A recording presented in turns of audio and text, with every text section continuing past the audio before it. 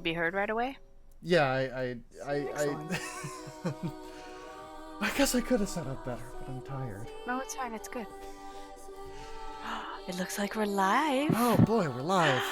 Yay, that's so exciting. So I'm just gonna say hello, good morning everyone. My name is Natara. I'm gonna be your host for the next run, which is going to be Odin.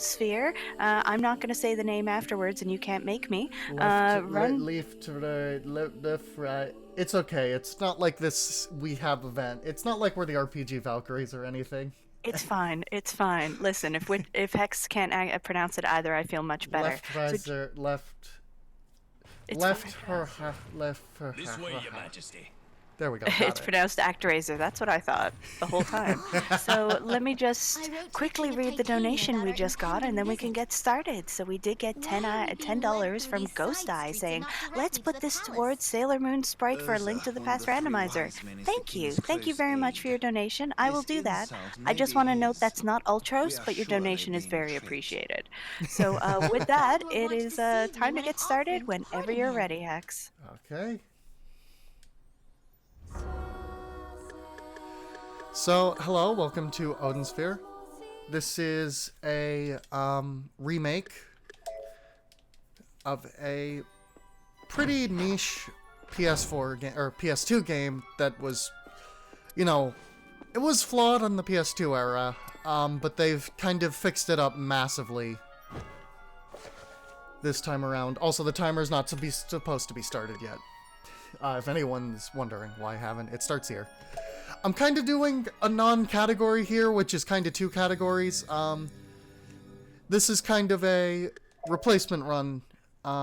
So, no, we didn't have a chance to set up any incentives or anything. Anyway, I highly recommend this game. Anyway, so this game is divided into like 4 characters. We're going to be looking at 2 of them. Each one of the characters kind of has a full game attached to them. So here we have our little tutorial. Every character starts with one of these tutorials. We can actually do some stuff here to kind of start the tutorial prompts before they come up, which I find really fun. So we can kind of race the tutorial. So we can...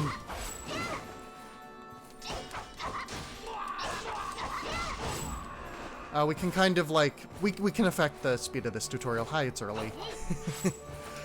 But, yeah, so we're just gonna beat up some enemies while we look at what the game wants us to do. Gonna do a downward slash, that's the last. Then we're gonna glide, and we're gonna do that out of a glide, beat up the last enemy. And then the game's gonna be like, hey, this is the end of the tutorial. Except for, surprise, we still have lots of tutorials to come. But we're gonna beat up these things. We're kind of limited on our moveset right now. We only have our basic attack. Got some, little bit of a bad pattern with those things, but that's fine. So we're gonna beat up 1 elf and 2 fairies. The elves are fairies in this game, don't worry about it. And the, not only are the elves fairies, but the elves are the fairies that traditionally look like what you'd expect a fairy to look like. While it's kind of hard to tell that the ones that the game calls fairies are actually not. Anyway, we're going to stand by the exit here, and the game's going to make us do one more tutorial before we can leave the tutorial area.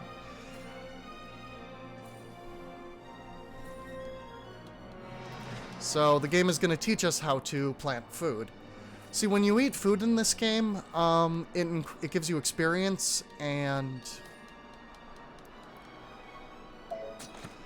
That's what happens when I eat food. Yeah, and it also increases your max HP. We don't care about the second. We will care about some food throughout the run. But this is the only time we're actually going to be growing our own food. Whoops.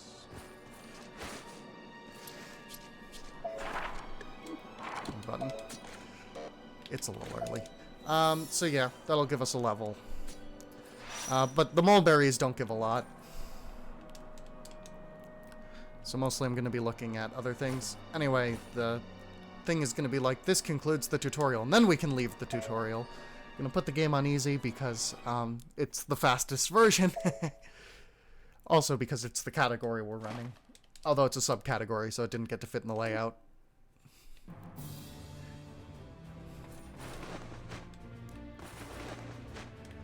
Anyway, for movement, what I'm doing here, we'll have a faster way to move later, but for right now, our fastest movement method is to kind of, I'm doing a dodge roll, and then I'm kind of within, this is kind of a frame-perfect trick, although it's kind of misleading to call it that.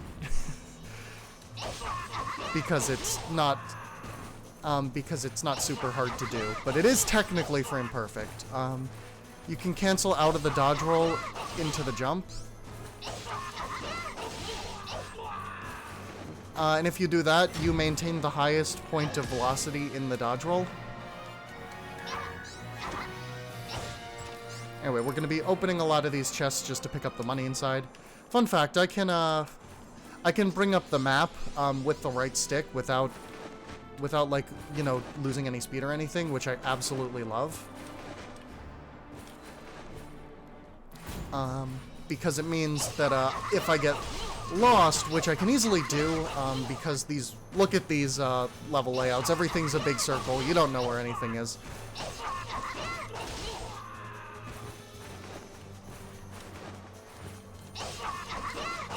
You can just pull this up and see, oh, the exit is over there, because you really want to be finishing these floors as close to the exit as you can manage without, like, you know, messing up your combat to do so. So, you know, we land right near the exit. Now I don't have to run across.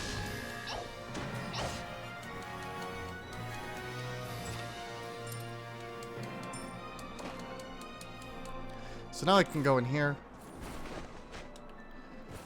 Gonna keep quick hopping across these rooms. This technique doesn't actually have a name, but now it's quick hopping because it doesn't have a name, so no one can stop me. Anyway, alright, you can't do it in this room for some reason.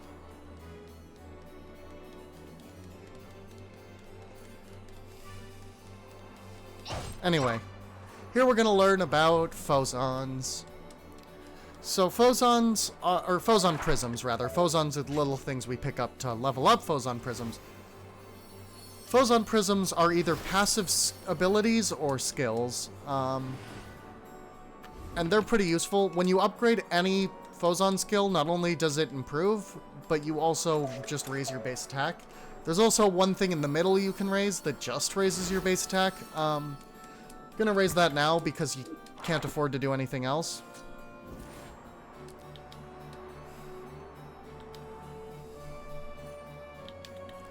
So it'll let us open the menu in a bit.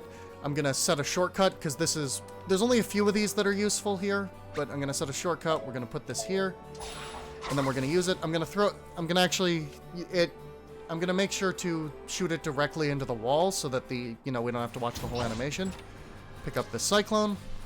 Those are potions. Potions are pretty useful for this run. Ooh, boss dropped a volcano. That's going to be good for our boss at the end of the level. Anyway, a lot of this game is juggling enemies, like you just saw. Eventually, you can juggle enemies for a pretty long time. If your timing's good, you can kind of juggle them until the game forces you to drop them.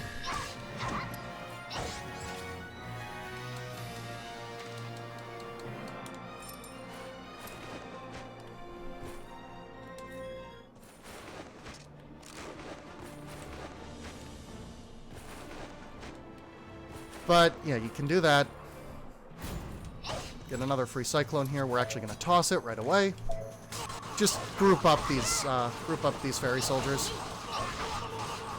If you're wondering who's the good guy here, well, it's complicated, but I can tell you for a fact that we're invading to steal the thing that the fairies use to create sustenance for themselves, and we want to use it as a weapon. So probably not us. I think that sounds exactly like us, actually. Oh yeah, we're the good guys. Definitely the good guys.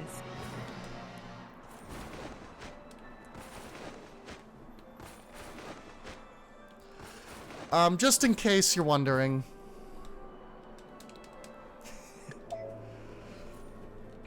Anyway, it's time to fight our first boss, a big dragon.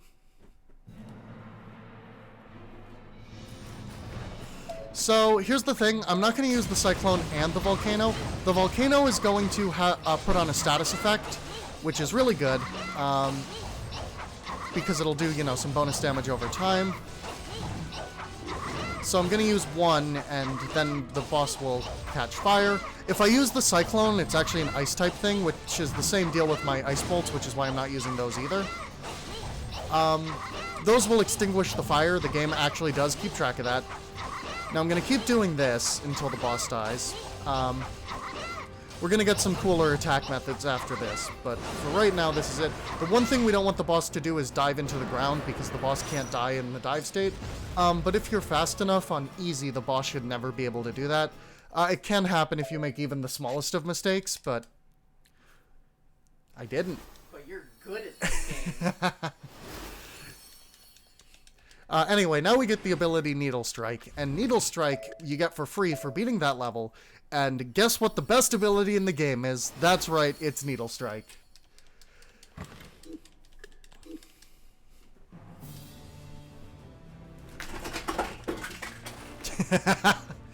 My fiance just knocked over everything. That's the spirit. Trying to scoot over to watch your run, and this is how you treat me? Yes, yes it is. You knocked over everything like a cat. But cats are Don't adorable. call me out like this! It's too early! So, It was like a cat, I would have done it intentionally. how do I know you didn't? I didn't! Because now I have to pick it all up. There has to be trust, Tex. There has to be trust. Anyway, now we get to do the Mandragora tutorial. Now, I hope you like this tutorial. Because, well, I'll get to that in a bit. But meanwhile, the game is going to teach us here that not only can you throw potions, but you can mix your own potions, and Mandragoras are potion elements. So it's going to make us make a healing tonic. Delicious. I hear they have caffeine. They do not. I wish they did. I've been lied to. Whoops. That's some mismenus there. Anyway, so that's Needle Strike. Now, something you'll notice about, these abilities is that, note the Needle Strike joins the POW meter. Now, this game has a lot of meters. So the POW meter,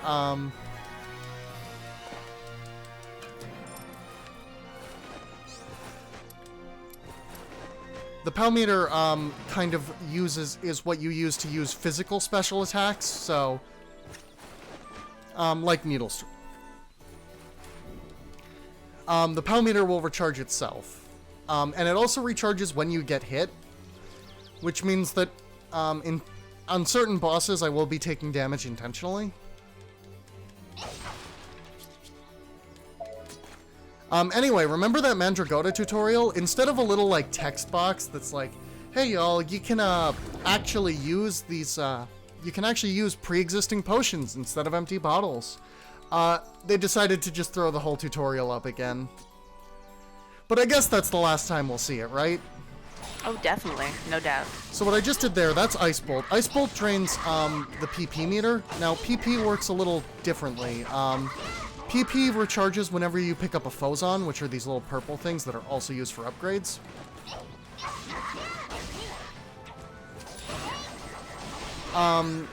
So, you know, your PP doesn't come back as much. Fortunately, our best ability isn't a PB ability anyway. So, haha game, I win. That's a... one thing to note is that if you use an ability by mistake, you're actually not stuck in the animation. Or if you don't use it by mistake and you just want to, like, use half of one because, you know, you want to get the last hit on an enemy, you can actually roll out of it. Oh, hey, look! It's that tutorial again! Oh, yay, my favorite.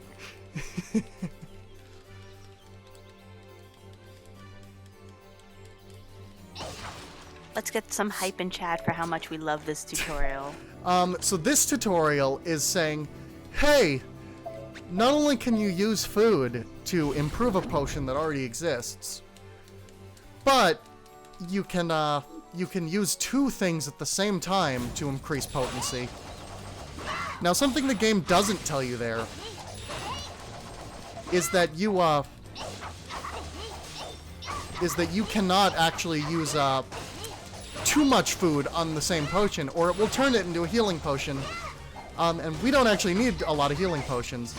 So something I did there is I got hit on purpose so that I could recharge my POW meter, so I could do that.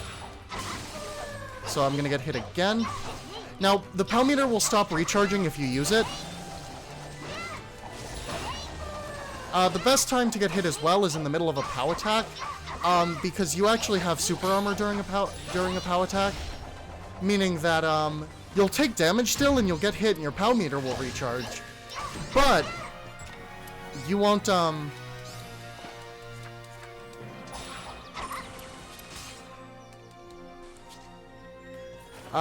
actually be knocked back or knocked out of your attacks, so you're free to keep moving. So, you know, best of both worlds. We have lots of health. You also get health back every time you pick up a Phozon. So I'm going to launch this bear into this wasp hive, or beehive. These beehives, we want to get rid of them because they'll just spawn bees. Not badly enough that I want to ignore these bears. If you land them perfectly, they take 2 needle strikes to kill. Otherwise, it's just an additional hit.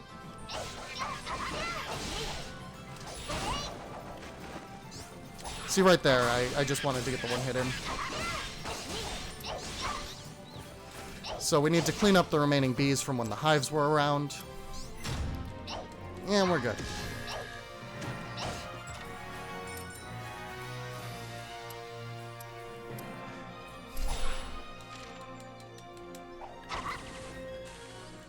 If you notice me shooting things by mistake, that's because I mashed too fast, because I'm too good at this. Anyway, now we have our second boss. And this is like the real do or die of the run here, because this is a hard boss. So this is Velvet, one of the playable characters. Some of the playable characters appear as bosses in other campaigns. Now the reason Velvet's tough is threefold. One, she likes to jump around too much. Two, she likes to, she's really tiny, which makes her hard to hit. And 3, the ceiling to this room is really low, which makes it much harder to juggle, because the lower the ceiling of the room, the harder it is to juggle. So it's really easy to accidentally drop Velvet. Like, I'm not going to be able to juggle her again. Yeah, because I was at the ceiling. And once you're at the ceiling, you can't do anything. And she likes to do this. Now, fortunately, in a bit, our combo chain will matter, but not yet. Oh, she didn't catch fire. That can happen.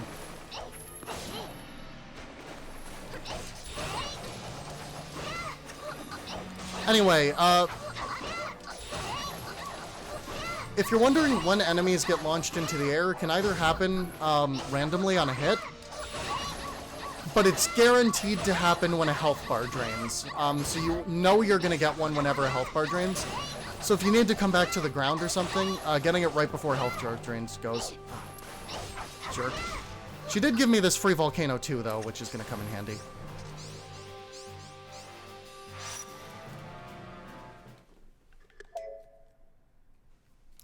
Our potion luck has been moderate, I suppose. It could be better. Anyway, now we get the ability Assault Eye. Assault Eye is super useful because it basically just boosts damage based on chain, so now we care about chain. We also unlock abilities. Some of the abilities are pretty useful, and they make us buy one as the tutorial, which is just as well, because Fast Glide is going to give us an even faster movement method. But we're going to take all the abilities that boost attack. So we're going to take Counter Guard, and we don't have enough ability points to buy anything else. You get an ability point every time you level up. So let's boost Assault High, because it's really good.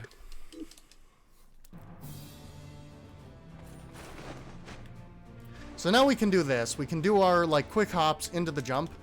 and then we can glide across the room, and then we can dive down, and that's going to be our primary movement method. The only times we're not going to use it is in tiny rooms like this one we're about to see, where it's just too small to be worth starting up a glide. Or in uphill rooms, where if I tried to glide, I would just hit the ground constantly. That movement tech is so shiny. Yeah, this game is a super cool speed game. It needs more runners, honestly. We've been getting a few new ones lately, but it's a cool speed game that's fun and it's pretty to look at, and not enough people run it. I think there's like 5 or 6 people on the leaderboard now. You know, scattered across various categories. This game has a lot of categories. Because it has a lot of characters. And we're running 2 of those characters this morning, correct? Yep. We are... Excellent. Oddly enough, we're running the 1st and the 3rd character. Ooh. Fun fact, if you don't know how to do the quick hops, this dash attack is your fastest movement method. Anyway, those ice enemies, now it doesn't actually, you don't actually have to hit them. You can actually be hit by them and they'll die too. But you don't want to do that because it's slow. That being said, because they'll give you the freeze effect, that being said, if you block them with your shield, it's pretty good. Anyway, we have another tutorial here. Now, this is the good tutorial, and there's a reason for that. Now, look at our level in the top left corner. I'm level 5. So let's make an omelet.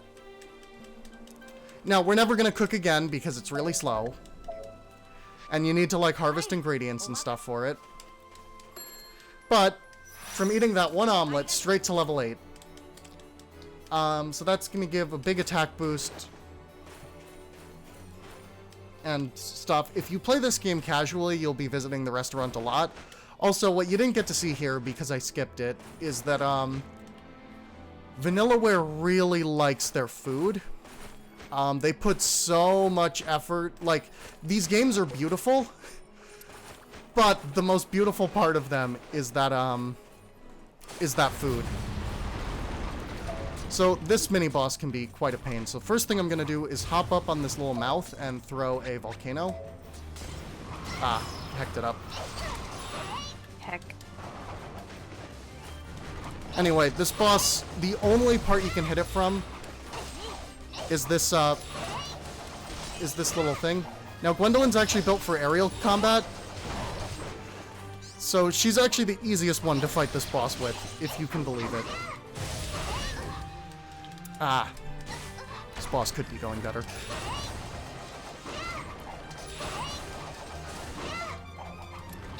Dropped a healing tonic. That's kind of unfortunate. I was hoping for some better potion luck there.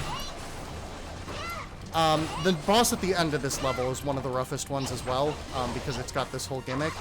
And what we really want is we want to have a toxin and a blaze, which we have neither of.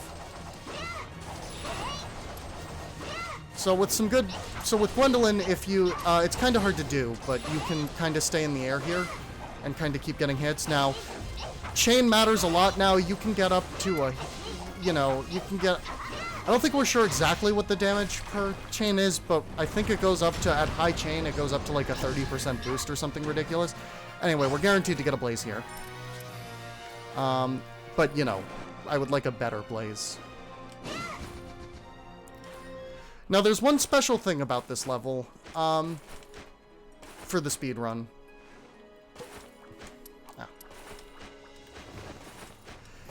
In every other level, we go straight on the critical path. This one, we actually take 2 detours.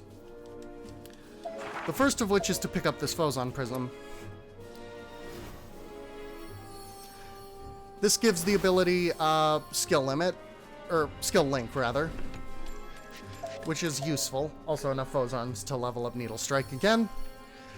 Skill link, we don't need to really upgrade, but basically the more skills we use in a chain, damage goes up, and we like damage going up. We also can get aerial force here. More damage when we're in the air, because Gwendolyn's air combat. So all these damage boosts really start to add up. But we're not quite done getting damage boosts yet. Anyway, now we have another combat room. We get to meet the Griffin. Hello, Griffin.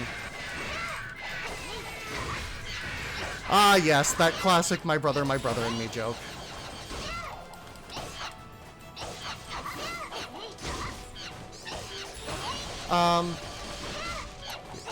So now we really want to keep enemies in the air, although we did anyway before this, just because Gwendolyn's moveset is better in the air. She's our aerial character. You know, which you might be able to tell by the little wings on her Valkyrie uniform.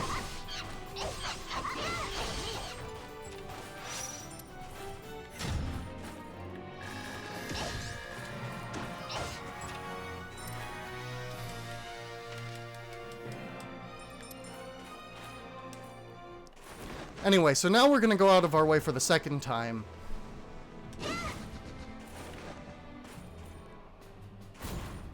And we're not. This is the Bugbear. And the funny thing about the Bugbear is that it's the easiest boss in the game. You can really just go and hug up against the Bugbear's face. We got a Blaze there. That's pretty good. Hopefully we can get a Toxin as well. Now, something else you can use the ice for is that you can use it to stun the bosses out of, or any enemy.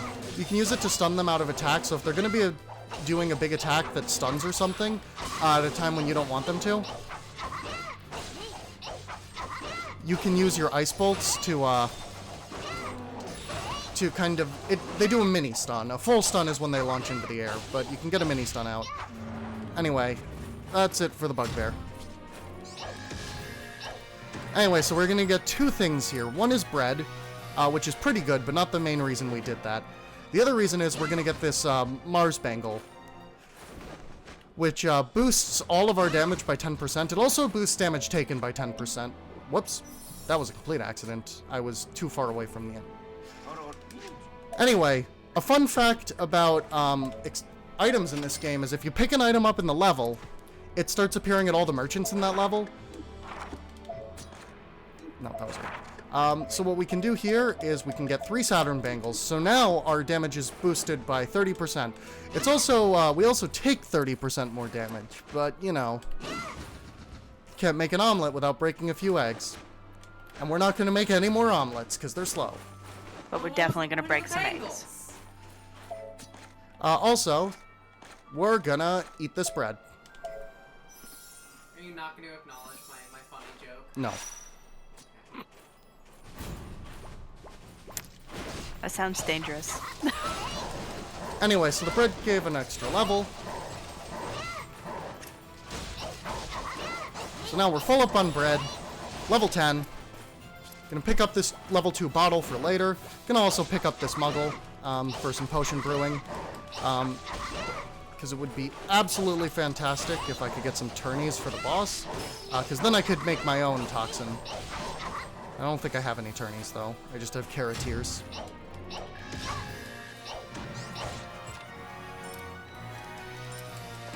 So we're unfortunately gonna have to do Brigand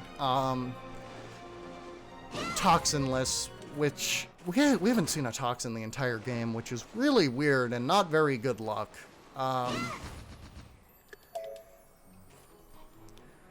But anyway, this boss is Brigand. Now, there is a gimmick to Brigand. Brigand starts with these 4 shields. As long as Brigand has the 4 shields on,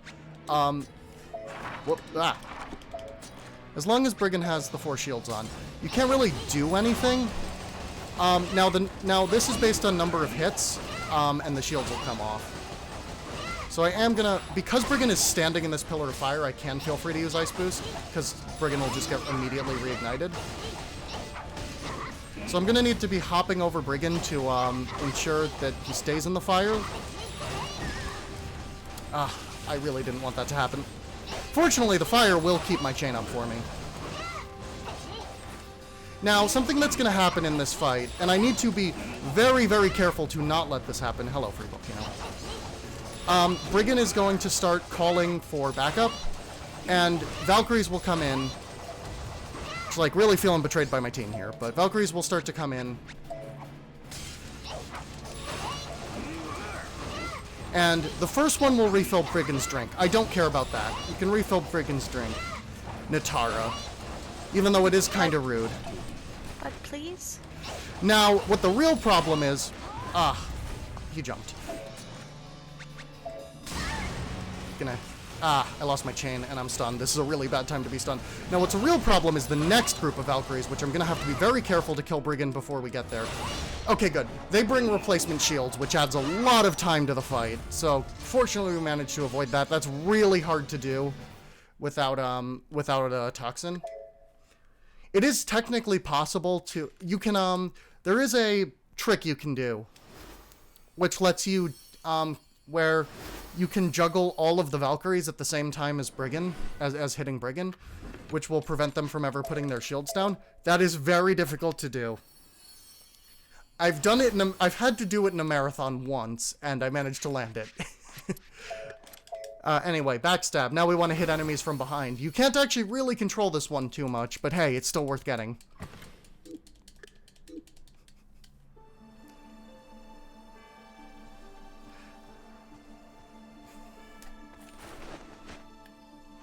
Anyway, we've unlocked the Puka village, but we don't have enough Puka money at this point in the game for it to be worth using. So we're going to start using it next chapter.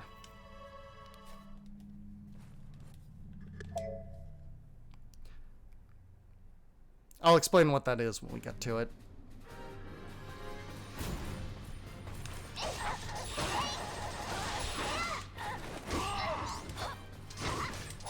Anyway, so now we get to fight a mini-boss. So this boss isn't super hard. Can launch, and the bigger the boss, the easier it is to juggle.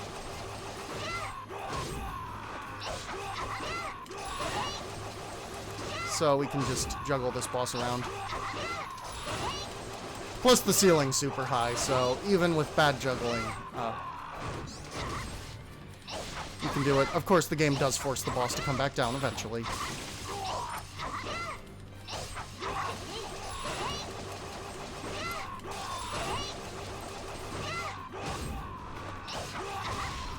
Anyway, easy boss. Starting right off the bat. And the game is now going to introduce us to keys. Do we get another tutorial? Nope. Oh. Nope, you just use keys on doors. Now, something I don't about like doors is they take a while to open sometimes, so you can use them fairly effectively to eat food during. If you have a door opening, that's a great time to eat some food. Where are my Valkyries? On the opposite side of the map. I don't know what caused that. But we're right here. Hello.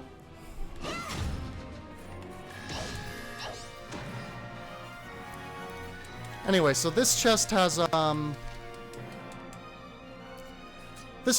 milk in it, and milk is an important food. And I'll explain why at the end of the level. You're gonna get Gwendolyn strong bones. Why else would you need milk?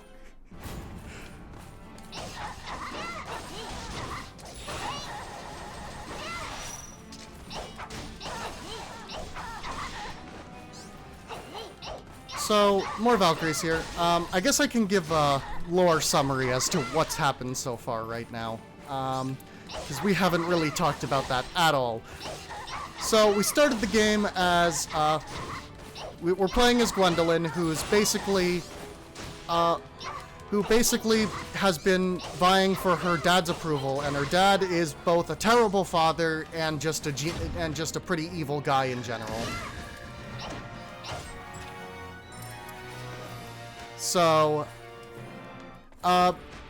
you know, Gwendolyn's sister was liked better, so she's constantly trying to live up to her dead sister's shadow, and she's using her magical made of dead people spear, that gets stronger the more things you kill with it.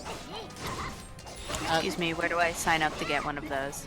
I think you need to, well, first you need to go to the underworld, and you need to steal a crystal made of the souls of dead people. So that's step one. And then step two is you need to steal the thing that makes them from the fairies, which they use as, which they use to make food and also don't kill people with. Then you need to get the ring that controls it. When has having a ring ever gone wrong for anybody? Never. Never. I think you never, especially if you really lord those rings over people. Right? You understand me. I do understand. Oh wow, we can't do anything. Usually you have enough phosons there to upgrade something, but not this time. Anyway, we need to go get another key to get to the boss, so we're gonna go this way.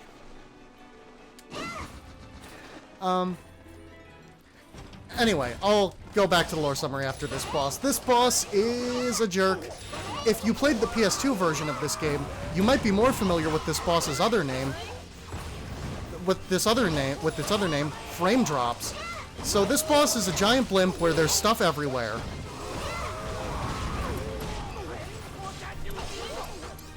Ow. So the boss spawns a copy of the last boss with only 1 health bar. Anyway, there's stuff everywhere. We're gonna try to use Needle Strike as much as possible to just hit as much as possible. We'll take the fire because that's actually good for our POW meter. Want to make sure to be hit by the fire while that. The good thing about Needle Strike here is it will get these missiles that are being fired. And down it goes. Anyway, what's good about this boss is it gives us lots of goodies. So we got 2 level 6 potions, which are pretty much the best thing you can get. There's also this level 3 empty bottle. Then it is pretty likely to drop a Caratier. You can warp to checkpoints on the map, so we're gonna do that.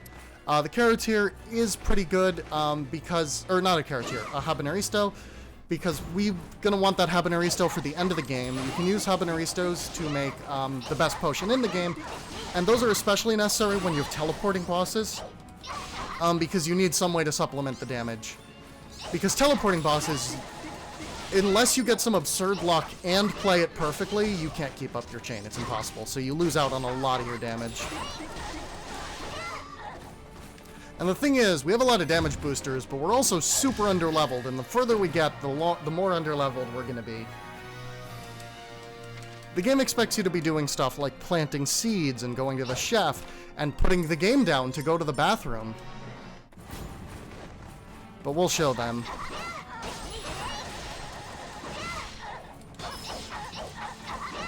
Anyway, so, back to the lore update. So, you know, we did some stuff, we beat up some people,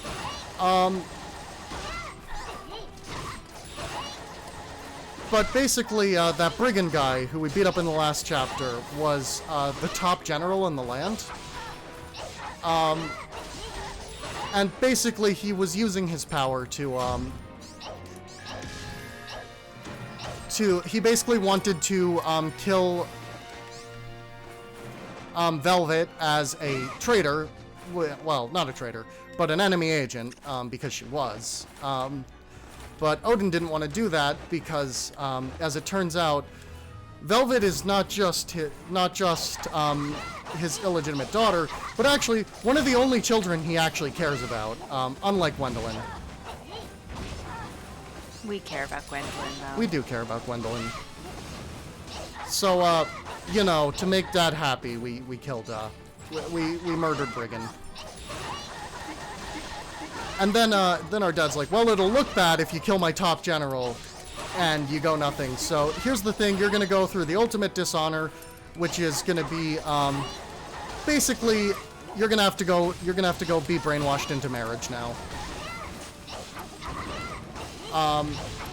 So that's what happened, only, see, Oswald, who Gwendolyn is now betrothed to, who will turn out in his story didn't actually apply the spell. He's not that bad of a person. So we're gonna use this door animation to mask some other stuff. So first, we're gonna actually, you see this milk that we could drink? We're not gonna drink the milk. Whoops, No. wrong button. We're gonna turn that milk into some delicious yogurt. That's even better. Then we're gonna drink the yogurt, and yogurt has the effect of doubling experience from food while it's in effect. So, gonna make a big enough yogurt to eat all of our food. Then we're gonna gain a couple levels. Gonna eat some chicken and cheese.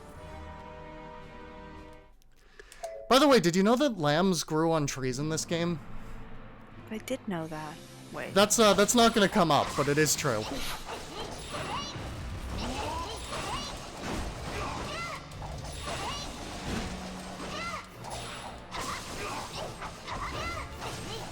Anyway, yogurt strats... Well, yogurt strats aren't relatively recent anymore.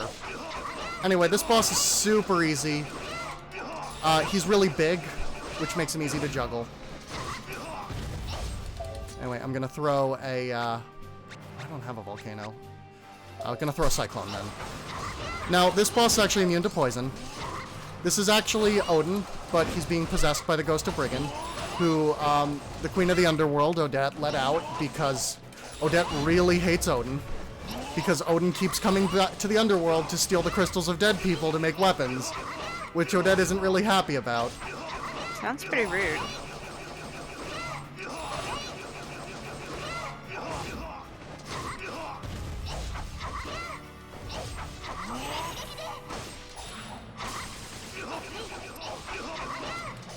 Anyway, so we're gonna just keep juggling Dad. Unfortunately, with no, this fight is a little bit slow with no volcanoes. We have gotten pretty bad potion luck as it's turned out. I still question that you can throw volcanoes. Well, they're in bottles, so it's okay. Okay, I understand the logic.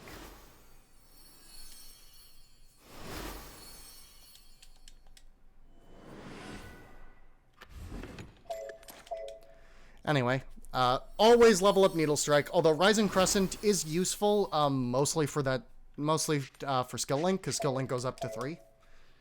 So we will put that on our quick use and use it on bosses and stuff to give us a little more damage. Anyway, we're going to take Charge Up now. That's the second last ability we're going to take.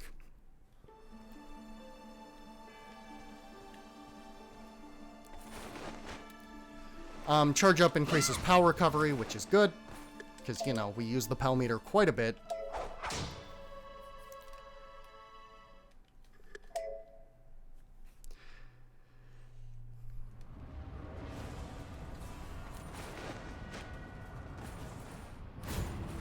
So, now we get to beat up salamanders. Salamanders are annoying because they have...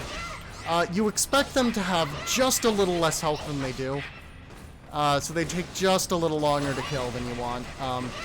They can, like, just barely survive certain combos and whatnot. Not a Needle Strike, though. They can't survive a Needle Strike.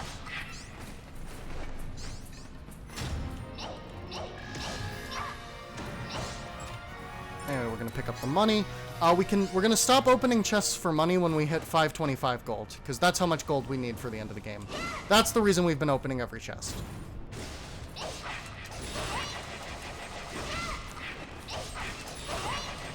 Anyway, so here we're gonna meet after a bunch more salamanders. We're gonna meet these little fire orbs. Now, you might remember the ice orbs from earlier. Unlike the ice orbs, it doesn't matter at all if we get hit by the fire orbs, because they die on contact, and all they do is give the burning status effect, which I do not care about. So sometimes I will just run up and touch them. Although, if I don't need to, I'll still throw up the shield first. Orb! Good job. Thanks. We're helping. I have the best commentators I never asked for.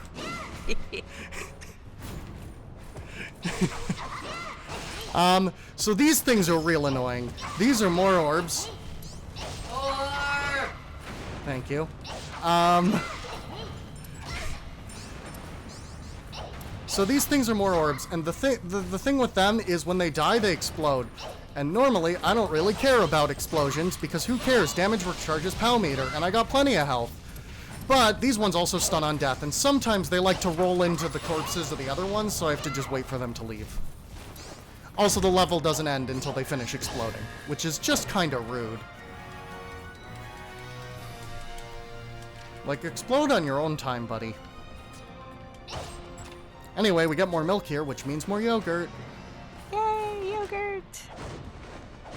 Oops.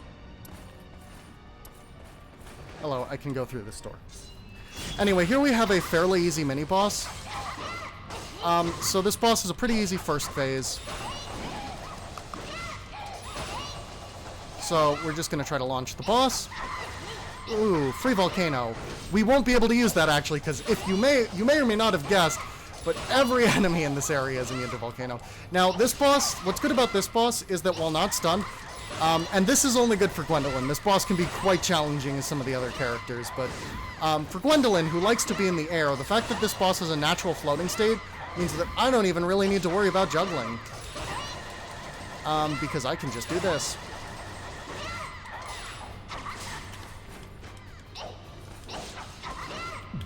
So I'm gonna equip this Rising Crescent ability on up. It's not as good as a Needle Strike. Thank you for more combo fodder. Yeah, all other enemies die when the boss dives, by the way. Also, she gets petrified and looks super cool, just saying. Anyway, we're gonna pick up that shrimp, pick up this volcano. We're gonna go in here. Boss is in the other direction, but we need to get a key. There's actually two ways you can go to get the key in this one. One way is just faster. Yeah, don't you run away from me. Big Lizard has a lot of health.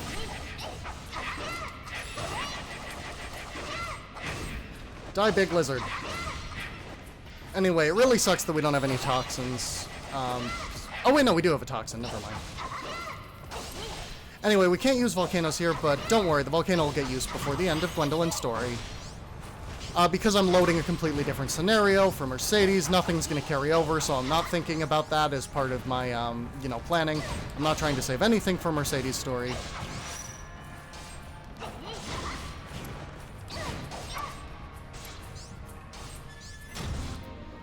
Anyway, fire doesn't matter. Anyway, this chest has another Habaneristo. Which is good. Although with our Blaze Luck, I probably wanted 4 Habaneristos, honestly. But there's one that usually spawns in here, so I'll pick it up. Nope, okay. There's usually a glowy spot next to that chest, and I thought I just didn't see it. Anyway, here we have Tweety Bird. Tweety Bird can be a little obnoxious. And yes, you will never be able to unsee this boss being Tweety Bird. You really can't. Wow. Tweety Bird riding a phoenix. Wait, Phoenix is also a bird. Yep, bird riding bird. This is Double bird. powerful. We have to put a stop to this. Bird riding bird. Mini burb.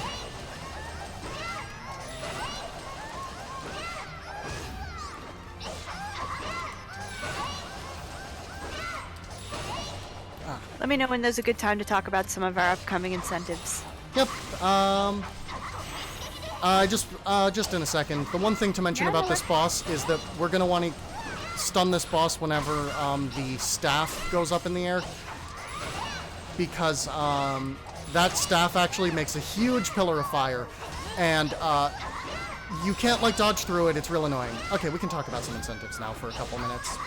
Excellent. Well, so we've got a few games. Well, a little bit. So we've got a couple games coming up. Next, we have Shenmue 2. And thankfully, we have actually met the really important duck racing minigame incentive. Yes. However, you do still have time to bet on which duck we want to win. Currently, the duck in the lead is duck number 2, the black ribbon duck. The only other duck with incentives is the red ribbon duck at $5. So if any of these ducks interest you, and you like, betting on ducks, I've linked the incentives in the the channel so you can get gambling. Speaking of which, just afterwards, we'll be having our Final Fantasy IV Unprecedented Crisis run, where we can name Cecil, name Kane, and decide which weapon we're going to use to kill Zeromus. After that, we have Eternal Blue, Lunar 2, where we have not met any of the donation goals for that game. So for $75, we can turn on the battle voices, which are really, really cheesy. For another $90, we can show off the bromides, which are very pretty. And if you really want something epic for $200, we, and by we I mean High Spirits, will sing the ending song, which is Rondo of Light and Dark. So you definitely want to get your donations in for all of those. Alright, so right here we have the worst boss in the game. So let's review all of the qualities of a difficult boss in this game. A tiny hitbox, literally the smallest entity in the game. Well, besides some normal enemies. But literally the smallest boss in the game. Tiny room, yep, ceiling is super low. Lowest ceiling in the game. Now, there is a thingy about this boss. So this boss basically has three phases. The first is the opening phase. The first is the first phase. That's how you know that it's the first phase. Oh, and the boss likes to guard in the air, and normally the way you get around guarding is by doing a sliding attack on the ground, but you can't do a sliding attack in the air, so you just have to hit through the guard the annoying way. Plus, these two salamanders are not our friends either. But basically, we want to stun the boss out of being able to move into the next phase, which is the cranky phase.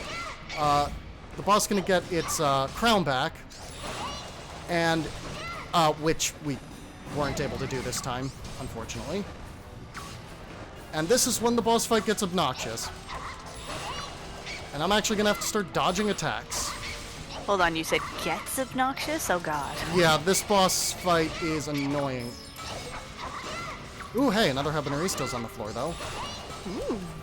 And, like, the boss does a ridiculous amount of damage if I actually let it hit me. So, even for POW meter, no. Not to mention, chain is gonna drop constantly as a result. Basically,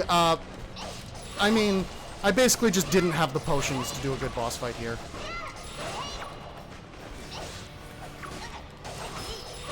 Now, a big tip is you're going to want to be standing behind the boss at all point. All of this boss's attacks fire forward. Not to mention we get that sweet backstab bonus. Sweet, sweet backstab. Ooh, I'm gonna have to... I'd normally just press on, especially with how this run's going, but, yeah, no. I need to heal.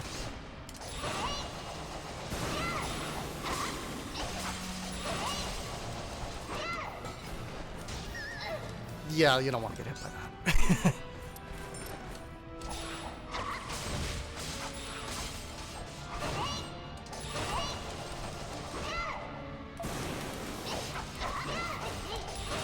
Alright, but we got it. That boss is obnoxious. And gets even worse for other characters who can't deal with the fact that it flies.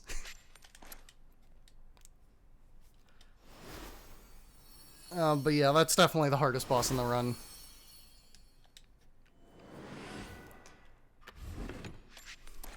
Anyway, we can max out Needle Strike, and the good thing about maxing out Needle Strike is not only does, you know, make us stronger and everything, but it has it gives us a little extra words. It reduces the PP cost, meaning that we can use more Needle Strikes in a row.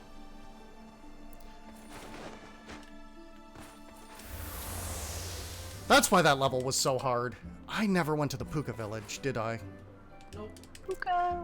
Ah, that explains that mistake. Hopefully that doesn't bring Gwendolyn overestimate. What? Things overestimate in a marathon? I don't understand. Well, at least we can eat some nice, delicious steak tartare now. This is the Puka village. Unlike the unlike cooking, you don't need, you just spend Puka money here.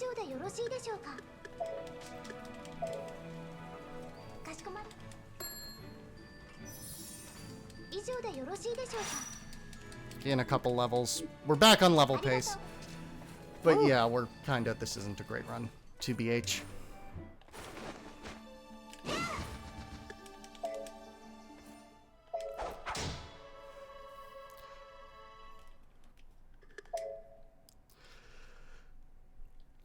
But we're in the second last level, so you know, things aren't too bad.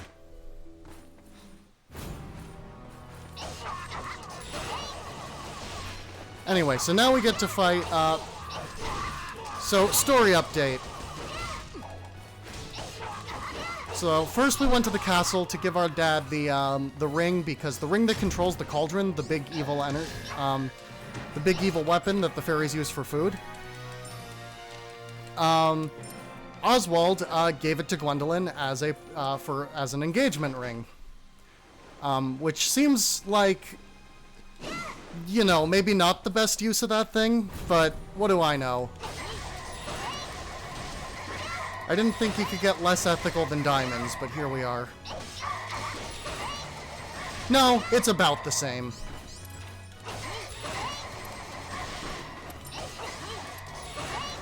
Anyway, so Gwendolyn brought it back to her dad, and then Oswald saw that Gwendolyn threw away their engagement ring and went, "Oh well, I guess I'm screwed," and threw away his sword, which, as it turns out,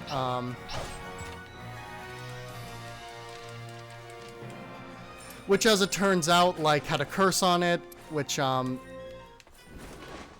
you know, which basically, when he doesn't wield this. No, wait, I'm mixing up the story.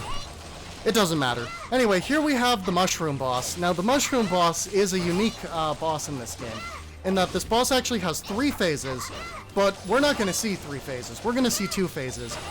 Which phase are we going to see? Random. This boss's second phase is completely random. So, it's allegedly a 50-50 chance. But the boss can... Oh, I dropped my chain. But the boss will transform at a certain point, and it will either turn into, like, a big muscly mushroom, called Muscle Shroom, or it'll turn into a, like, you know, weird sexy lady mushroom called Sexy Shroom. Now, I love Muscle Shroom, he's my friend. But, yes! Muscle Shroom! I've seen Muscle Shroom in runs like 3 times because I get the weirdest luck. Anyway, Muscle Shroom is easier because of this giant hitbox. Muscle Shroom is beautiful, my goodness.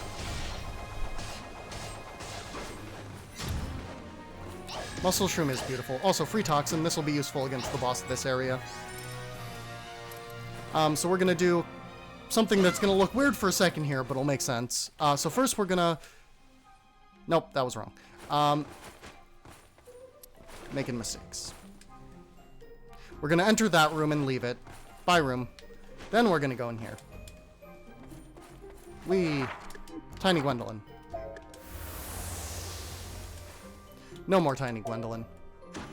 That's a gimmick. That's the only time it gets used.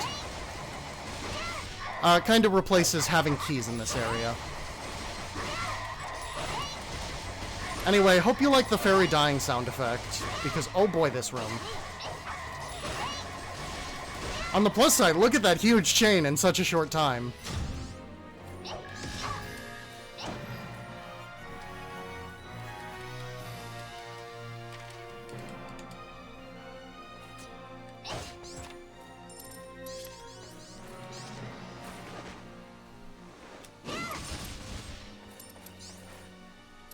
Gonna pick these up for later. Probably gonna need them.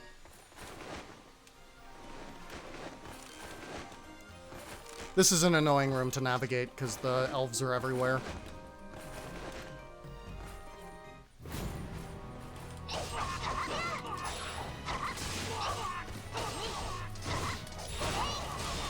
So yeah.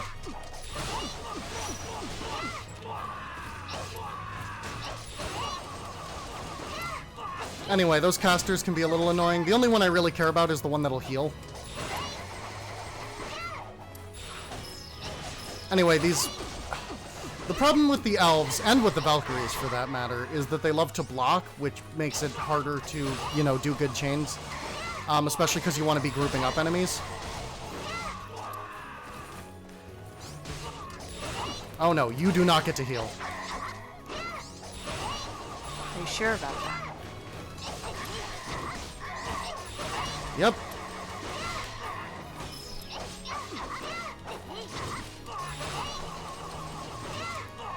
Anyway, so, you know, Oswald got kidnapped or something for the fire area, so we had to go rescue him. And if you play Oswald's campaign, you'll know that the second half of both of these campaigns is Oswald and Gwendolyn taking turns rescuing each other from something dumb.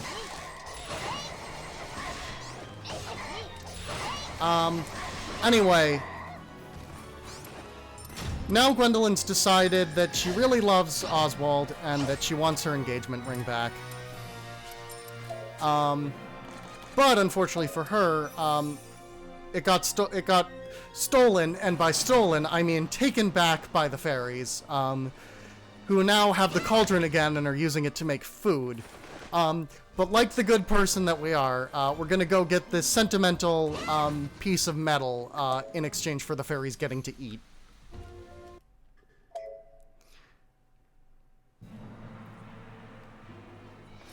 Because we're reasonable people. Anyway, like it. we're just gonna quickly toxin. Mercedes can be a little annoying. She likes to move around a lot, and she's tiny. The good thing, but the upside to Mercedes is this. Who, by the way, is the other character we're gonna be playing after this one. But the upside to Mercedes, is that her room has an absolutely enormous ceiling.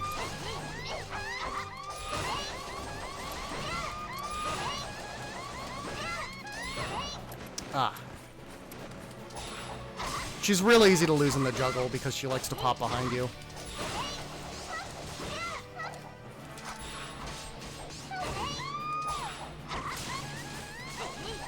She also likes to... It's weird because Mercedes is supposed to probably be you know, one of the better people among the playable characters. And she's summoning, like, fairies to, you know, help her fight. Which, you know, nothing weird so far until you realize that Mercedes' primary, you know, way of using her Phozon is that she likes absorbing Phozons. So basically, she's waiting for you to kill her friends, so that she can absorb the Phozons, and recharge her weapon, because Phozons recharge her POW gauge. Mercedes is very heavy with Phozon absorption in her gameplay, and they translate that over to the boss. Which, you know, is all fine and good until you realize that, like... Wow, she's just letting her friends die, huh? Sometimes you just gotta wait. She also will try to use extra Phozon potions. This boss fight's actually really good casually if you want to get some free Phozons. Because you can farm her extra Phozon potions. Not worth using here, they're way too slow, plus they start at level 1, so we'd have to upgrade them. Anyway, that was a decent Mercedes fight. Let's try not to be behind pace for Mercedes, because we had that kind of big mistake. Should be able to finish, quote-unquote, underestimate for this one. Definitely still have time to finish underestimate for the whole thing. Anyway, let's upgrade a Sultai. Sultai's really good. Let's upgrade Ice Shot as well. Ice Shot is also pretty useful. Then, last ability, or... Never mind. We already have all of our abilities. That we want. So yeah, let's not forget to do this. The whole reason we've been picking up money is so that we can talk to this Puka, who will sell us 3 Mars bangles. Mars bangles are improved versions of the bangles we're currently wearing. Our current bangles give us a 10% damage upgrade. These ones give us 15, plus some enhancements due to abilities. But the Mars bangles also have the effect that if we're at low health, we'll do more damage. Now, because this is a marathon run and I don't want to die, not going to be intentionally going for trying to beat the last couple bosses at low health. I don't like it. But that is the faster strategy. It's just super risky. Death in this game isn't actually that bad, makes it super good for marathons. If I were to die, it would just kick me out of the fight and I'd have to start it over. But, let's not do that. Anyway, so this is Gwendolyn's final area. Free habaneri though. I will take that.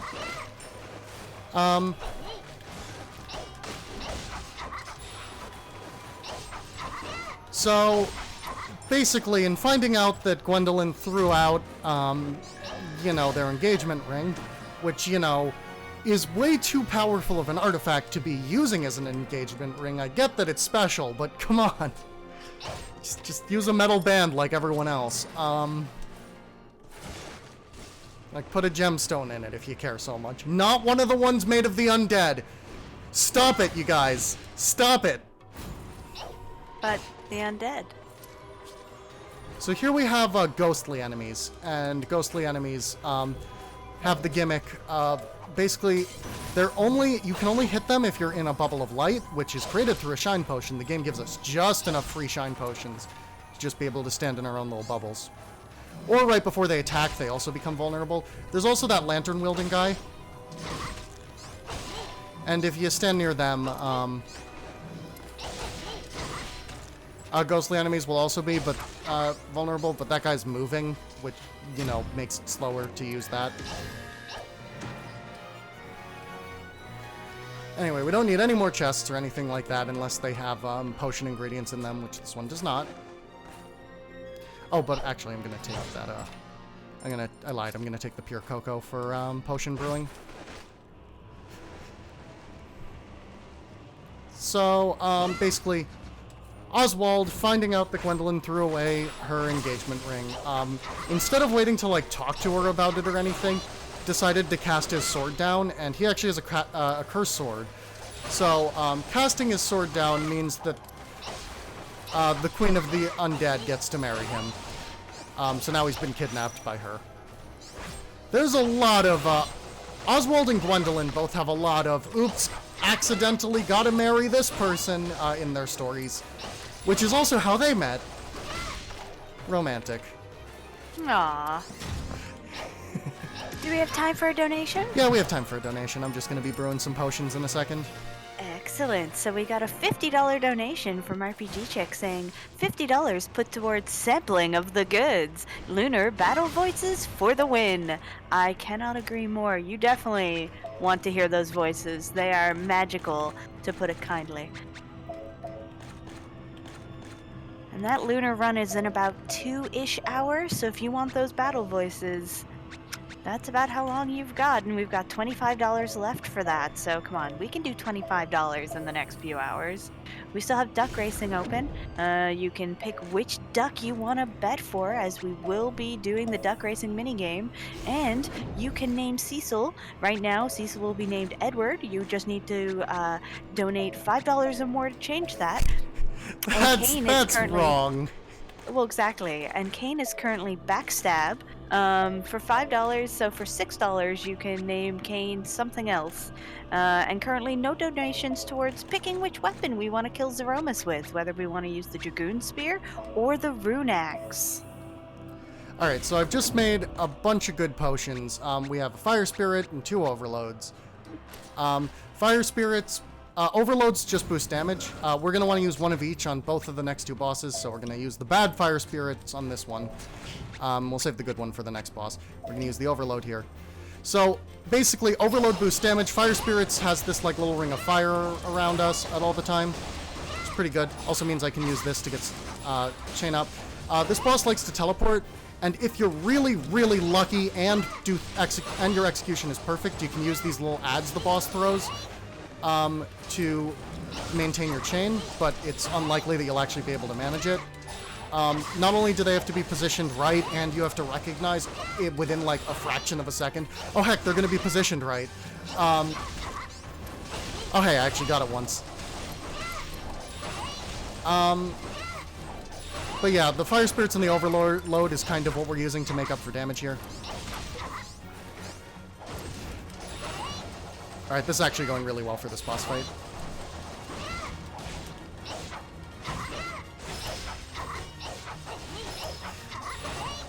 If you're on any higher difficulty than easy, you really shouldn't be doing what I'm doing and should let these skulls fly around because they will murder you in a second. But hey, easy difficulty. Anyway, the fire spirits wore off. Hopefully we can finish this off before another teleport, and that was actually really good for that boss fight. That boss fight can go horrible in so many ways. And just to update, the lunar run is not in 2 hours because math is hard. It's in like 6 hours, so we've definitely got lots of time. Gonna use the sun key here. I'm gonna use that time where the door's opening to pick up the shine. Game gives us 2 free shines. We need 2 free shines, so hey, thanks game. You need more if you're gonna stick to anything but the critical path. And the game only gives you 2 for free. And while all abilities is a category that I believe has been like half routed or something, no one runs it.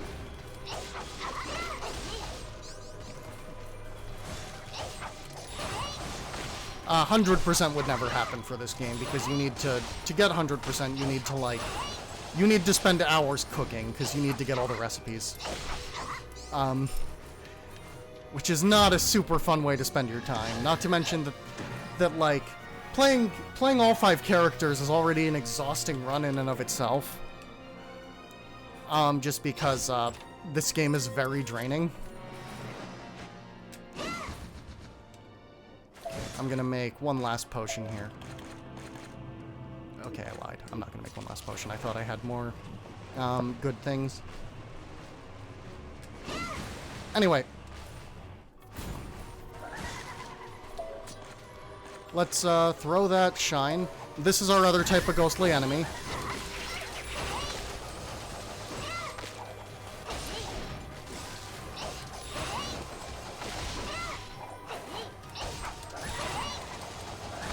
Sometimes those ones can be annoying because they like to move a lot and they can move away from the shine.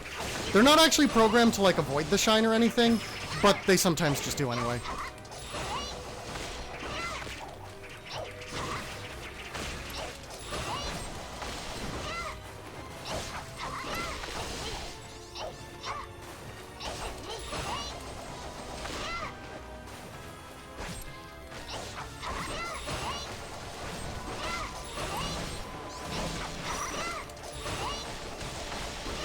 The good thing about that, another good thing about Needle Strike is that it actually has its hitbox actually extends very slightly behind you, which means that for enemies that like to rush you, if you're Needle Striking from the wrong direction to hit something else, you'll be fine.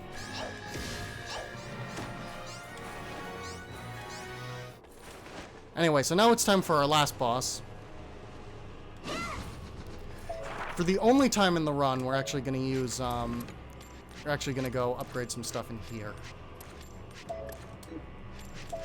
Just to get a little more damage on stuff.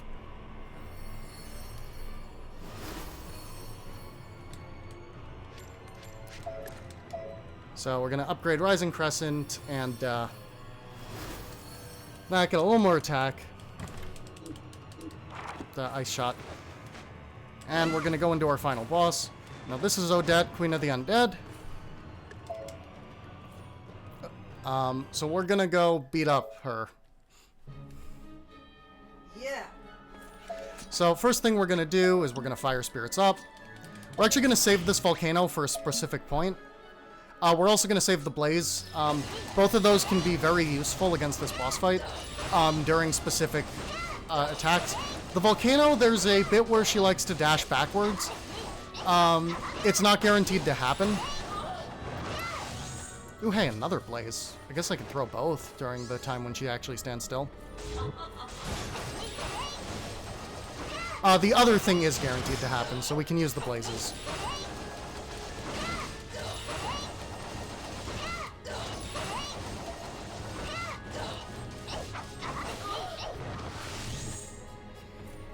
Anyway, this one, you're gonna drop chain. There's nothing you can do about it.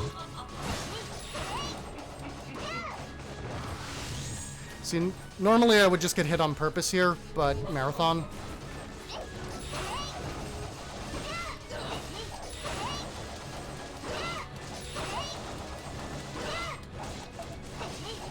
Okay, she's doing it.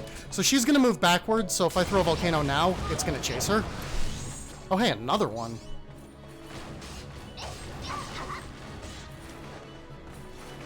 There you are.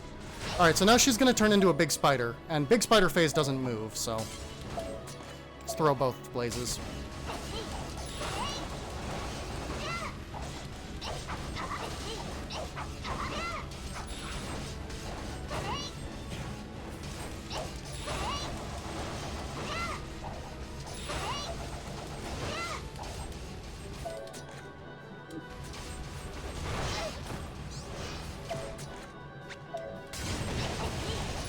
She actually didn't teleport here, which can happen, but doesn't usually. Which is good, because she's staying in the blaze, which is an incredibly lucky but unlikely thing to happen. Hey! Under the Gwen estimate. Just barely. Woo! GG.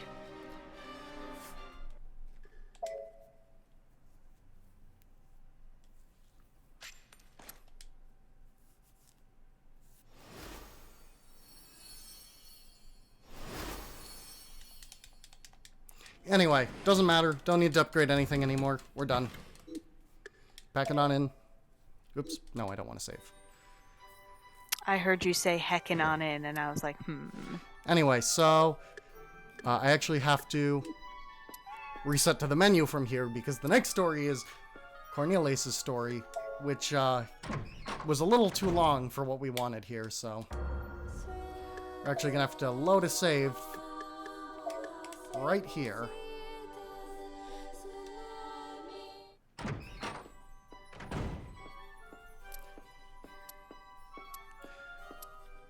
Fairyland.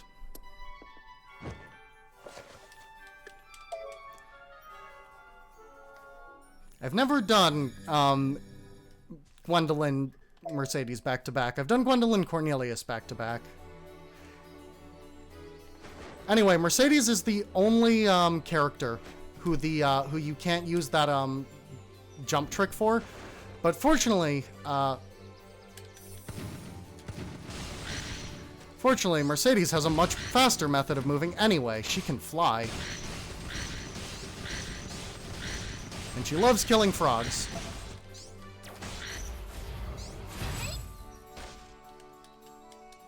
I mean, who doesn't? Let's be real.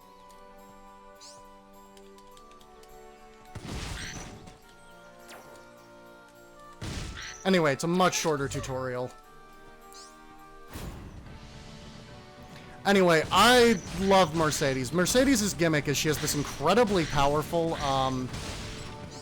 crossbow, but it drains the POW gauge just to use.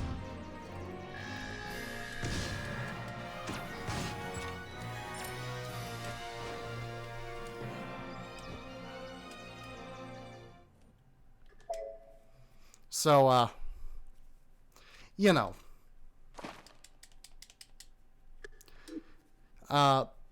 Bit of a balancing act there. Keeping up chain with Mercedes is really hard. Also, not talking to NPCs between chapters with Mercedes is really hard.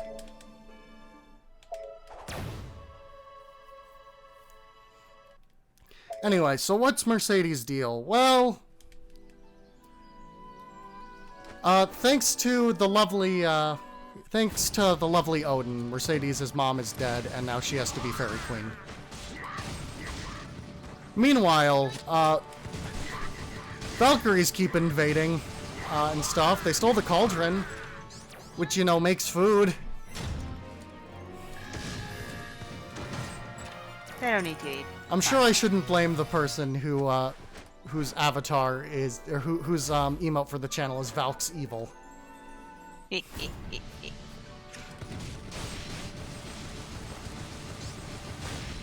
get some Valk's Evil spam in chat.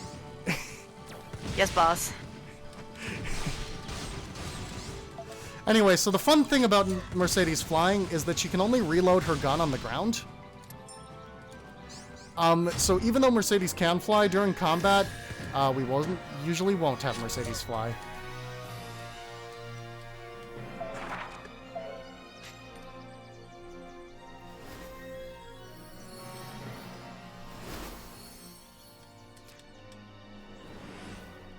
Anyway, here we have Mercedes' most useful ability. It's just a big damage bullet for PP. That's it.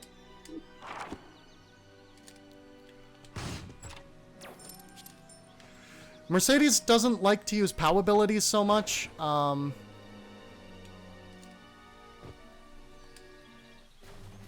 Anyway, because of the whole, you know... Alright, I never set the shortcut. That's why it's not working. Because of the whole needing POW just for basic attacks thing.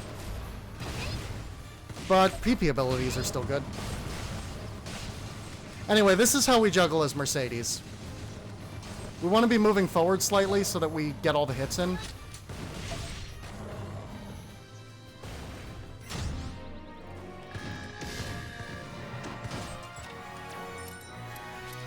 Anyway, we're going to pick up some garbage in this floor, and the reason is we need more money than we have.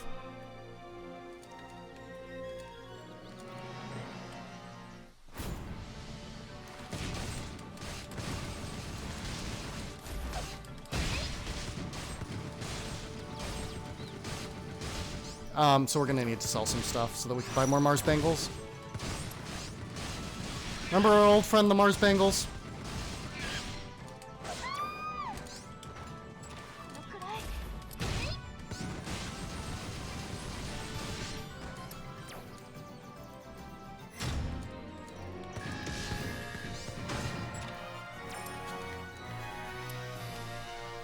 Just gonna pick up everything, because I haven't picked up a lot. Hopefully I have enough money.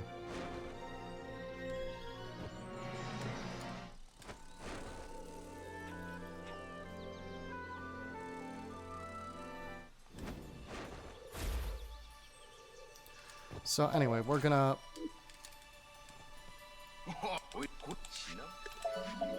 sell all of our garbage, so is that enough? Do I have to sell the volcano? Yes, I do.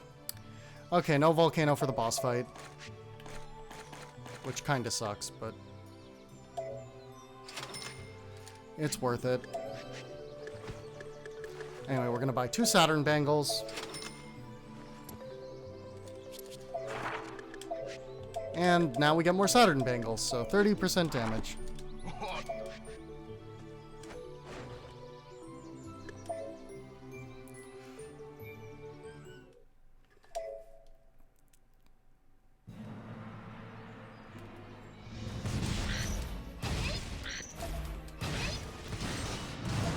Anyway, now we have the Raging Dragon Belial.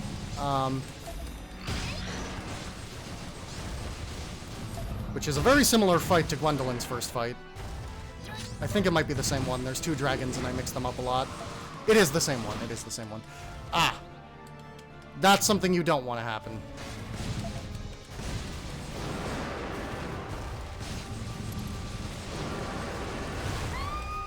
Ah, we got the dive.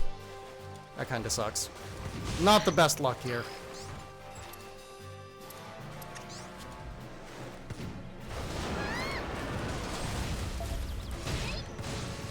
Ooh, but a free toxin. A little late to use it on this boss, but we can use it on the next one.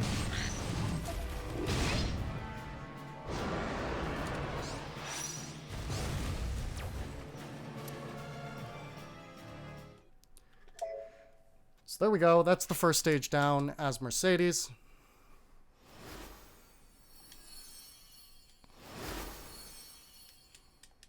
So that boosts the first shot. It's fairly useful. If you haven't noticed, when you fire a shot for the first time, it's like a bigger shot that does more damage. Also gonna upgrade this while we're in the menus to get a little more attack and some more max PP. Both of those things are very important for Mercedes. And speed flight. So this will just let us fly faster. Super simple, but super good.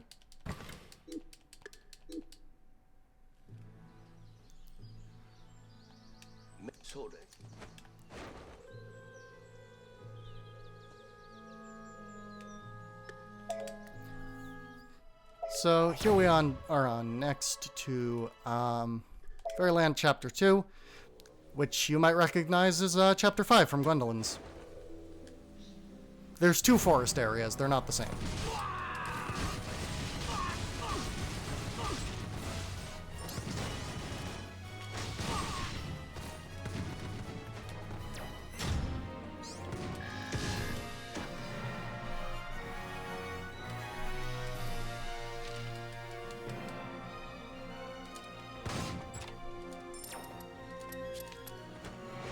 So,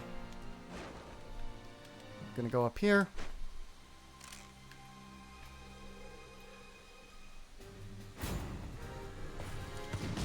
Get to fight this mini-boss again. Remember this mini-boss? We fought it in the other area, the Valkyrie home city, last time.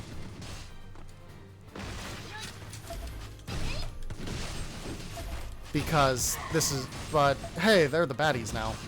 I continue to love the fact that Mercedes' character design is just Oh, wait, no, we fairy didn't. with a gun. That was wrong, by the way. That's a fairy enemy. Because there's been a coup that we're trying to uncoup. Uncoup. You're just uncoup gamers. What would you call it if the coup was like really out there, just like really bonkers? If you finish that pun, I'm kicking you off the stream. You're gonna uncoo a coup. You're out. Go away. Okay, I'm gonna go shower. Go away. Ben. You're just gonna have to sit there and watch that donation bar break through the edge of the screen Has because the- I made that joke. And then you're gonna regret everything that you've done today. God, I want to tell people not to donate to support, to encourage that, but people should donate anyway. Let's be real, we want to donate to support that. And speaking of which, we did get another donation. Silver Just Moon you wait. 9000 It's coming. donated Everyone is just really in $25. shock right now from how funny I am. So $25 was donated in order to finally turn, and Silver Moon says, let's turn on those battle voices. So the Lunar 2 incentive to turn on the battle voices has been met. But we do still have 2 other donation incentives for Lunar, so let's keep donating. So we're just going to keep pushing forward with Mercedes. We're going to fly straight up. Mercedes being able to fly is pretty fun. She's the only one that can fly. Although Velvet has this cool whip thing that she can use to move across the screen, so that's pretty cool too.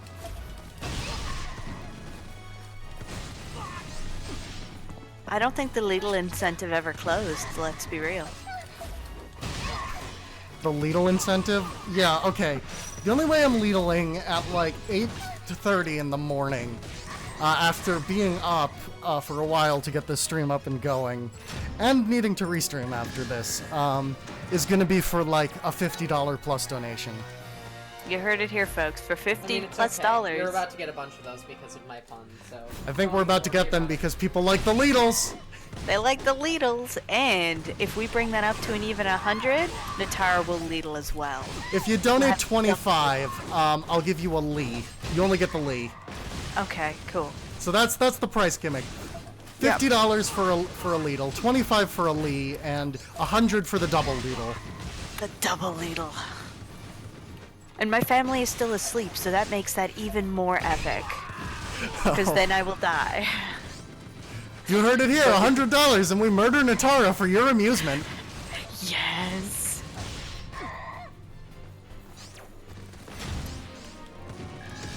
Yeah, let me know if any of those are met. No problem. And of course, you only have till the end of this run to get those in. This is a limited time offer. Limited time.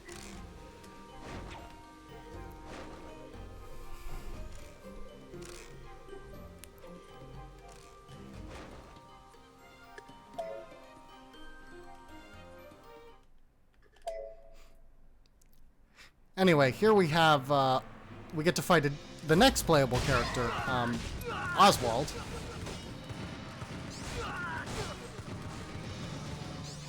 He's kind of annoying. I mean, the other characters are always kind of the more difficult ones.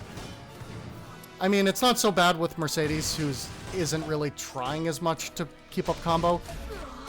I actually think, we don't even pick up the combo thing for Mercedes.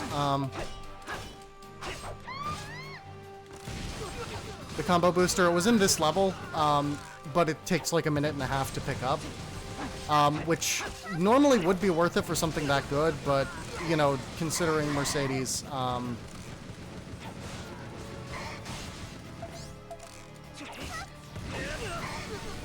lack of ability to, you know, keep chains up anyway, it's not worth it.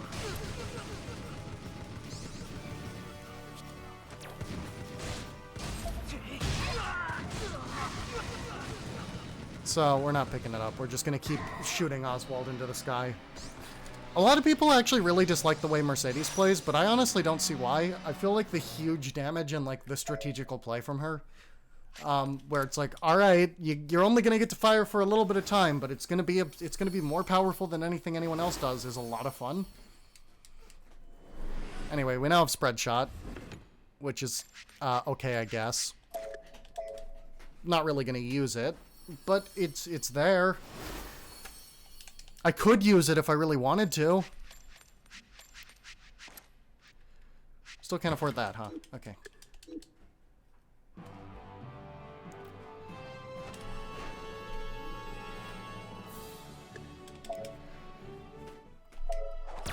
Anyway, remember the ice level? It's time for the ice level. Ooh, ice levels. By the way, a big part of these runs is memorizing the maps.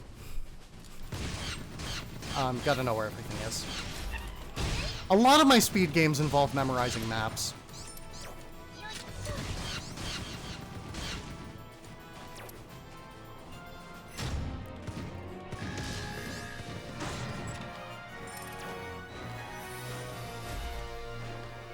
So this map, speaking of maps, this map is actually kind of weird.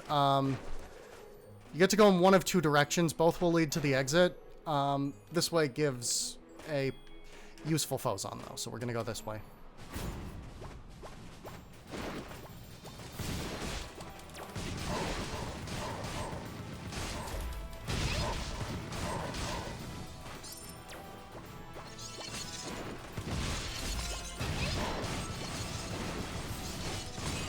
See, I turned around and blocked that instead of attacking it, just because it would have been a little faster from the direction I was facing.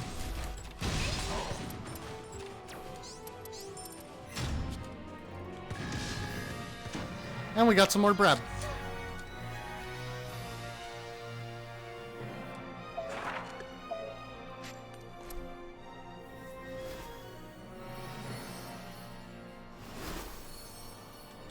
So yep, good old Assault High. It was the other one that was in that area. Not as good as it usually is, but you know, hey, it's there, and I'm gonna level it up. You can still get a bit of a damage boost from it. Anyway, our bullet is gonna... Okay, our bullet didn't open the chest. I thought I'd line that up perfectly, because it would be amusing. No. Now I had to open the chest myself, which, like... Is that even legal, Natara? I don't think it is, actually. Am I gonna go to Valkyrie jail? Yes. Oh, no. But not just for that. I mean, yeah, no, it's... I mean, no one's made me lethal yet, which would result in a Valkyrie jail sentence.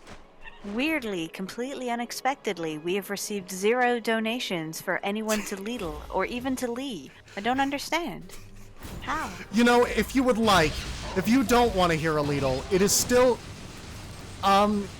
If it is still an option to donate and then say, I do not want a Lidl.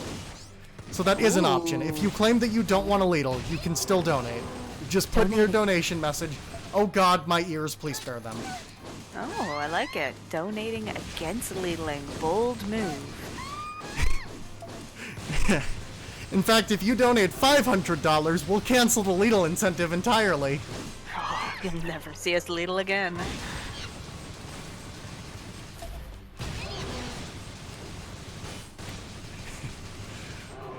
The best part is that spawns from an in-joke for before we were had audio going live. That's what makes it so perfect.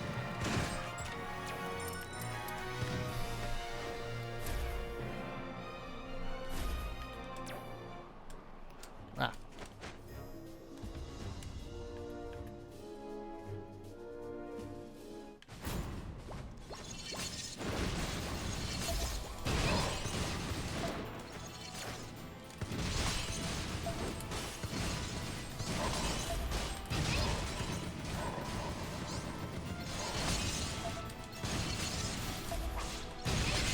Gotta love that big blast. It's just like it booms.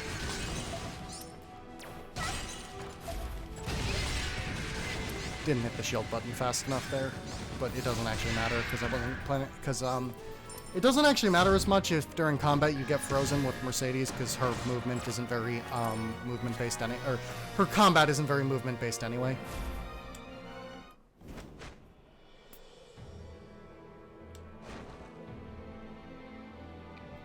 God, I love characters who can fly in like 2D games like this. I always find it super fun.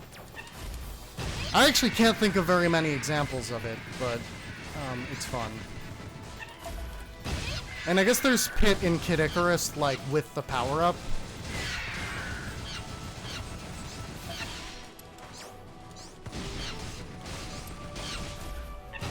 We need a Kid Icarus Uprising Switch port. That's not related to this game, but we do need it.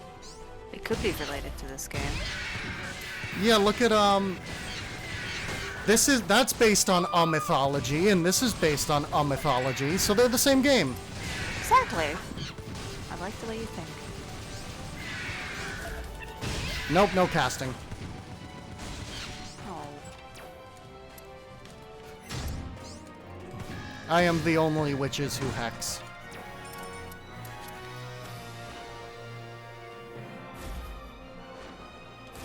Okay, so... Who wants an old meme? Me. My name is Cow, and when at night, or when the moon is shining bright, and all the men have gone to bed, I stay up late, I eat the bread. I don't even know that meme, and it's beautiful. Thank you. I've been blessed this day. I just bowed. in a format with no video. I love it. Anyway, who likes dragons? Me. Okay, because we got another one. Yes.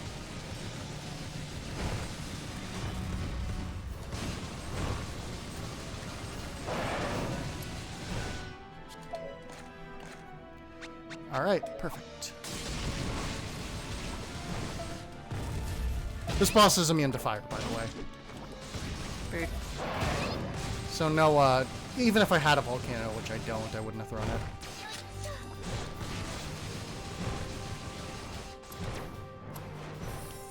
Ooh, I'm gonna pick this up for much later. Especially while the boss is being annoying. Wake up! Where did you go?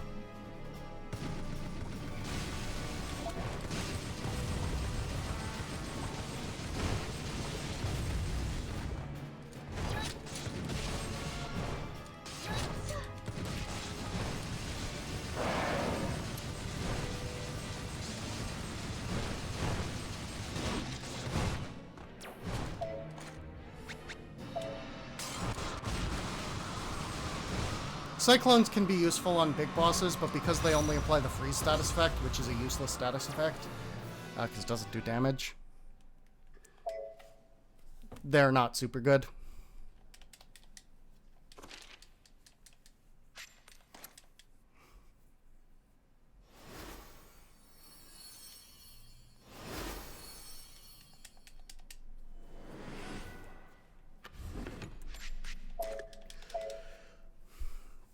Let's boost round shot more.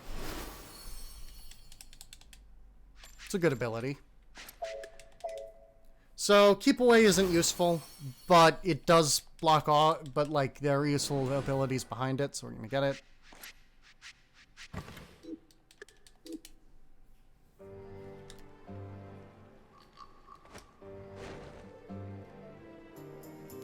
Anyway, Puka Village is unlocked. It's too early in the game. We don't have enough Puka money for it to be useful, so we'll go next chapter.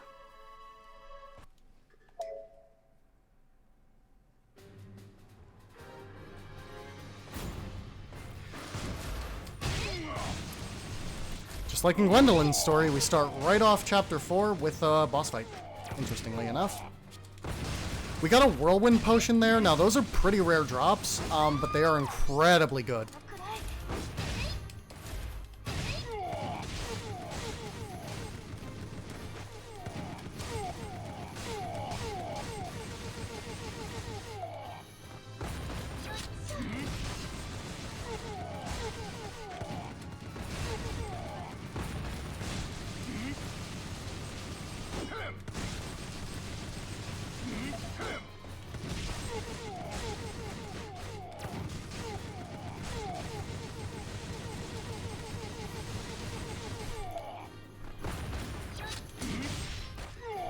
And that takes care of that.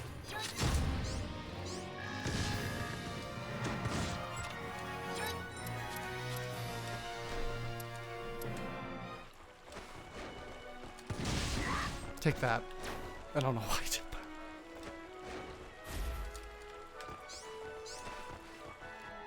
Let's go get some milk.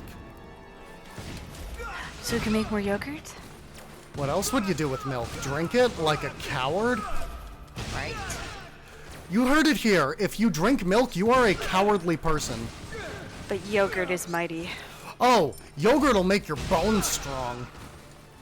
The strongest.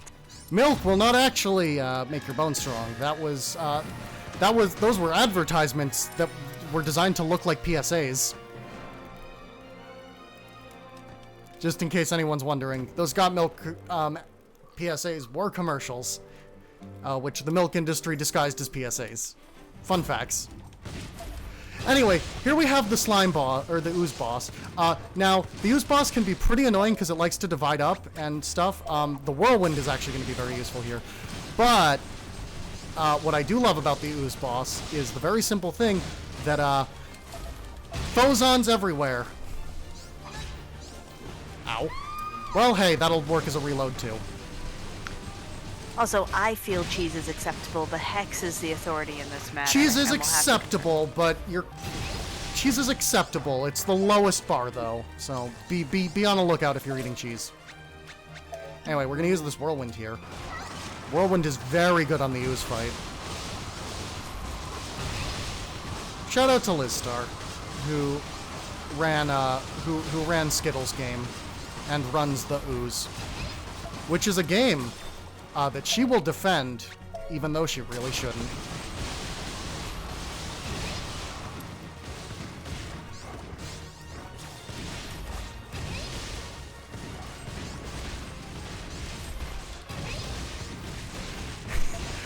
No one clip that to her and send it, even though you're all already in the process of doing. It's too late. Clip it and send it. And for $5, we'll even be happy about it. For $5, I will sell out my opinions. Here, I'll tell you what, put a $5 donation with an opinion. And so long as it's not downright offensive, I'll just agree with it blindly. Ooh, I like it. It's $5 for me to vindicate your terrible, terrible opinions with your bad, bad taste. I like it. Speaking of bad taste, almond milk? I mean, like, almond milk, it's not really milk, so, that just, well, I mean, almond milk is acceptable because it's not, it's not dairy, and that's really the problem with milk, is both the dairy and the preparation method, so. You know what's even better, though? Almond milk yogurt. Yeah! Hold on, does that give you double experience? We need confirmation. Someone eat some almond milk yogurt and tell me if you get double experience afterwards. Get to it, fam. But cashew milk yogurt gives you triple. Just saying. Oh, well, if that's the case, then we all gotta get some cashew milk yogurt.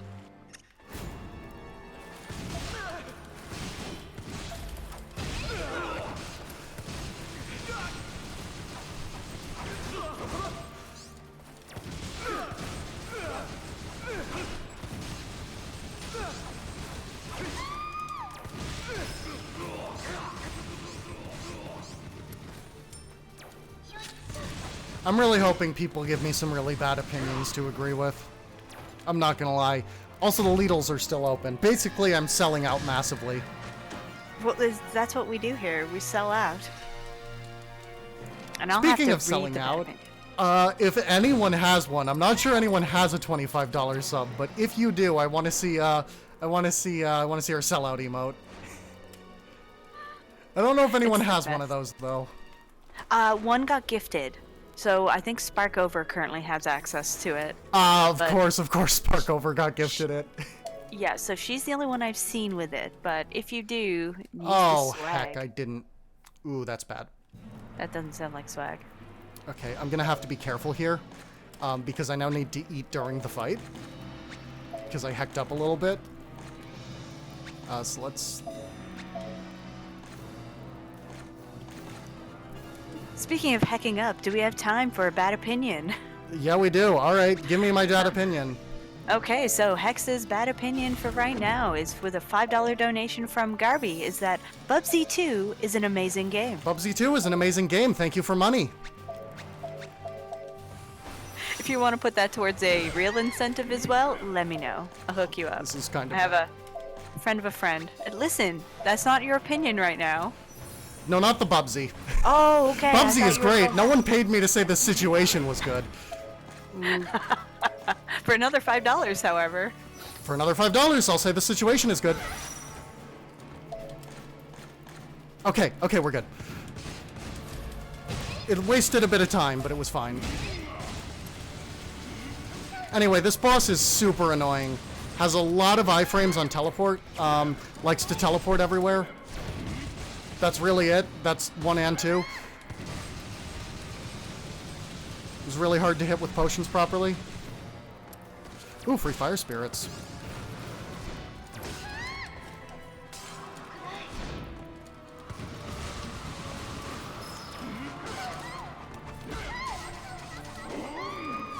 Oh, and that can happen.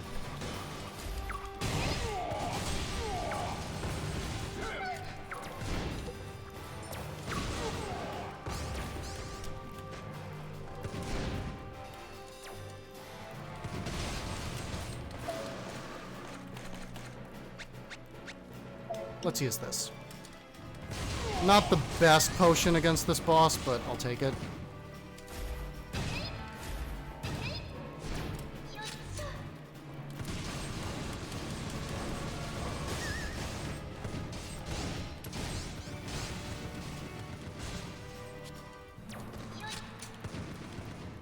Mercedes like- is just so cute. See, like, the boss's iframes start as soon as he hit the floor. Like, look, sometimes, even though the boss is there, the iframes just encompass the entire thing because he wants to teleport off quickly.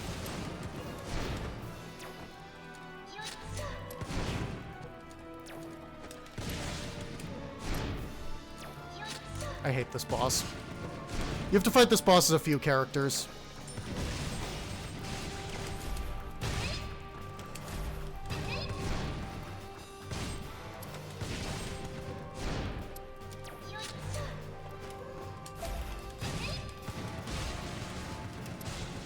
Ooh, another fire spirits. That one I'll save for a different boss.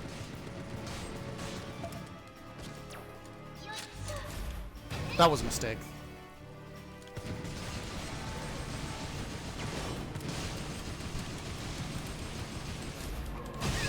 Got it. God, I hate that guy.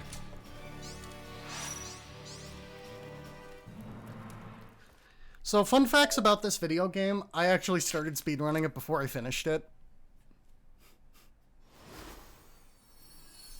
Isn't that the best way to play games?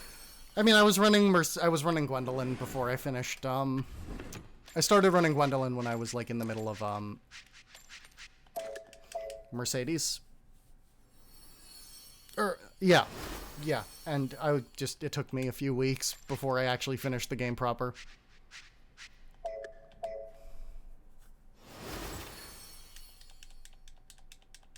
So get some boosts so long as we're standing on the ground, because the game really wants us... that one we don't need.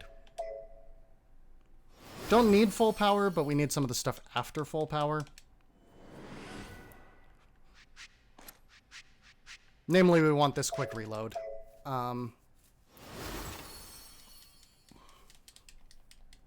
So we'll take those two to get to quick reload.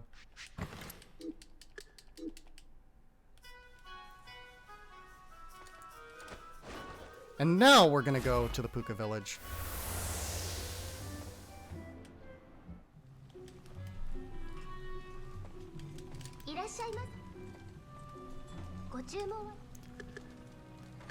Oh, we did not get a lot of money. That's unfortunate. We only got 1 Puka gold. That's a special type of money. Basically, the deal with the Pukas is that they come from basically a destroyed country. And the big Puka secret is that actually... They're just fine? Well, they were humans, and, like, basically their king tried to... put magic into all their money, basically, and it was supposed to be a good thing, but then the king, like, got corrupted or whatever and turned evil. And now, basically, all of them are stuck as Pukas until like, they reclaim every single coin in one pile. They can break the Puka curse. Except for all the good people turned into Pukas. All the bad people turned into goblins. So my question is, what came out first, this or Pirates of the Caribbean? Pirates of the Caribbean. I love it.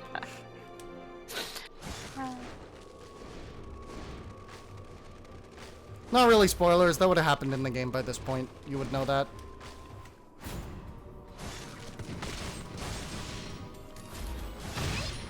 Now, here's the thing about Pukas, by the way. They're immortal.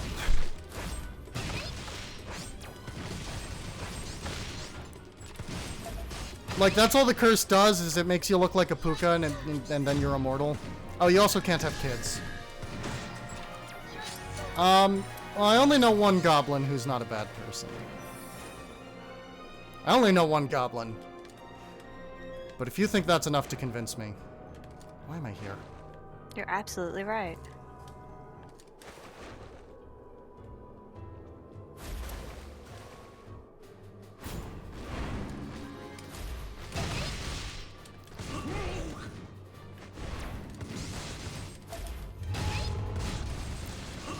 Alright, here we get the teleporting bosses. Again, not that big of a deal with Mercedes, who can't keep up a chain anyway.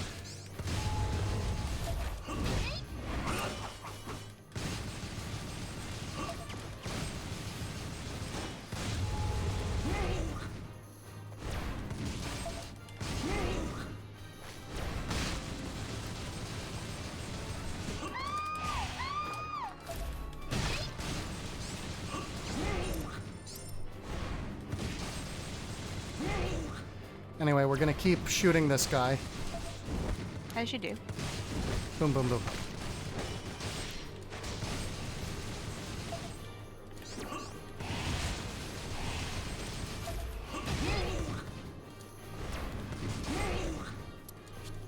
Yeah. Why don't we talk about some of those incentives while I'm doing this? I love incentives. So, speaking of some of the incentives we have going on, I'm going to link both the donate and the incentives in our channel so you can read along at home. But we have a few different donation incentives happening for many of our games. But let's talk about some of the ones that are coming up. So the next game on our schedule is Shenmue 2. And while we have already met the duck racing minigame incentive, we still have a bid war as to which duck we're going to be betting on. There are 6 ducks and only 2 ducks have received any donations, though I will note that the black ribbon duck, duck number 2, is in the lead with $50. So if you have any color opinions, the colors are white, black, red, blue, yellow, and green. You have until some point within that game, I'm assuming until we get to the duck racing minigame, which will be played at the end of the run, to get those donations in. After that, we will have the speedrun of Final Fantasy IV Unprecedented Crisis. It is a ROM hack, and you can name the 2 main characters, Cecil and Kane. Cecil is currently named Edward at only $4, and Kane is going to be named Backstab at $5. And that's just wrong. Please don't name Cecil Edward. Yeah, don't do it. Love yourself more than having anyone named Edward, though Backstab is strangely appropriate for Kane. I don't know why. You also have the choice. It's a mystery.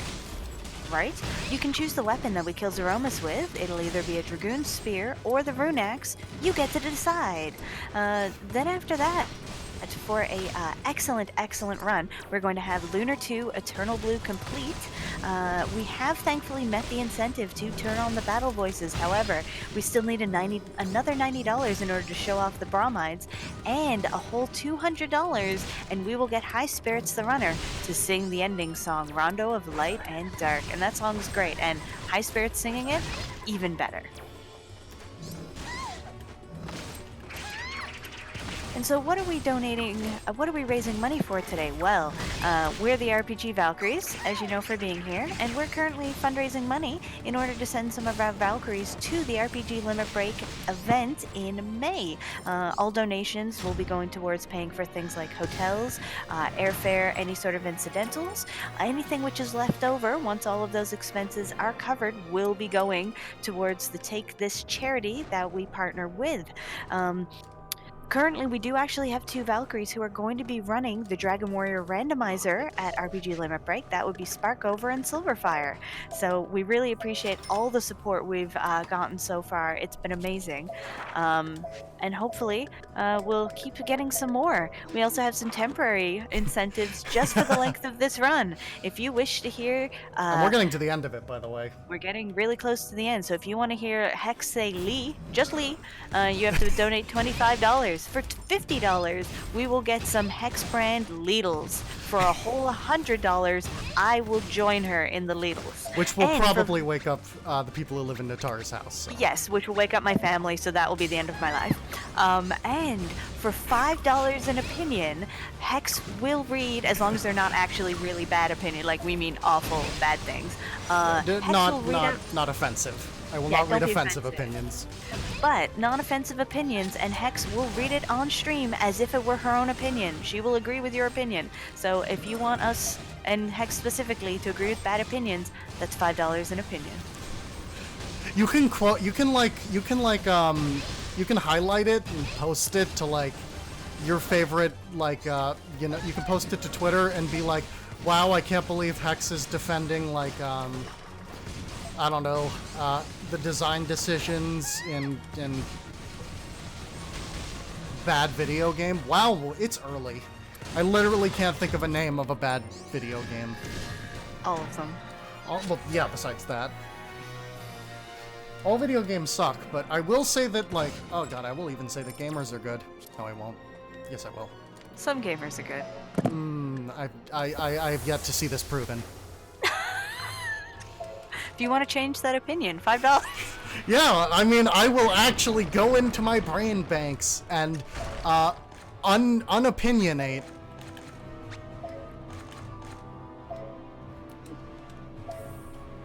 Alright, let's eat some food, though, and drink some yogurt. Yeah, yogurt's a liquid in this game, by the way. You drink it. Yogurt is a I liquid. need the milk. Many yogurts use gelatin or some other stabilizers to make them more solid. Well, I learned something about yogurt. This is yogurt facts with Hex and Natara. You can some of them are strained to get rid of the extra whey in order to solidify them as well. But when they're first fermented, they're liquid. Yogurt facts. Yogurt facts. Also, my cat is just staring at me. I'm not Your cat quite sure wants what the I yogurt. did. Apparently so. Oh god. Anyway, The remember rabbit. this boss? This boss is a lot easier with Mercedes because it's not the final boss. I was gonna say, isn't that the final boss? It's the final boss for Gwendolyn, but the bosses are shuffled around per character. And some of them don't, not all the bosses appear for every character. For example, we only saw one dragon with Gwendolyn, but we saw 2 with Mercedes.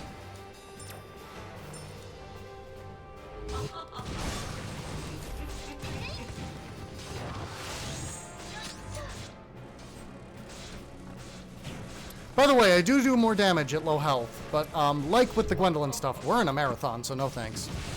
Because I did pick up those Mars bangles while we were talking about incentives.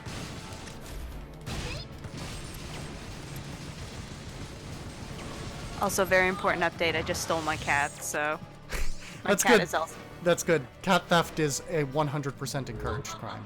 right. I agree. Alright, spider phase. That means we're gonna throw a blaze.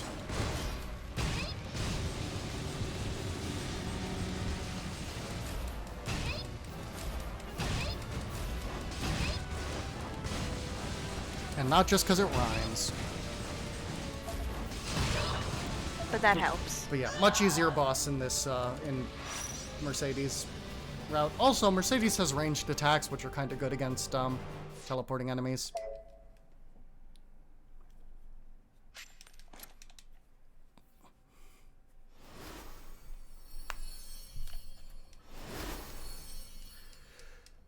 Okay, so unlimited ammo sounds good, but it's actually a very expensive spell. So we don't want it.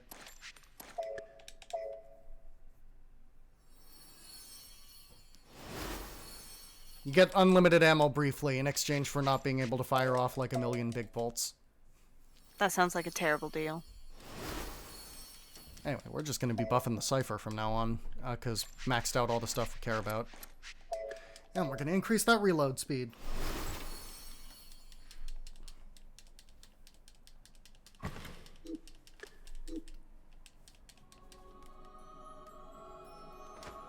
Alright. Got 2 levels to go.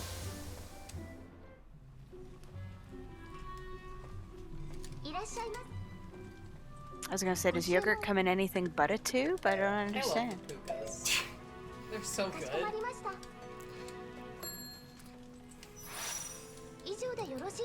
Does yogurt come in anything but a tube? It comes in a glass bottle sometimes, apparently. But only if it's liquid.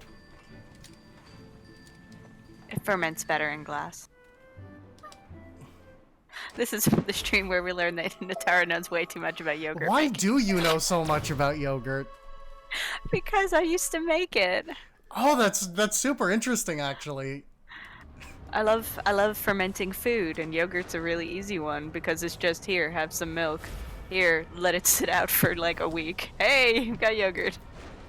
Oh, I assumed it had like some intense process that could only be done at the yogurt plant. No, the yogurt plant often ruins yogurt. I won't lie. Oh.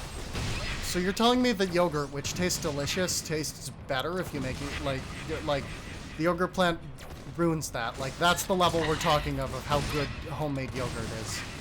Yes and no. Depends on how long you ferment your yogurt and what you add into it. It's a little sour when you first ferment it. The yogurt plant adds lots of sugar and extra milk back in to make it extra good.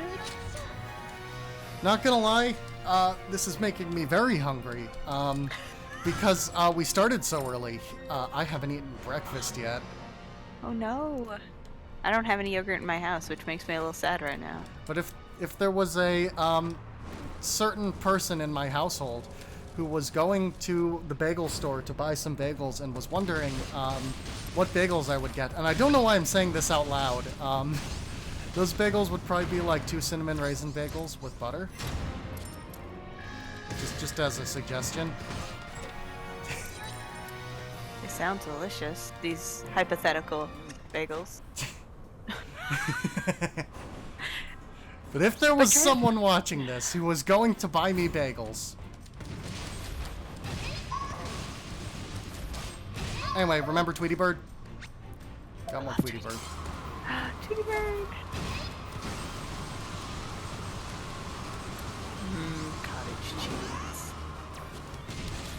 I think it's a similar process, but I actually don't know. Gonna do the same thing with the staff raising this time, but it's gonna be a little harder with Mercedes because of my breaks in combat. And also the fact that I'm out of SP or PP.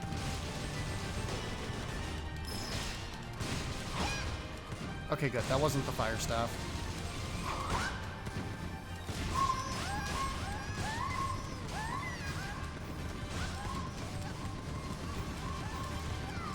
So fun fact, with that you can actually push enemies above the ceiling of the level, which you can't do with, you know, just bringing them up, with hitting them up in other ways. Ooh, that whirlwind is going to be super, super useful against our favorite boss, Leviathan. Definitely my favorite boss. Yeah. That attack kind of... Okay, good. The boss ran right through it. You can't actually go through that pillar. You can't damage boost through it. It's just there. You have to walk all the way back around the circle, which kind of is annoying. Don't worry, Draven. Hex is here for you. Draven now needs bagels. Oh, could you get some bagels for Dravenheart? Yeah, what do they want? Draven, what bagels do you want? There's this really good bagel place near my house. Oh, that's so good. Super good. I like it a lot. Apparently Claire would also like a bagel. Yeah, well, too bad. That's all the bagels. Out of bagel, sorry Claire. Excellent. Something with cheese. Seems on brand. You got it. You've never had a bagel? Oh, well, you can have a bagel then. Yeah. Whoever you are. I'm not looking at chat Gangrel. right now because game. Yeah, game's important. Listen, if you like bread products, bagels are excellent. It's just denser bread in like a tube. It's like a donut, but dense and not sweet, and bread, but same shape. But if you don't really like bread products, then they're gonna be very meh for you.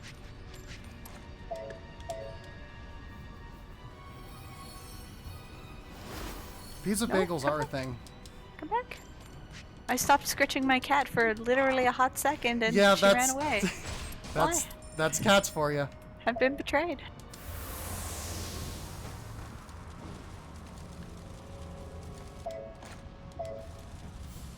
Anyway, we got the blue flames. Listen, you can put anything on pizza you want. We don't judge here. Or So- we do for $5. Here's a fun fact. Here's the mid-boss of the stage. Now, I wish I was at lower health, honestly. Because for these flight shmup sections, you don't have to win. You just have to die. That's a spirit. Also, putting bread in lye does not sound like a good idea. Just saying. You use lye for making soap. So, dying will bring you down here with 1 health.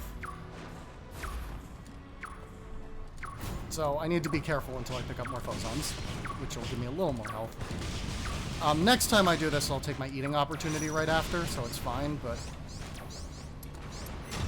This one has a pretty easy room to...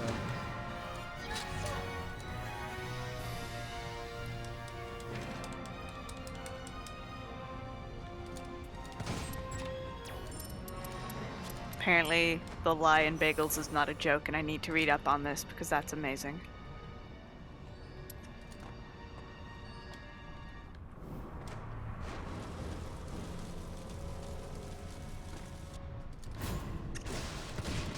Important news. Apparently, you don't need lye to make a good bagel. Google tells me so. I know that some bagels are water-baked, are like made with water, and some of them are made with egg. And they're water bagels and egg bagels, respectively. I don't know why I'm...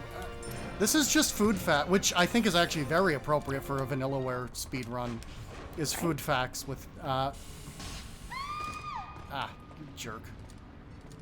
It's not even the right way. Okay, hold on a sec. Important news. We have a $5 donation from Proto Magical Girl. Oh, no. Never heard of that person. No. Saying. This shouldn't have been open to you. This shouldn't have been open to you.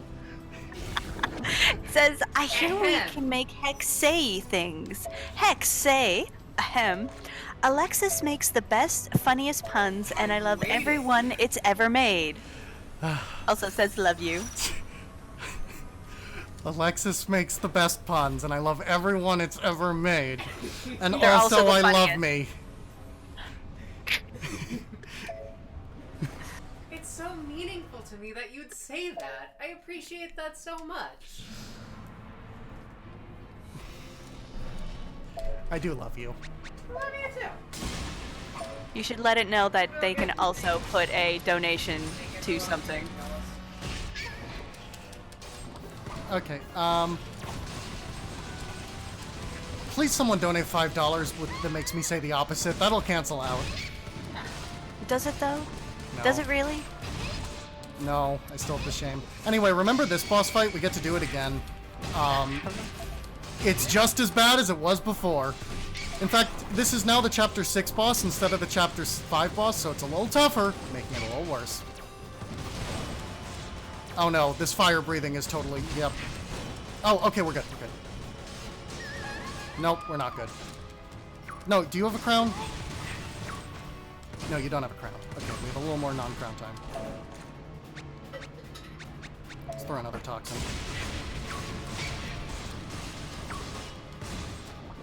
Okay, well, that's kind of annoying, but kind of inevitable with how that one was going.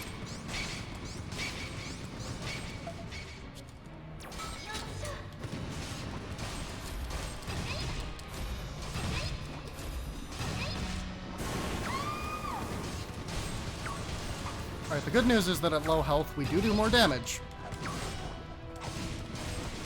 Bad news is that I don't want to die. Oh, heck. That's bad. Gotta refight the boss now.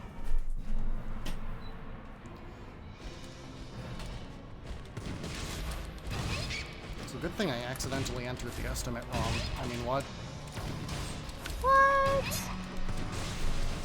Hey, streamer, That's not a thing. hypothetically speaking, with that person who's going to get you bagels, would you also want that hypothetical person to get you a drink?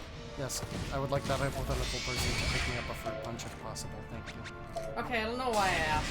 Just, you know, sometimes I daydream about people getting my fiance bagels. People who may or may not be you. Definitely not me. Why would it be me? Those are good daydreams. Alright, the good news is that this time around the boss is going much smoother. Bad news is that we had to do it twice, which is never good.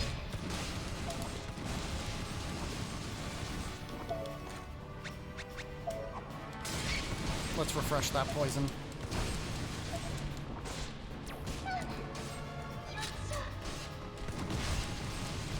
Alright, well, it's really hard to... Oh, sorry. It's really hard to keep the boss phase, or the boss from picking up its crown with Mercedes because of the whole needing to take breaks from attacking thing.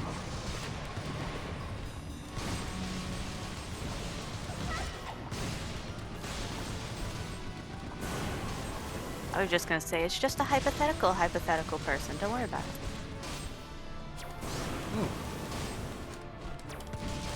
We did get another toxin, which I can save for the next boss. Can't use it on this one, because it won't stay down long enough for something like a toxin.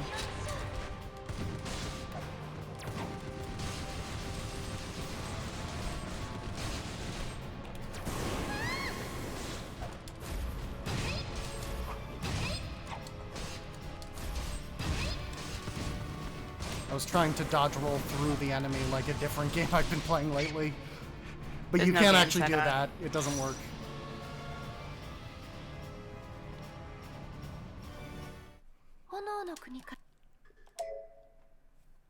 Alright, and yeah, that's that chapter. We're on to our last chapter of our second character.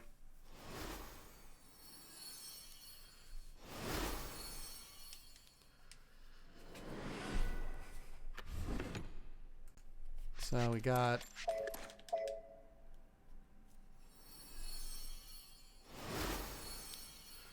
Gonna enhance that. We're gonna get charge up.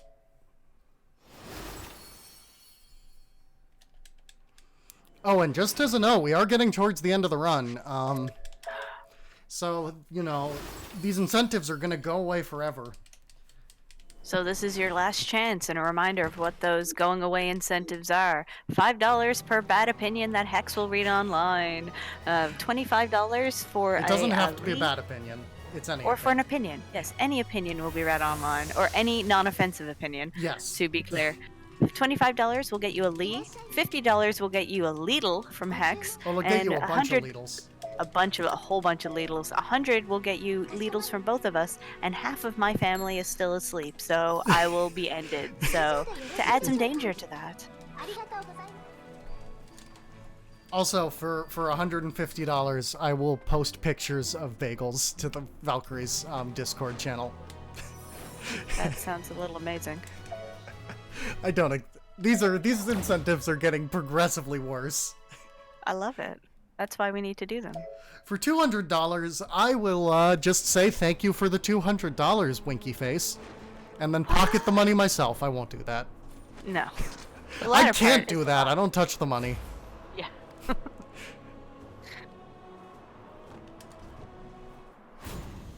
For $200, she'll pretend that she can touch the money.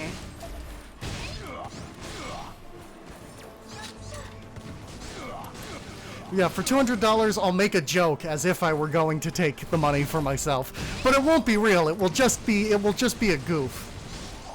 Exactly. Also, no, this is not RPG Chick, this is Natara, but let me tell you, I am not at all insulted that you think I am the amazing RPG Chick.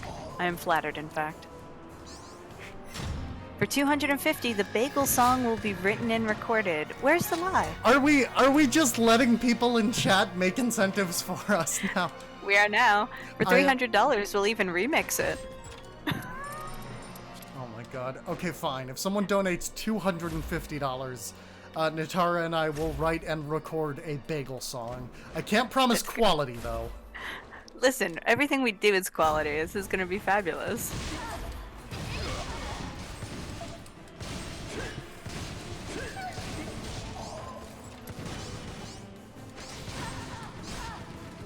Weirdly, no one seems to want us to even read out opinions. What?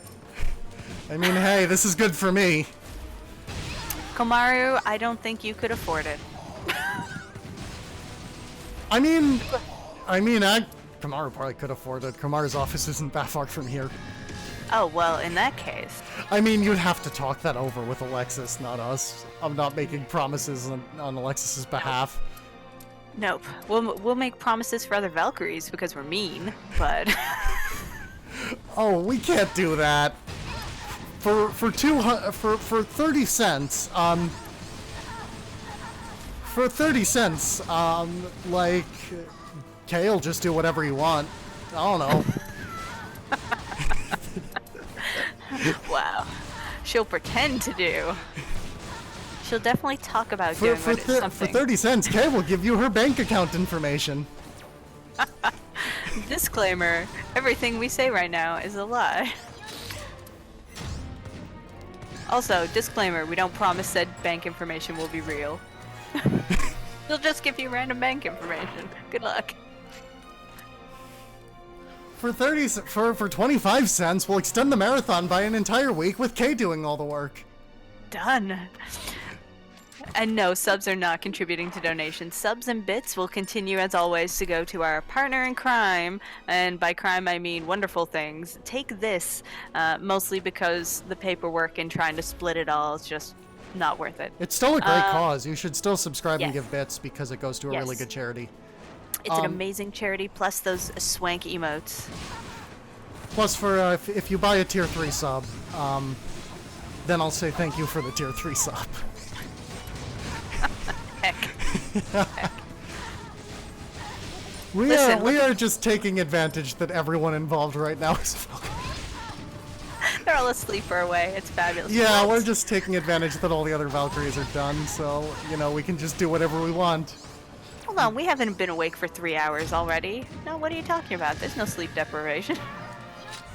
I was totally prepared to do this run that wasn't at all a result of,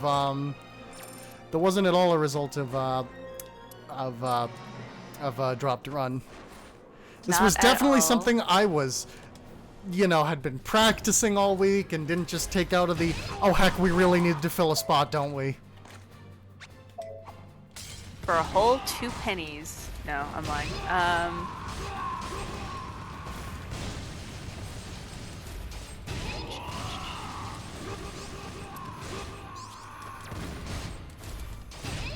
For $200,000, I mean, like, what do you want at that point? You paid us $200,000. Like, honestly, you name the incentive there, buddy. We'll talk it over with you. We can negotiate. Do you want an extra day of the marathon? Because you can have it. For $200,000, I'll do it all myself. Ooh, I like it. I won't, I'm just gonna sleep. Wait. Tossing Hex to the wolves. I mean, that's fine. It's $200,000. I think it'd... Yeah, I will, what? for $200,000 to take this, because it would all be going to take this at that point. Yeah, absolutely. I'll do an extra day of marathon when I'd normally be exhausted by myself. I'm not saying it'll be easy. I'm saying it'll be worth it. Yes, agreed. Wholeheartedly. I don't even know what games I'll put in there. I guess I could put, like, Persona 3 Portable, because my PB in that's like 16 hours, so that'll cover most of it. Well, apparently, Baten Kaisa, Kaitos, and Castlevania 64 are on the docket. Bruh, no. I don't know Baten Kaitos, and oh my god, Castlevania 64 was a mistake. I heard rumors it's going to be 100% for the Baten Kaitos run. So, yeah, good luck. I'll do that for $1 million. No, I'll do it for 200,000. I will fucking blind play. Ooh, sorry. I will swear on stream for that. My apologies. No, I will heckin' play. I will do that blind. I will do both those runs back to back blind for $200,000. See, there you go. Donations. Us here at the Valkyries have the best donation incentives. Ooh, I see our money total went up. It better not be by $200,000. No, but it is by $5 from the lovely Nihon Tiger saying, putting this toward... Okay, hold a sec. We'll back up for that. I'm going to read the second part first. For Hex, you get to say, cinnamon rolls are tasty and precious, and I consume 3 every day to achieve peak health. Cinnamon rolls are tasty and precious, and I consume 3 every day to achieve peak health. I gotta say, that was true for the first half. Where's the lie for the rest of it? Also, I mean, I don't consume 3 every day. No, you could. No, you couldn't. We'd die. We'll be putting that $5 as well, truly, to the Sailor Moon sprite for Link to the Past randomizer. So thank you. Still not Ultros, but thank you. You can see which sprite I want to use. By the way, we're getting up to the final boss, just so everyone's aware.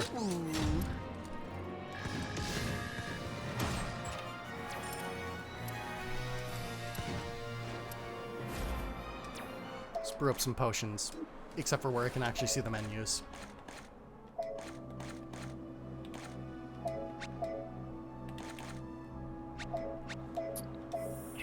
Get another overload, because those are still good. Let's get fire spirits, because guess what? Those are... Oh, only one. Those are still good. Let's turn this health potion into a toxin. This boss is actually fairly difficult.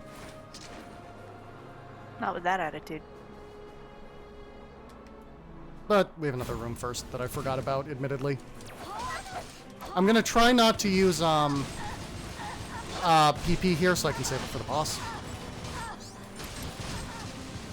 And just a note, for those who do want Sailor Moon as the sprite for Link to the Past randomizer, it's at $25, and Popoi, the Secret of Mana sprite, is at $71.69, so that's the gap you gotta breach to get there.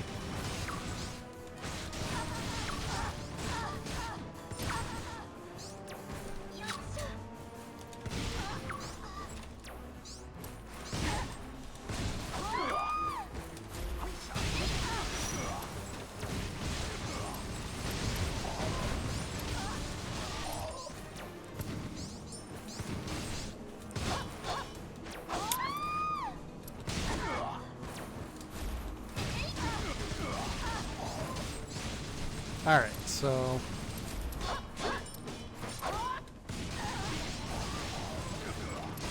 let's finish up this room, eat this lamb chop, mostly for health. Lamb chops are good for health. What? I mean, no one paid me not to say that. Where's the lie?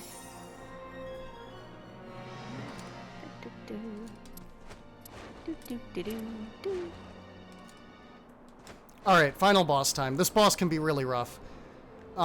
This boss was actually super easy as Gwendolyn, but the thing is, when you fight Odin as anyone but Gwendolyn, Odin has his weapon, which he doesn't have when you fight him as Gwendolyn, because he's Odin being possessed. So, at some point in the fight, he's gonna take that out.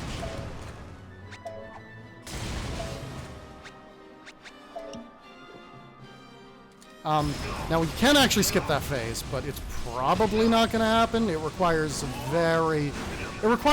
very precise set of things to happen, as well as some good luck.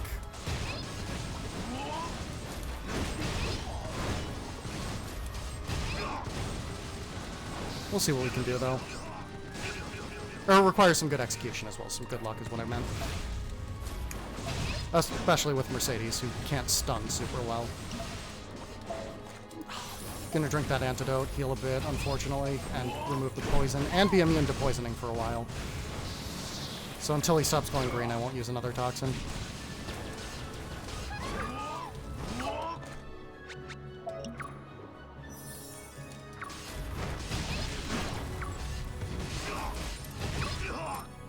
I will take that healing tonic, gladly.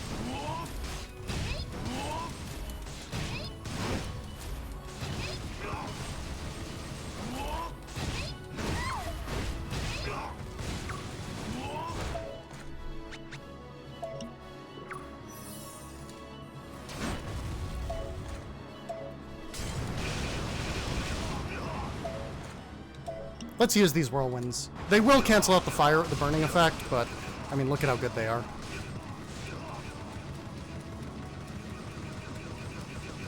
We are very high up.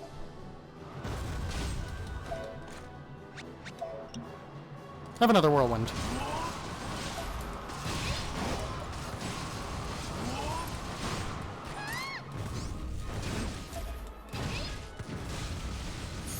And that's time. We got the... You got to see the ball come in at the last second. Alright, well, thanks everyone for watching this. This was fun. Apologies that we couldn't get our Mega Man Battle Network up, but I think we had a good time regardless. Absolutely. And I have some very good news. Oh? Just in time, we received a $100 donation from Not Rennet. It has no message, but what else could they be looking for $100 All right. on this stream of all streams? All right, you ready? I was born ready. All right, 3, 2, 1.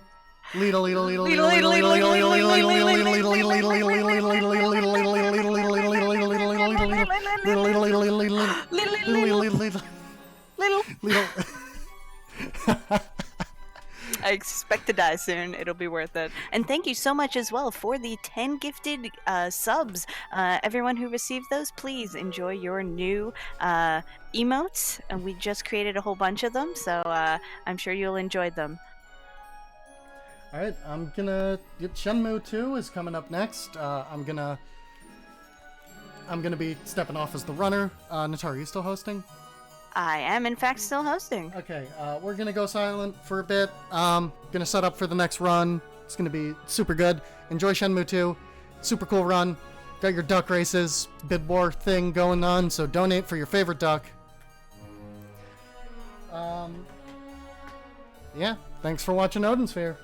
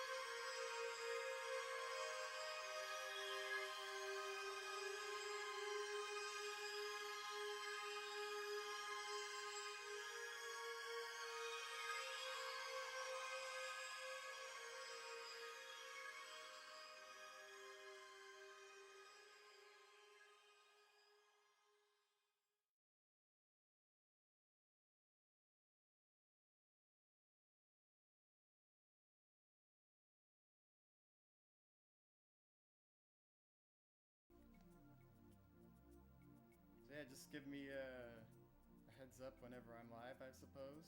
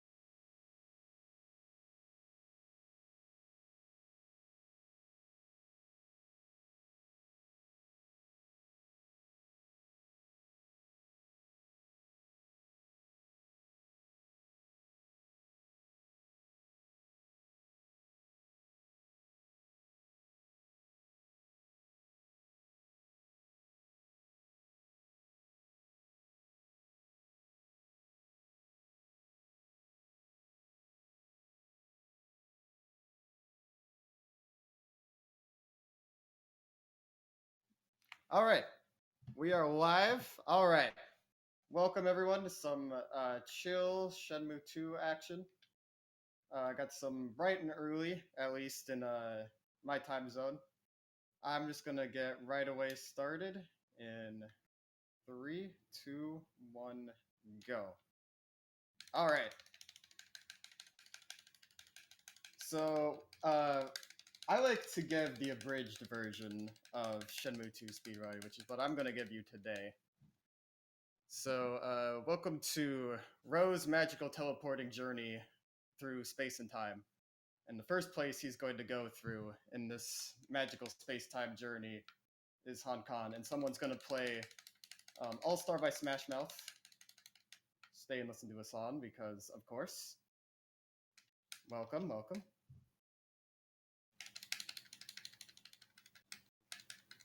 Sound is super quiet. I can try to turn it up. I don't think I'm getting game sound. I can... Here. I can turn that up. Yeah, just give me one. Would you like me just to restart? I'm right at the beginning. Okay. Yeah, I can just... Here. I'll just restart it and then...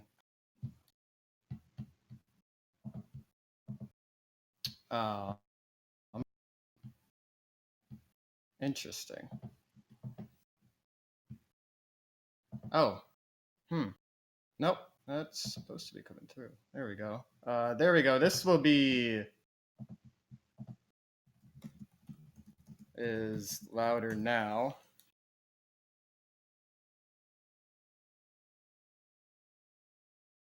Let's see. I'll go to this part. The game is kind of quiet, so...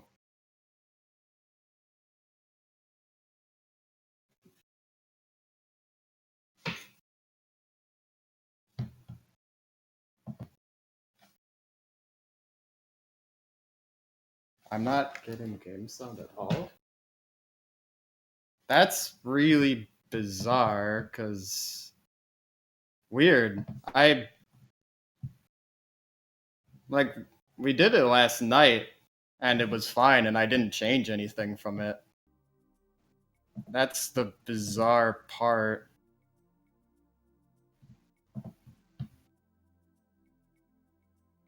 Yeah. Okay.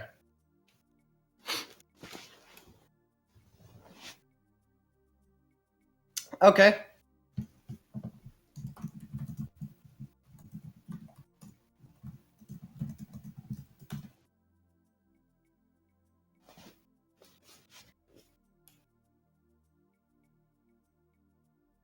Let's see. Once I get a heads up, I guess we can get this started. All right.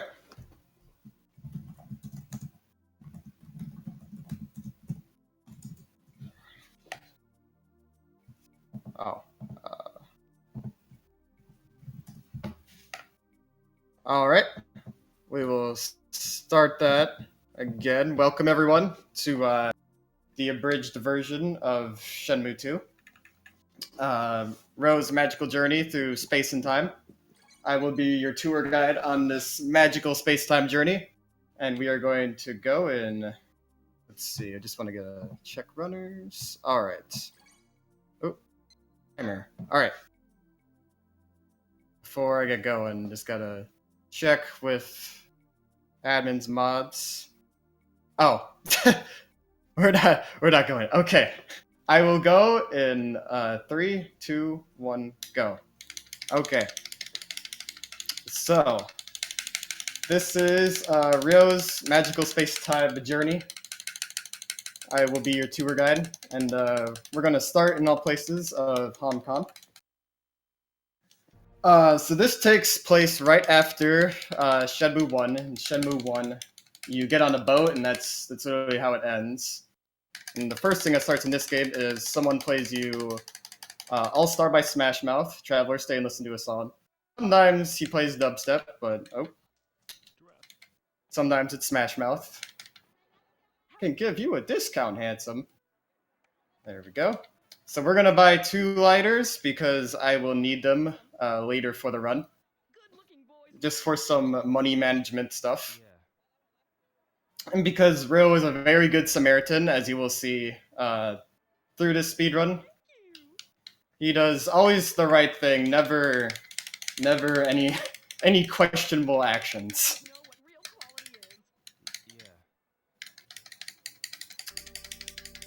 That was a good buy. So dialogue lines are actually random in this game, which is interesting compared to other RPGs. Like, they're set, but you can kind of get just random different dialogue lines in this game. So that's kind of cool. Just one of those small details that you get from playing the game a few times and whatnot. So this map is going to be helpful for us because little known fact is that Ryo is actually an avid map collector. He adores maps, but he doesn't like maps too much, so he's only going to get 3 maps. Because, you know, like, 3 maps is a good amount. 4 is when you're getting a little too map intensive. So we're going to go over to the Worker's Pier here, and he's going to check out his map. And he's going to suddenly learn the power of teleportation. So this, this is called Map Glitch, and lets us skip past in-game events and triggers and whatnot. That just skips a very small one. Just like a small, like, 10, 20 second cutscene it skips. You could use it a lot more later in the run. But yeah, that's like a good demonstration of what it can do. We are going to chill over here. So Ryo is pretty excited about learning space-time teleportation. He is having a good day. He's gonna go all the way over to here, but then suddenly his backpack gets robbed. So now he's not having a good day anymore. And we get some Bible thumps for Ryo. Poor Ryo is just feels bad. But it's okay though, because Ryo is going to learn another magical technique. And this time he's going to learn the magical kung fu art of turning into a ghost. So we're going to go right away over here. And, hello, sir. How do you do?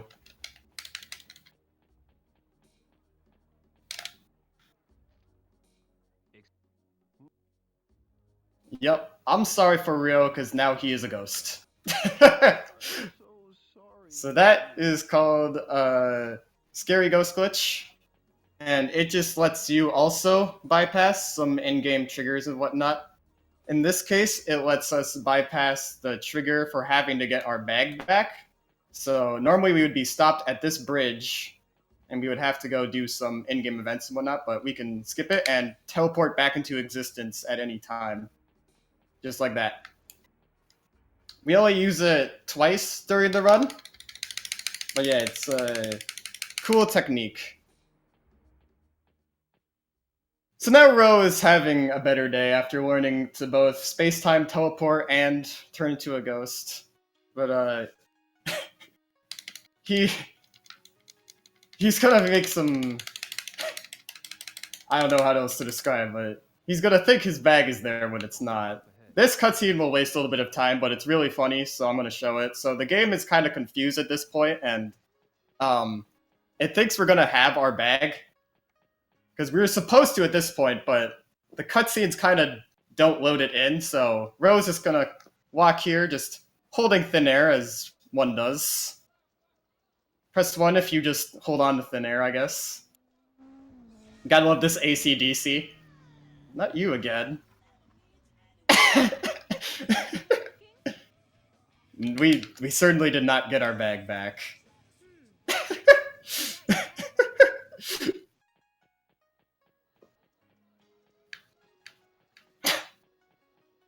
There's another funny cutscene with the bag coming up in just a little sec here.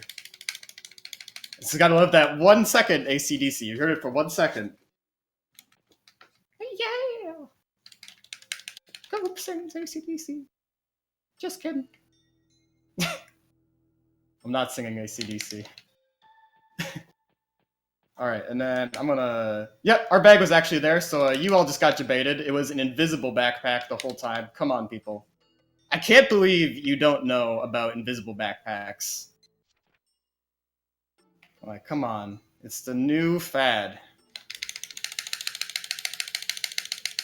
Apologies for ridiculously loud controller, too.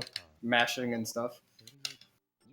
So, like real life, we gotta go make some money. And the best way I can think of to make money is by turning into a ghost. Because that makes complete logical sense and whatnot. So we're gonna go right over here. Look for the South Carmain Quarter. I love quoting this game, it's so quotable. Gonna make our way downtown, going fast, playing Shenmue. And hello, good sir. How do you do? Oh, that guy's great for doing the trick on because he only just says "huh," and it's really fast. So thank you, thank you, guy. Not sure what's going on. And that lets us skip having to help that guy there. So we're already being 1 on the Good Samaritan point scale. Point scale, I guess, is now a thing. We're gonna make our way over to here.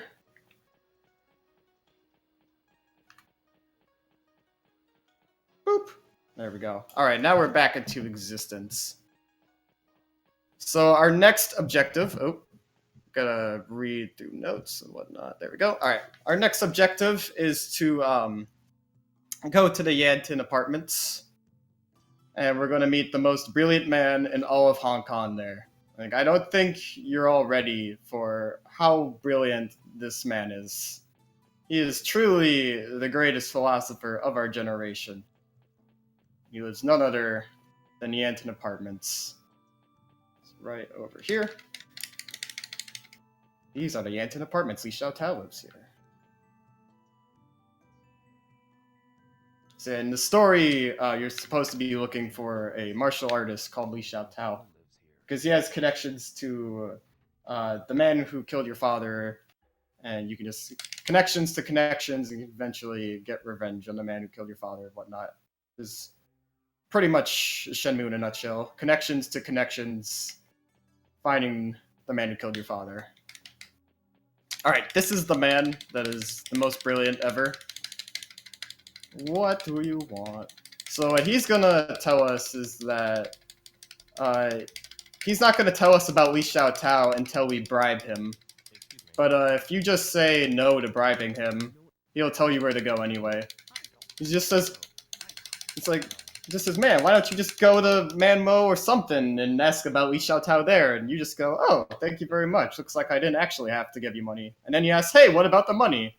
And Ryo just says, thank you very much. Because Shenmue, I guess. It's... Dialogue in this game is very ridiculous, and I love it for that. So our next objective is to go to Manmo, China. We are going to, now that we have the queue for going to the temple, we can now activate some more story stuff. So we are going to go right over here. And we're also going to be selling one of our capsule toys. So in Shenmue 1, there's a lot of little, like, just capsule toy dispenser things that you can play with and just get random toys, like a Sonic or Alex Kidd figure, because this is a Sega game. And because this is the Xbox version and not the Dreamcast version, they give you all the capsule toys in this version off the bat.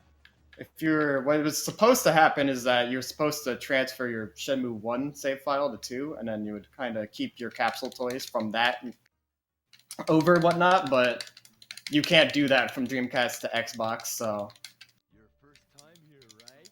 it's dangerous to go alone. So this is actually the old man in the cave from The Legend of Zelda. Believe it or not, he is in Shenmue 2. Check my buying rates on it. He says, take this. Something? Really makes him the old man. Nothing more. And then always the pawn stores trash talk each other. At least this guy does. He loves to trash talk the other pawn stores. That's like his passion in life. Alright, so now we have enough money to get a map. There we go. We go like that to get the map because that skips a little like cutscene. Real will just kind of look at the temple doors and just say, "Oh, this is the temple." And it's like, yep, we know that's the thing. So I'm just gonna make a quick safety save here, just in case my game just gets kind of janky, because my disc is a little janky, and my Xbox also is too. So I'm just gonna take a few just in case. Only takes a few seconds, so definitely worth it. Alright, we just walk in here. That's all you get. That's the cutscene. And also, the reason I'm activating my journal and then exiting out of it is because it lets me interact with objects earlier than usual. For whatever reason. So that's called like journal glitch. We have some... we just... call things very simple, just as they are in Shenmue 2 speedrunning. There's map glitch, journal glitch, and ghost glitch, so... Also, the journal can make people disappear, just like that. Which is also interesting. If you ever get pinned down by people, for whatever reason, you can usually just journal them out of existence, so... Oh, there's an NPC in my way, there we go. So what happens there at the temple is that... Master Tao tells you have to worry about the voodoo, and there's also a mysterious lady there. It tells us that to learn the voodoo, we have to go to a trained martial artist. The voodoo are these martial arts principles that all martial artists, like true virtue, need to know. It's kind of like the getting the stones in the beginning of Legend of Zelda games. That's kind of the equivalent of this right now. And the first stop we are going to make is to the tea shop. I love some tea, so I appreciate it. Nothing like some good tea in the morning.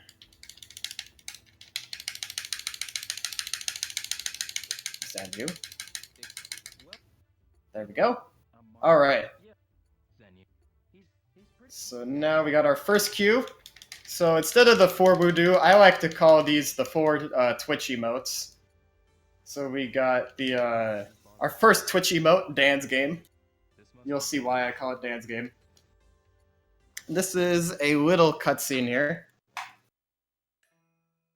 Got the voodoo often strayed from the path. We're hated by others. So don't stray from the voodoo, people. Because they were having tea. Those people were often killed when they were off guard. Or sitting in Twitch chat. While they were having tea. Or sitting at the bar. Be on guard, people. Do not move, no matter what. There you go. You don't do anything for that quick time. Because if you actually press the button there, you'll fail it. So that's Dawn is about being brave and staying calm. But you've got guts. The razor's motion was sharp, but I did not feel any menace. Be brave. Boom, Stay boom, calm. Dawn. You make There we the go. right decision. Rose gonna get up, One of the and then done. stay calm. Right. Done. Be brave. Stay calm in order to judge correctly. Alright, just checking If you stay that. You'll be a master Venue of martial barbershop. Alright. So our next Twitch emote that we are going to get is just right over here. There we go. This Twitch emote is punch trees because Ro is a very good Samaritan, and he decides that beating up the environment is a good idea because he just doesn't really like that tree. It looked at him funny and he's not a fan. So we're gonna go over here.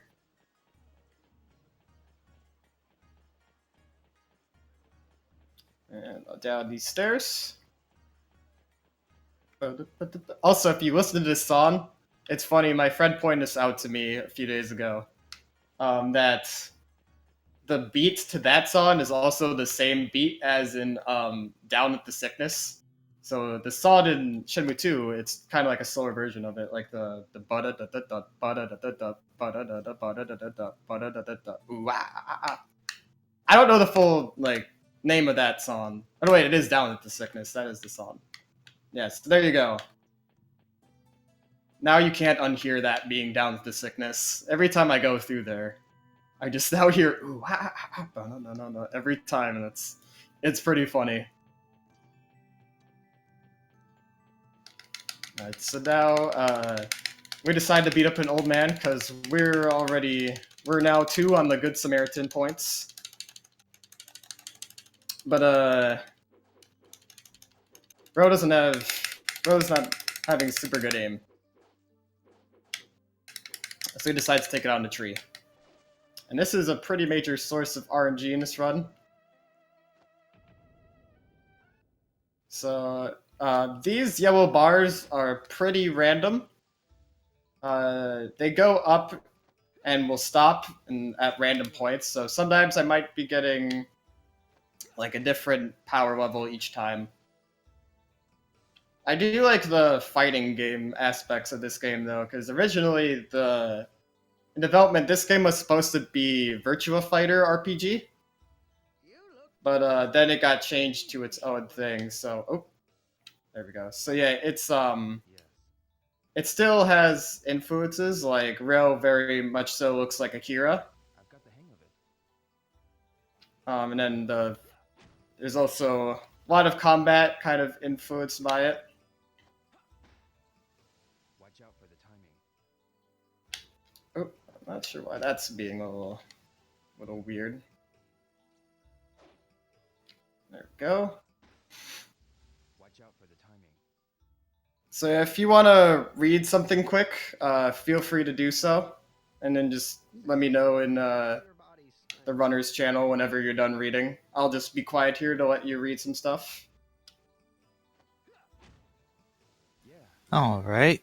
Well, hello there, out there in Chatland. I'm Neon Tiger, and welcome to, of course, RPGs We Love 2, which is a marathon that's running this week to showcase various beloved RPG speedruns by many awesome people, including Gooby right here with his Shenmue 2 NG Any% Plus run. The money we raise is going to go toward paying for the Valkyries to attend RPG Limit Break in May. So I believe we have 2 of them are going to be running. Let me see here if I can remember which game it is. Soulfire and Sparko are going to be doing Dragon Warrior Randomizer RPG Limit Break, so that's going to be excellent. But yeah, everything that we raise for the stream is going toward covering all of their fees for like hotel, airfare, incidentals, all of that stuff to get them out to RPG Limit Break. So thank you again, everyone, for your support. Much appreciated. How's this?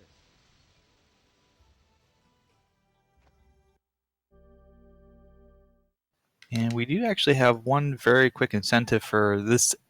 At the end of this game, we're going to be doing the duck racing minigame, and we want to know which duck do we bet on. So right now, we've got 6 options: white, black, red, blue, yellow, and green ribbon ducks. Black ribbon ducks in the lead right now at $50. Red ribbon's second place with 5. So if you want to get, if you want to see that blue ribbon, that yellow ribbon duck, that white ribbon duck, gotta get your donations in.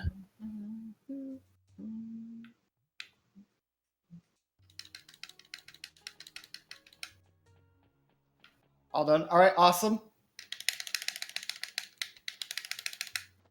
There we go. So now we are talking to the third master of Twitch emotes. But before we can get our third Twitch emote, we have to go bring back his disciple to him, because for this Twitch emote,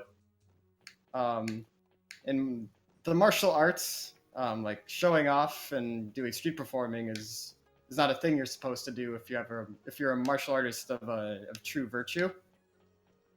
So one of his disciples went and started street performing instead of just training and honing his craft. So we gotta bring them a letter of apology and whatnot. And he is performing in the shopping mall right over here in the Golden Quarter. Gotta love the jams here. Ba-da-ba-bum. It's funny going in this place. One of the runners of this game, A1 Major, he says when coming through here, he's like, yeah, this area makes me hungry because I always think of Chinese food. Like there's restaurants, whatnot. Just, I don't know, it's just funny. Like the cafes over there.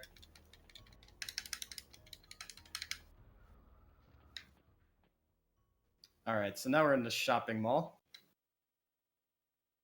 We look around, and then there is the street performer. Because we're great environmentalists at a Good Samaritan number 0.3, we got to beat up this rock because that rock looked at us funny. And, you know, I don't take a disrespect like that, rock. I'm not about that. Get wrecked. And some smooth jazz to play just to wreck him more. That rock had it coming. Like, he was just... he was asking for it. Press 1 if you agree.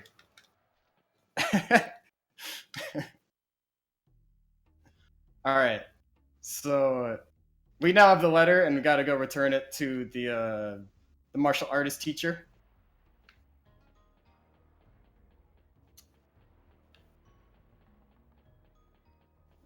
And he is just down backtracking for a little moment. After this, we make progress to get our 4th voodoo, but we'll have to continue it tomorrow morning. All right, so we go.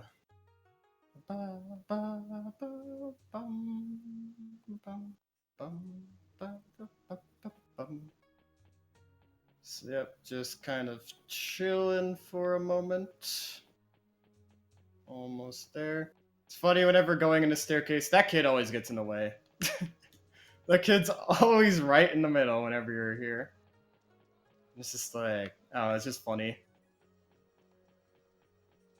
The NPCs in Shenmue are really interesting. They all have their own, like, unique life. Like, in times they'll be out in places and at other places and whatnot. It's pretty interesting.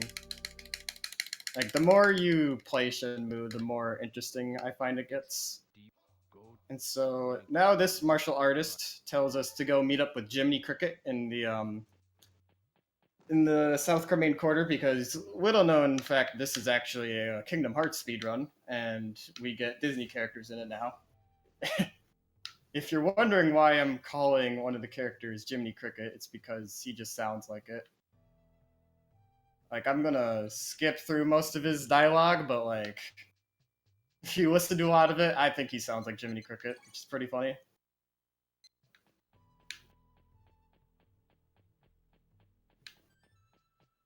So we're gonna make our way right over here. So this guy can tell you about all the voodoos, I believe. And he's just in like a nice spot for it to get our last voodoo. Or well, the first part of our voodoo. Oh, sure, I'm Jiminy Cricket. So I'll meet up with Donald and Goofy. Yeah. That's my Jiminy Cricket impression. It's not good. Do you have... I've already... I hope you enjoyed it. I'm not doing it again. We shall... But where is... Alright, so right over here is where we're supposed to go. Just this way. And so Jiminy Cricket tells us to go celebrate National Elbow Day. Because why not celebrate elbows if we can... Fortunately, these guys seem to be really allergic to elbows. There we go. As we know, some people are pretty allergic to elbows sometimes, so we can't always be elbowing them on Elbow Day, but, you know, we try to get, like, almost to elbow in.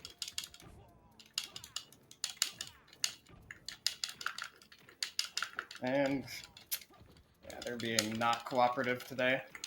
There we go. So the reason why I do elbows a lot there is it's the strongest move in the game.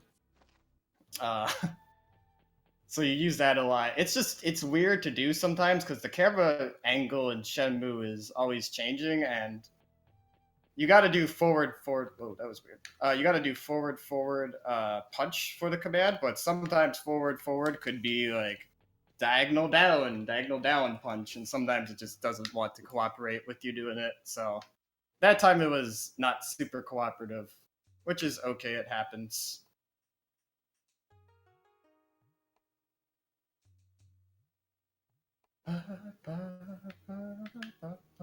Alright, so now we've had a long day of celebrating elbows. And we are going to go take a rest. First, I'm just going to check I have a thing. Yep. And you know what? I'm going to just make a quick save, just for safety and whatnot, in case I were to need it. Ba-da-ba-da-ba.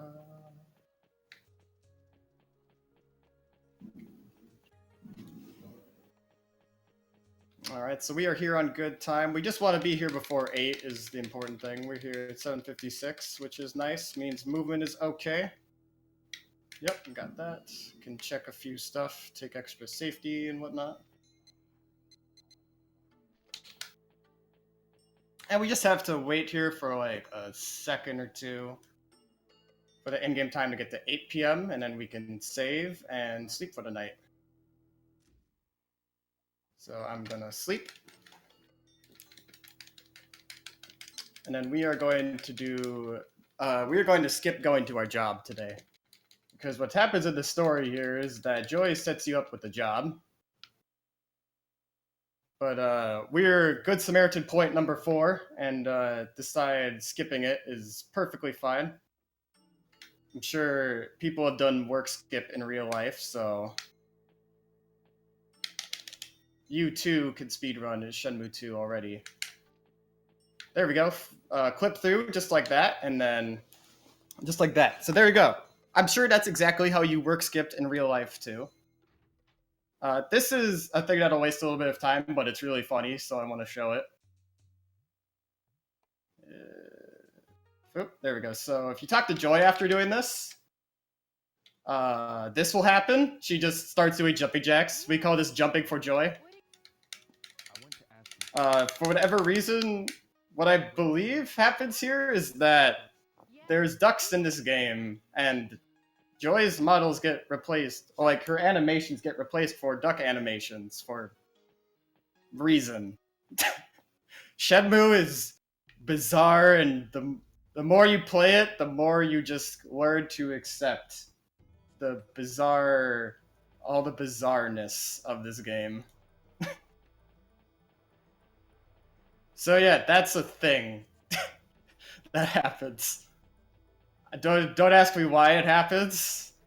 I'm sure someone like Audisic or A1 Major or Vinny 460 would know about that, but I don't. Oh, there we go. There's a bit of the sun is now coming through on my my window. windows. Don't worry, there'll be a quick cutscene here. I'll be able to close those blinds in a moment. Gotta go the classic nerd route, closing all the blinds and whatnot.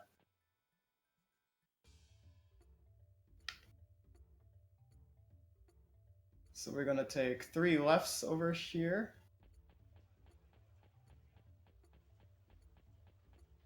One, two, three. Yeah, this glare is this glare is to the point where it's pretty hard to see.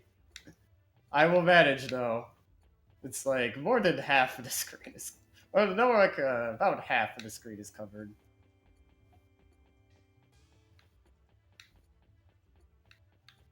We'll just pretend it's blindfolded, but not actually.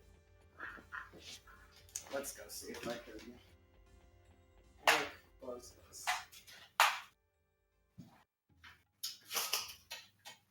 Oh, okay. There we go. We're gonna make our way over to here. And I'm going to take a quick safety save just before doing this.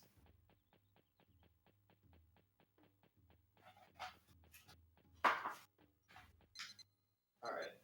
Because if I were not to get this skip, then game would kind of lock me out, so I do not want that.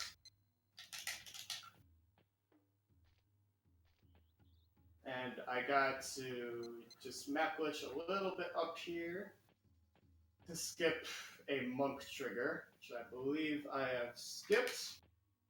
Yes, I have. And we are now into the temple early. Now we have an unskippable cutscene for a moment.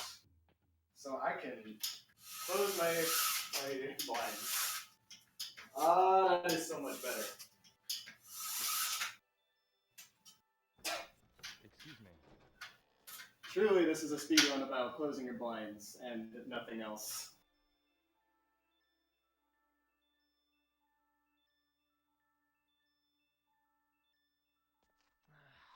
Am I the only one cleaning away? Okay, there we go.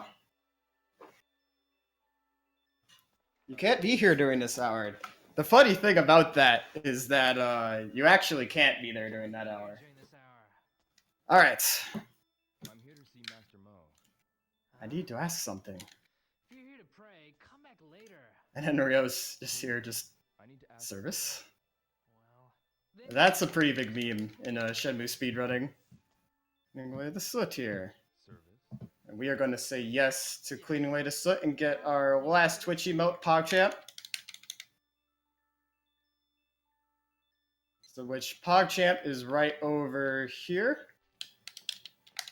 There we go. And yeah, it's called Yeet, as I like to call it, because it's called Yee. Yeet. This is Let's see, let me get my notes up here. do the right thing. Yep, alright. So now that Rio knows all about the voodoo and the martial arts, he's going to learn the true final voodoo, which is how to get a girlfriend. But he is not going to be too successful at this one. He just keeps trying, to hug Shuing here, but it's not working. So this is actually the fastest way to do this fight. Like, for whatever reason. And so what's revealed in the story at this point, this is the mysterious lady from earlier before we learned the voodoo. And she is actually Master Li Xiao Tao. And Rio, being a good Samaritan point number 5, Shuing asks him to fight her, and he's like, I'm not gonna fight a girl, and he's like, oh boy, Rio. It's like, just don't. So yeah, Rio, good Samaritan. So yeah, but we now get to go to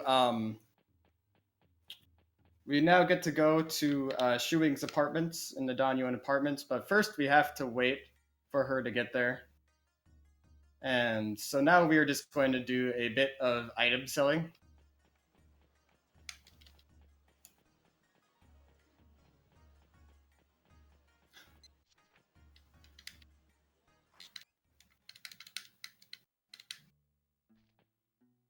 And we're gonna sell all our capsule toys. So unfortunately, we get to have no capsule toys. Feels bad. Gotta use all of them to pay for a way to get the Kowloon later in this game. So we're gonna go to 2 shops. I'll have like a minute of just doing this, so if you'd like to read some quick donation stuff, just let me know whenever you're done reading stuff in the runner's channel.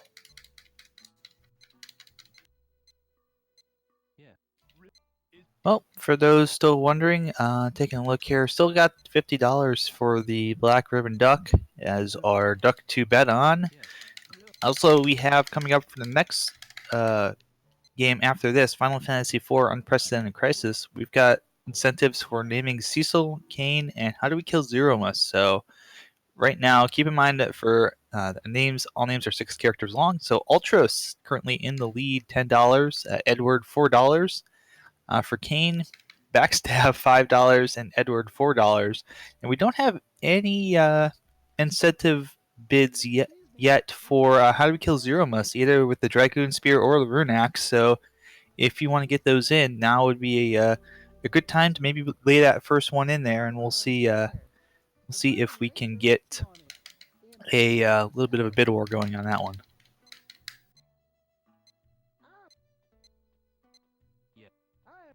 All set. All right. Awesome. Awesome. So this is the point where we sell those lighters we get at the beginning. 1, 2. Because we get our money stolen at the beginning of the game, so this ensures that we have enough money for later. There we go. No. Because we'll need 500. Also, that shopkeeper is funny because he has like a Texas accent, even though it's Hong Kong. And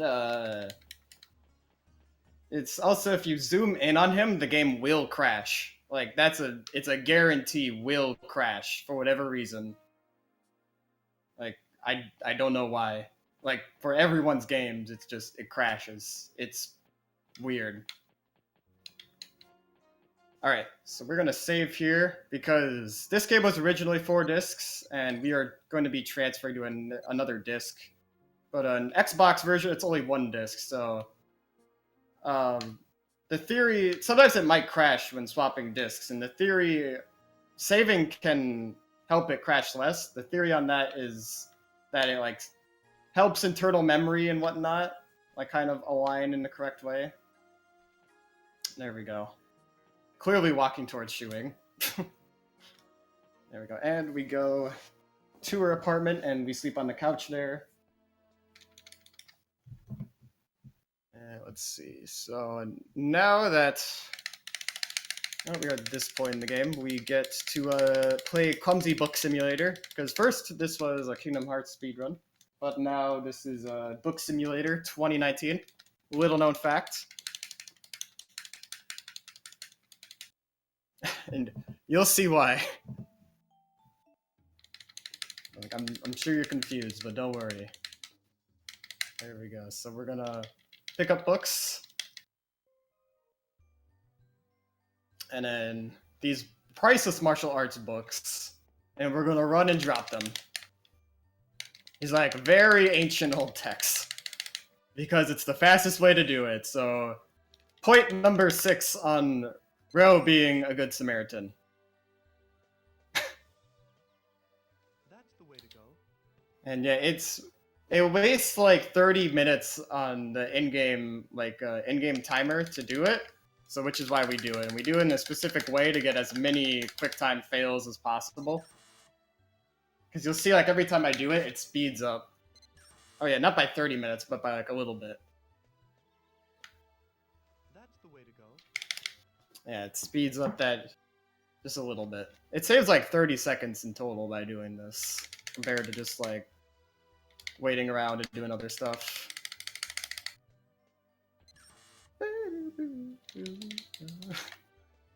So I hope you enjoyed destroying priceless books, because That's the way to go.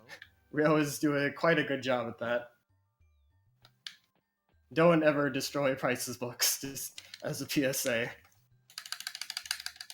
Like, books are good for you.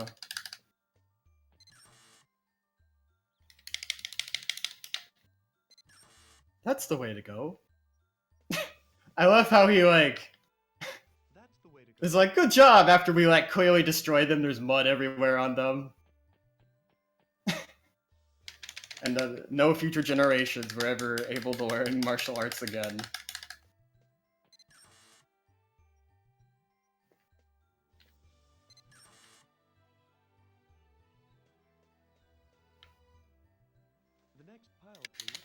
Alright, we are almost done with book service. This is the only time we'll be able to do this. There's another time we'll skip out on book service. Alright, so now loading. Alright, so next up, we are going to do a little clip here. So we're going to make our way downtown going fast. Our next cue to get here is about a martial arts book called the Wulin Shu. And in order to learn about the Wulin Shu, we talk to no other than random shop lady. Just chilling out here because, sure, why not? Shenmue. Anything is fair game in Shenmue. He found. Do you know any? He published. Where's? It's. Okay. Alright, so we got info about Wulin Shu. We're gonna make our way downtown going fast.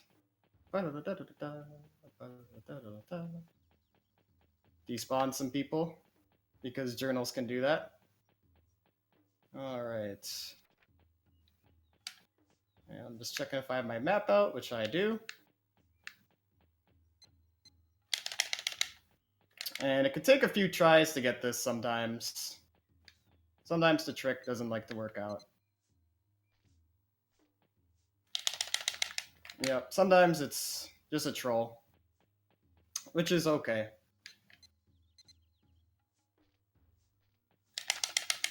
There we go, we're in there. There we go, that's one of the harder tricks in the game to get the library clip right there. You have to get it right as Ryo puts his foot down, like on that staircase. It's like, some people think it's a framed perfect one. I don't know if it is, but it's a 30 FPS game also. Alright, there we go. Now we gotta collect leaves here because it is a game about martial arts and whatnot. We gotta have some sort of calming your mind, zen aspect to it. So, like mindful stuff, which I really appreciate, the calm, mindful stuff in this game. Very relaxing, very nice for a morning run like this, I think. Catch just one more. There we go, and we got our 4 leaves. This is actually part of how you get the duck, too.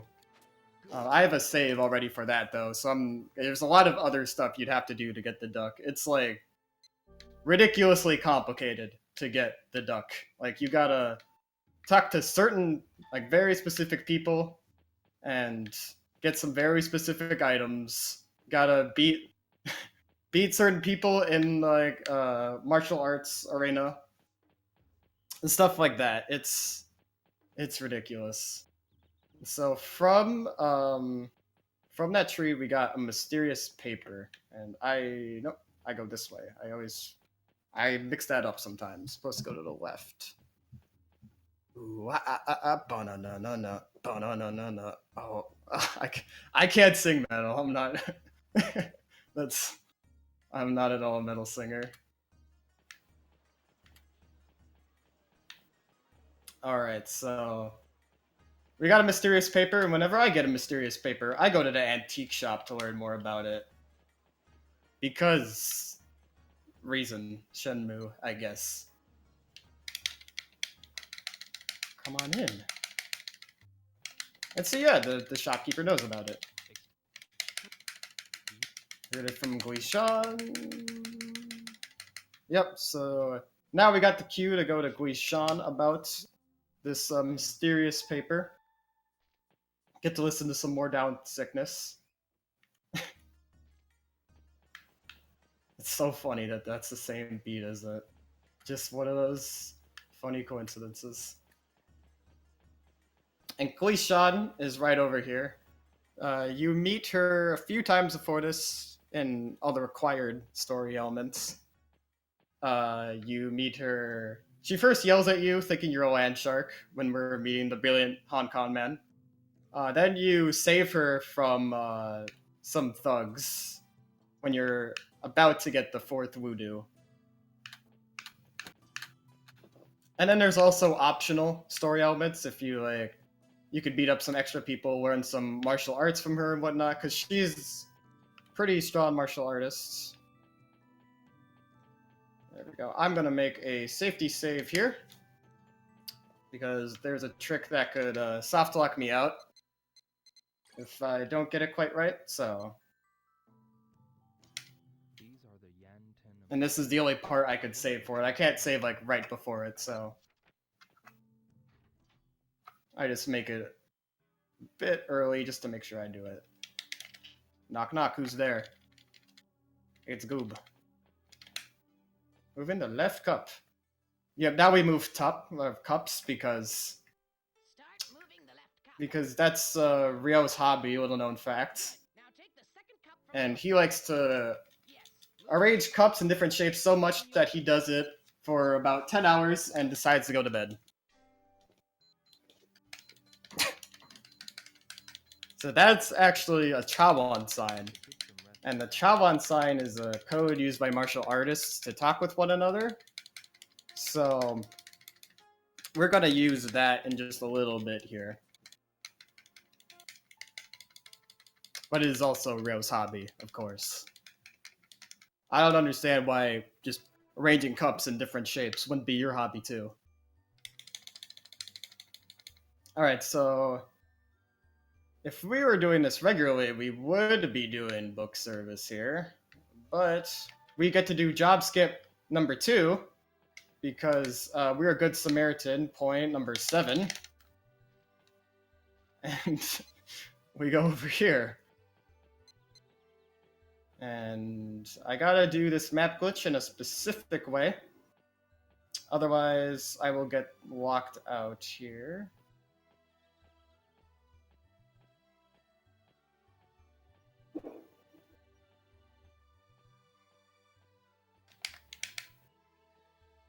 There we go. Interesting. I'm in kind of a weird spot for it. There we go. Yep, so if I did that a little too... If I let go of the map glitch there a little too early, the monk would have just kept saying to come back, and we would have just had to restart. There's no way of getting out of it. Like, every time you would move, he would just keep saying it. But yeah, that lets us skip book service. And so now, because we skipped book service for today, be a good Samaritan yet again, we are going to go down and go to the diner. And also, there's no NPCs, or well, very few NPCs at this time of day because the game assumes you're working at this point, so it just doesn't load any of them. Also, Lucky Charm quarter. I wish there was a Reese's Puffs and like an Oreos and a Cheerios quarter, but we just can't have nice things, apparently. So we're gonna go to the Dojang Diner. And which is right over here. We're gonna go... We need to go to this specific diner to meet up with a cohort of Yandazu, who has connections to the man who killed our father. He knows some info about it and whatnot. And we get to do our favorite hobby, pushing cups here. Look, I can push cups around all day. Looks like I can make the sign here. Boom, boom, boom. Okay, I'll start. Start moving the left cup, move it to the top, second up. Make a check mark. That's how I just always remember it, is just make a check mark. And then you wait, and then you're given a mysterious note to come back at 8 p.m. But Rio likes pushing cups around so much that he decides to just wait like 11 hours or so, like 10, 11 hours, and just I'll wait till 8 just o'clock. push cups and wait there. Just look at that timer go. That's Rio can't get enough of that. Those table cups. And suddenly you're given a cutscene, and the guy gives you a little bit of info about Yandazu and whatnot. But some thugs take him away, and so we got to celebrate National Elbow Day with them.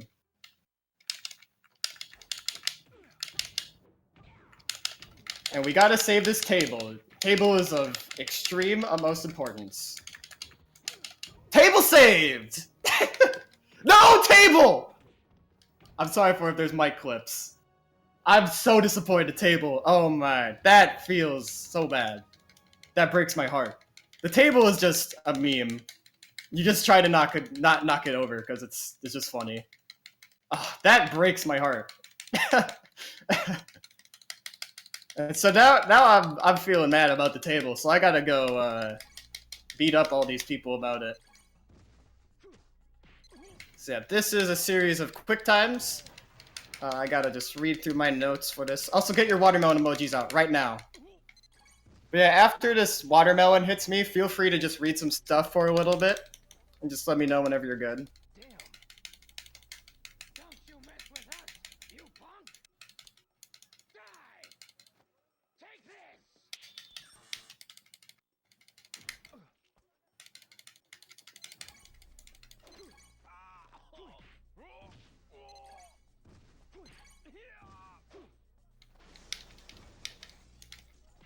It was really interesting seeing someone throw a watermelon to try and kill somebody, but yeah, video games. Anyways, still looking for a couple any donations here toward the How Do We Kill Zero Must for Final Fantasy IV. Either with the Dragon Spear or the Rune Axe, both at $0 right now. Looking to see who wants to open up that bid war. And of course, remember too that this is RPGs We Love 2. Our marathon running February 17th to the 23rd, so all of this week, to showcase a whole bunch of our beloved RPG speedruns by many awesome people, including Gooby here. And all the money we're raising will go toward paying for the Valkyries to attend RPG Limit Break in May, so that we can get an awesome Dragon Warrior randomizer run. So, very much looking forward to that.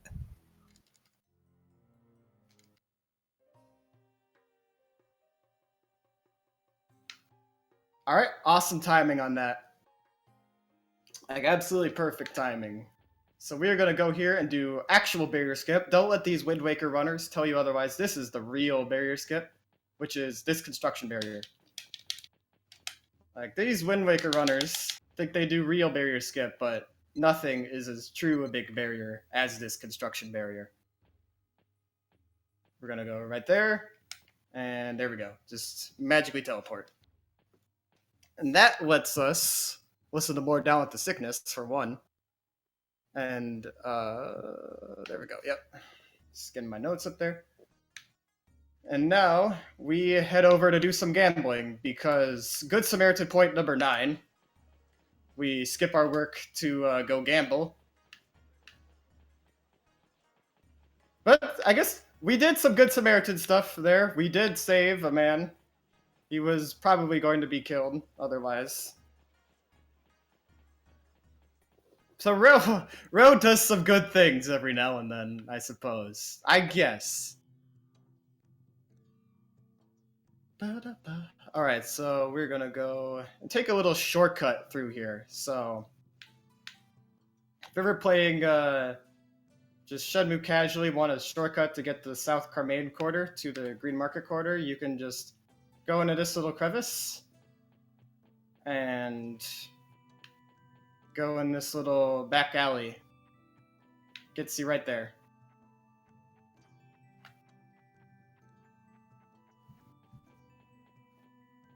Yep, and we are just heading to the beginning.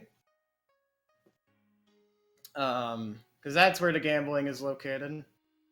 We're gonna hug this on the left side because sometimes a cutscene plays there. if you're too far on the right side for whatever reason.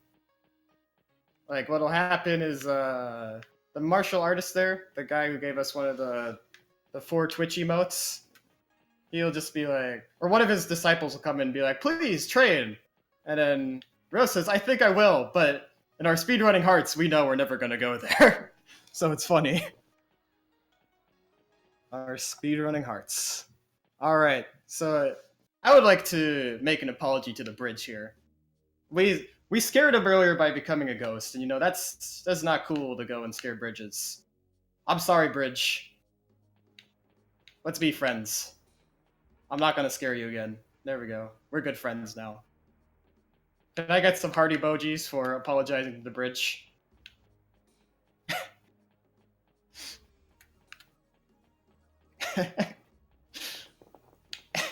So many great stuff like that in this game. I love it. So in case you're wondering what those stands are over there, those are for a game called Lucky Hit. It's pretty much just pachinko, but they're all around in this game. You can get a job in this game playing it if you like. Lots of different ways to earn money in this game. Lots of different ways to play this game that make it pretty interesting. Also, sailors here. This is the meme. This is where the sailors are in Shenmue 2, not just in Shenmue 1. Also, look, we found Beverly Hills! I want to go live the lifestyle of Rich and the Famous. Let's go! Oh. I'm... Okay. Well, I guess I'm gonna go get lost now. We're not cool enough to go to Beverly Hills. Whenever I decide to get lost, I decide to go to the gift shop owner. Thanks, gift shop owner. I feel better now. So what actually happens there is the gift shop owner gives us a cue on what we're supposed to do next to get into Beverly Hills. Because Beverly Hills is where Ren is. He's gonna bring us to Kowloon, the second area of the game.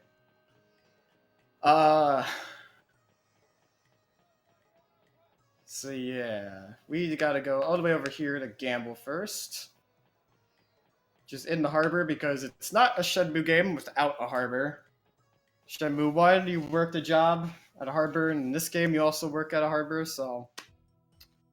I don't know, there's just a theme with that. Yeah, this point in the run is a little unfortunate, though, because your whole run is pretty much determined on a coin flip. Like, not even joking. Oh, also, chat, big or small? Just, what do I bet?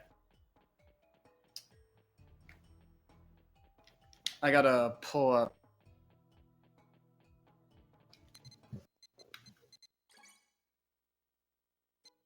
Let's see here. Oh, come on. Come on, computer. Oh, there we go. I see watermelons. There we go. Very nice. Big? All right, we're going big. I'm gonna do a double safety save just to be sure. Oh, what a one game. Make some money with big or small. Hey boy, how do we get game? That's the spirit. How much are you betting? Go for it. Small. That's the first time I've heard someone bet small. Oh no, now we need someone to even this about. Oh boy. Oh boy, I don't know what to do. Oh boy. I gotta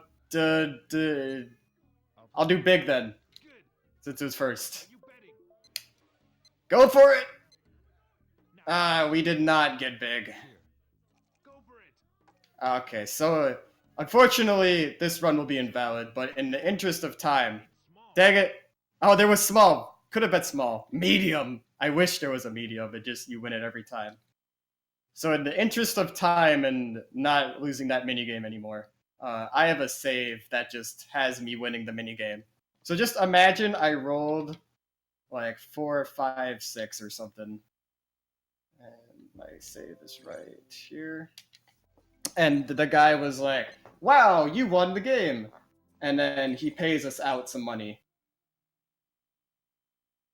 That minigame's odds is a 50-50, but it doesn't feel like it.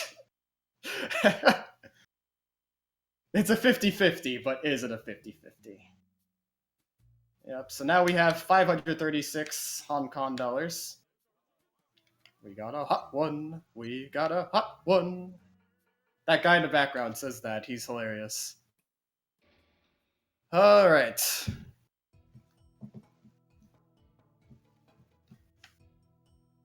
So we are going to go over now. Yep, in my save, I believe I talked to the man, but if I didn't, I'll just run back quick and talk to him. I got to get a queue for this warehouse number 8. Yep, okay. So it's 7 o'clock. All right. It's here. Let's see. Let me update notes right here. Okay, there we go. So the guy there who we're gambling with, he shows us some friends that we can celebrate National Elbow Day with.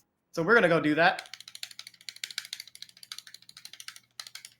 And at this point, it's pretty much National Elbow Week. Ooh, these guys are super allergic to elbows. That guy, like, spun out of control from being so allergic to an elbow. That's some heavy elbow allergies. That fight went pretty fast, actually. That was a pretty good fight. Alright, so those guys, we celebrated elbows pretty hardcore with them. And so they're gonna show us some more friends to celebrate National Elbow Day with. But you know, after so many elbows celebrated, Rody needs a break. And so he's like, you know what? I'm not wanting to celebrate. I'm not allergic to elbows. Stop. I just don't want to elbow. So this is a fight you can't win. So it's just 30 seconds of chilling. If you'd like to do like a short donation, quick, you can go for it now.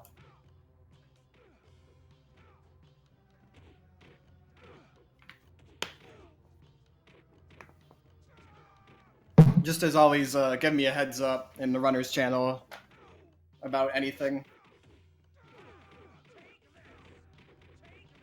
See, I don't see Nihon talk. Oh.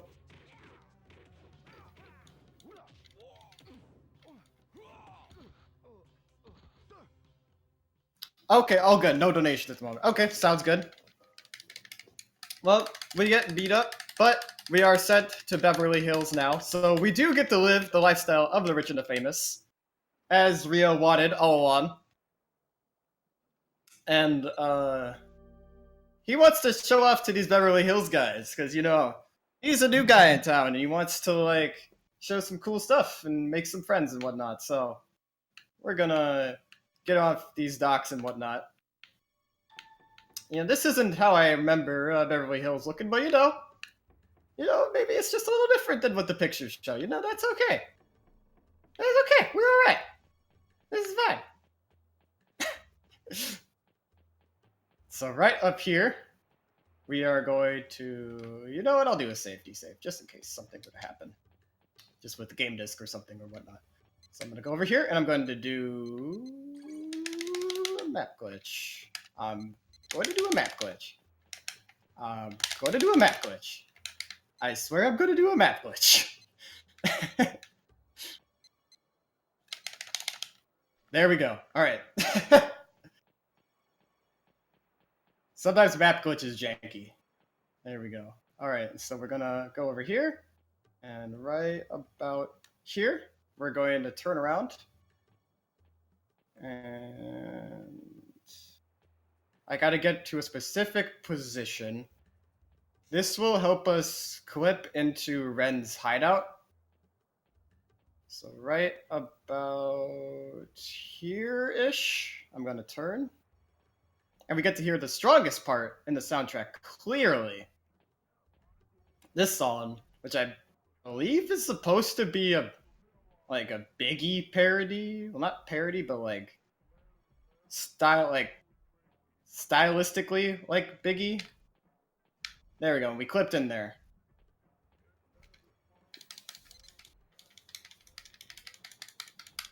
Yeah, so now we get to visit Ren, who is surely he's a really nice guy. Some say he's a thug and, you know, is really dangerous and is like a wanted criminal. But, you know, in my heart of hearts, I think he's just misunderstood and a good guy.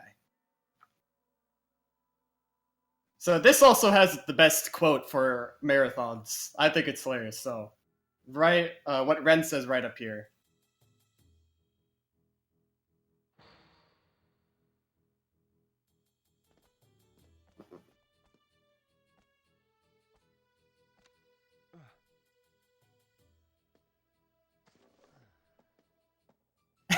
I hope you are. Please donate. Help some friends get to RPG Limit Break. Any extras get sent to Nami. Really fantastic organization benefiting mental health. And we fail the cutscene, and then Ren decides to slash her face, kick us in the stomach, and has other people beat us up. And then he just says, like, don't mess with me. So yeah, Ren is swell, nice guy. Yeah, Ren made a donation of 500 Hong Kong dollars. You don't need to make that much of a donation, because I understand that's a lot. But it does help give some people a good week. Always feels good. Know someone is having a good time. Alright, we are going to go right over here, because you know, Ro isn't feeling the lifestyle of the rich and famous anymore. He's look, I'm not about getting beat up anymore and slashed in the face, so I'm just gonna say goodbye to these people and I'm just gonna leave. And he also wants to know where Ren is. Because Rio wants to play the world's greatest game of tag, and the only person who can play the world's greatest game of tag with him is not being able to elbow, apparently. Wow, this is really jank. There we go. These guys are being super not friendly to me today. Dang. Okay, that happens sometimes. That's okay, I know how to deal with it. That was just super bad RNG. That's like the absolute worst it could have been. Like, it's really rare for that to happen. So, unfortunate, but there is backups. You just have to find another group of punks. Yeah, I think that's only the second time ever in, like, a year of running this game that's happened to me. So, let's figure this out.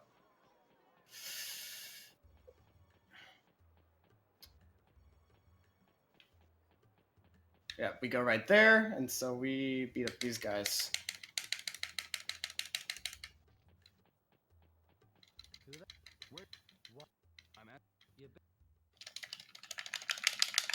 Wow, there we go. There we go. I just cannot. There we go. Holy crap. That was super bad RNG.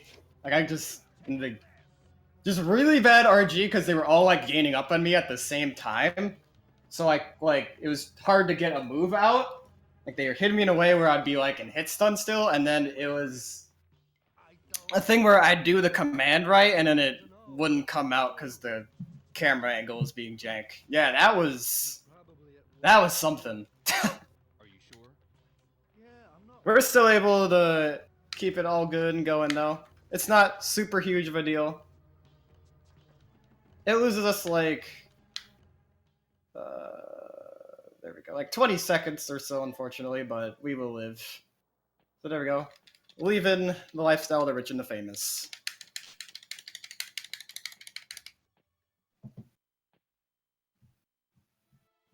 And getting my notes. All right. So whenever I want to play the world's greatest game of tag, I go to this fountain in Pigeon Park because there's a lot of pigeons here. And look, there's Ren. Oh, there he is. Ren, I'm gonna catch you.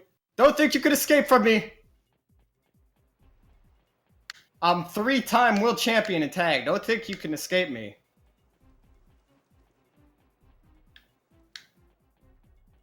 Gotta Google it. Ryo Hazuki, 3-time tag world champion. Don't Google it, you won't find anything about it. It's It's it's not a thing.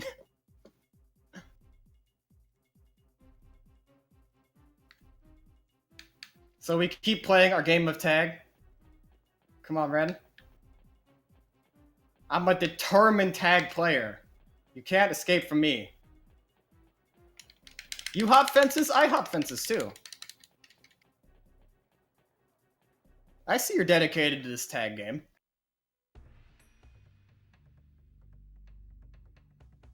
Wait. Hey, Red, maybe this isn't a good idea to be here. You know, maybe this looks a little dangerous. Okay, Red, whoa. Red, hey, man. That's a little extreme. Red, baby, let's talk this out. Red, you don't need to throw things at me. Come on, we're playing tag, dude. Let's just hang out. Let's just have a good time. I want to just have some fun with you, dude. Okay, Red, this is too much. My life is in danger now. Like, Red, you can't just, like, do this to me. Oh, is right, left, right, or left, right, right? Or left, right, left for if you're ever doing those balance boards, playing this game casually. Red, okay, come on, dude. Like, come on, man, you gotta get off of there. We're worried about you. He gets to show off his abs, too. There we go. And he just falls on to the card there, and then him and Ro have just like a little bromance moment, and they're now friends. Ro forgives him from earlier. There we go. And so now we're about to leave our first area of the game, Hong Kong. And so now look, it's sunny in Beverly Hills, so that's nice. We're gonna go to Manmo Temple. We're not actually gonna say goodbye to many people because Good Samaritan point number 9, apparently. And I am going to save by the temple because this is going to be another disk swap. And so when I save, internal memory will be good and whatnot. And makes it less likely to crash. So we're going to go over here. There we go. And so Rio, at this point, has learned about 4 woodoos and the final woodoo of getting a girlfriend, but there is still 1 woodoo for him to learn. And Shuing is going to teach him the woodoo of becoming a pro Smash Brothers player. And he's going to learn how to wave dash. And so far, I think he's getting the hang of wave dashing pretty well. I think he's doing pretty good. Just gotta stick some L cancels in there, you know, it's good. Oh, they missed 2, but that's okay. So you can't speed up this fight, but if you hold run and dodge, you just do this. For whatever reason. Because Shenmue.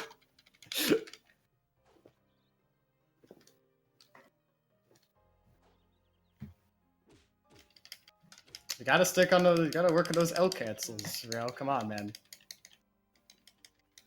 Come on, man. It's the classic Smasher thing to say. Good.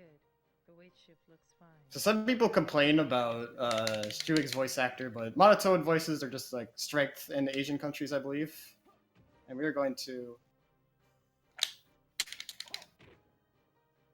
Man, that monk just got R-E-K-T. Wrecked.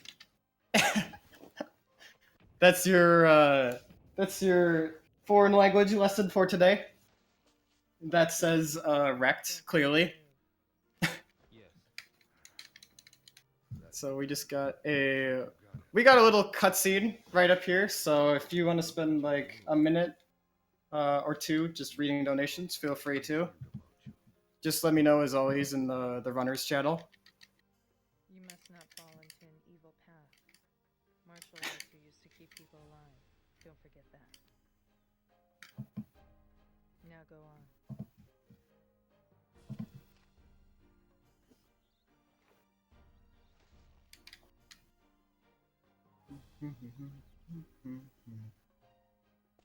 So, While we're waiting here for this cutscene, just a reminder again.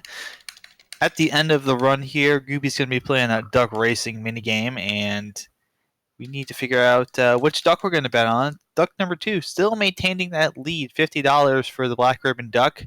Red Ribbon Duck in second place with $5, and unfortunately, nobody else has a dollar on the duck. So if you want to get the Red Ribbon Duck up there, we need about $46 to put it in the first place, and we need 51 to put any of the other ducks in the first place. Or if you really want to see that Black Ribbon Duck, you can put that dollar or two or five or 10, 25, whatever donation amount you want to make toward that Black Ribbon Duck, just to make it that much harder for any of the other ducks to jump into the lead.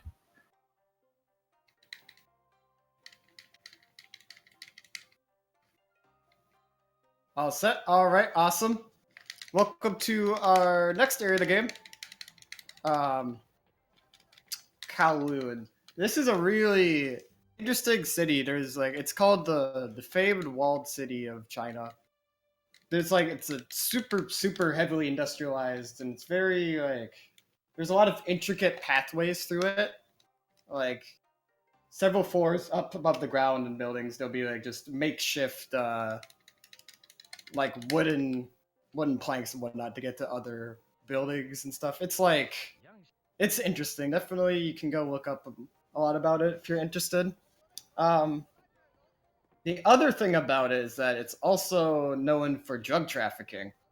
There was a lot of problems with mafias and whatnot there around this time, and so that's going to be referenced in this game because we do beat up a mafia boss in this area. Yeah, it takes a mafia boss to know where to find a mafia boss. So we have Ren, who's going to help us find a way there. A little bit. Just a little bit. There we go. We got to wait for him to get to a certain point before we can move on here, because otherwise we'll go back to the beginning section. Of him walking. Just like, what are you doing? Running so far ahead of me and stuff. So, get back here and stuff like that. Just all sorts of Ren things to say.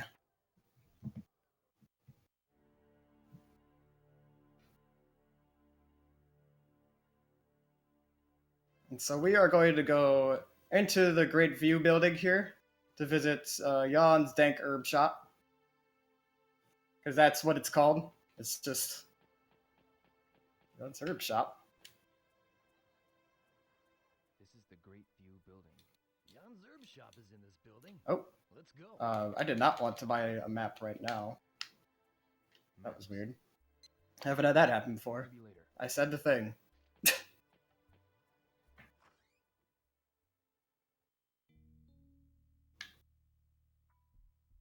Alright, there we go. There we go. Running upstairs is actually really strange in Shenmue. You have to get on the sides of it to run up them, not in the middle, for whatever reason. Even if you're holding run.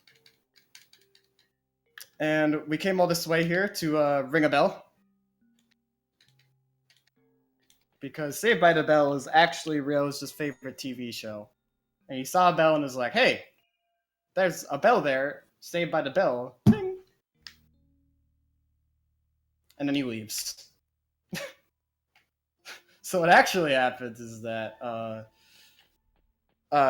Jan comes out and he gives us some info about Mafia things. But then he's also a double agent and reports us to the Mafia. So they're on the lookout for us now. Ren and Rio get pretty ticked off at him later and we'll beat him up. But we skip that section, so he just kind of doesn't get beat up, I guess. In New Game Plus any percent. A map. So because Ro is an avid map collector, boop, he is going to collect this map. 1,000 white quarter. But yes, always he's a scarce map collector. He always collects certain maps.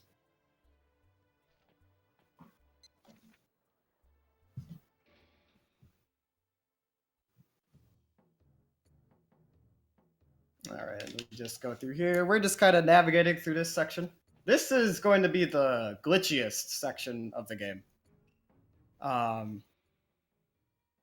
we get to use map glitch a lot here, because we're going to be skipping almost this entire area of the game through a series of glitches, of which start right here. So the first one, I'm going to clip onto a staircase, and then I'm going to fall through the floor. Then the other one, I'm going to magically teleport stairs. So we're going to go over here. Ah, dang, I did a little too early. I had to go a little bit later. That's okay. Happens. Ba la la la la la la la la la. All right. Let's try that again.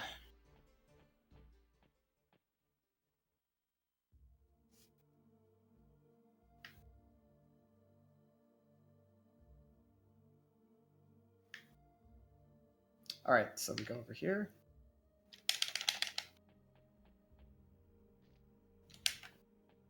There we go. That's more than enough. Oh, dang it. I went too far that time. Dang, usually this one does not give me trouble. That's okay, though. First for everything. Happens. And if it's being a lot of trouble, I have a safety save just to get to the end of the very glitchy section if I need to do it. Sometimes it just doesn't like to work out. Shenmue is very bizarre. Ah, jeez. It's being mean today. This game is being mean to me today. Yep, this is being a mean day to Gooby.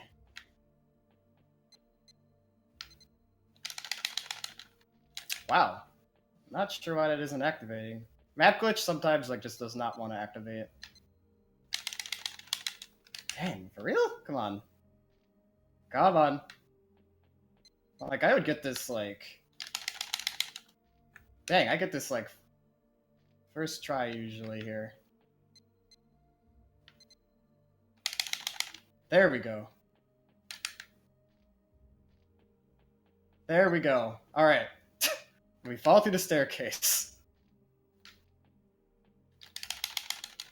Oh my god. Dang. Happens.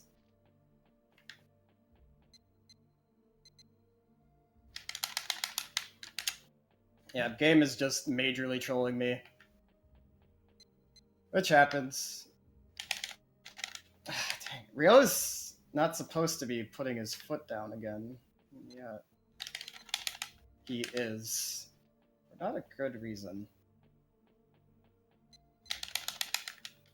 Come on. Come on.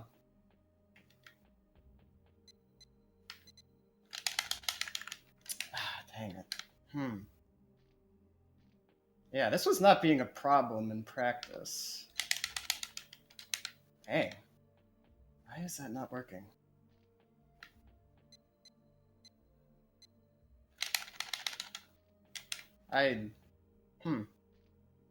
That is being really weird. Yeah, that... Okay. I'm debating whether I just want to skip the glitchy section or not. Dang. Why is that not...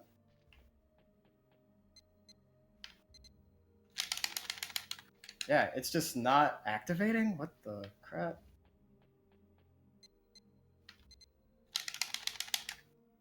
Yeah, I don't...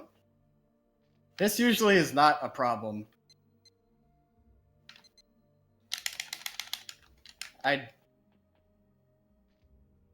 Yeah, this is usually never a problem. I don't understand.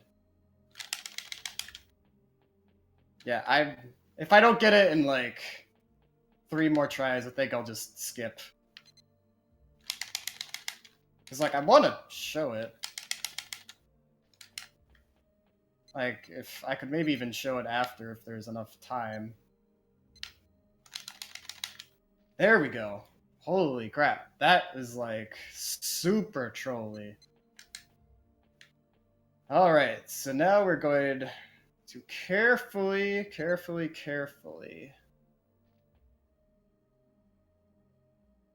Watch the 4 number on the bottom left. There we go, magic.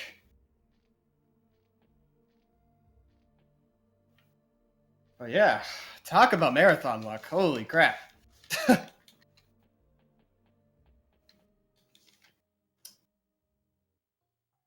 Happens though. So we want to get past that red door that I zoomed in on briefly. So to do that, we gotta get trolled repeatedly by a map glitch. I don't understand why that's being such a troll to me today.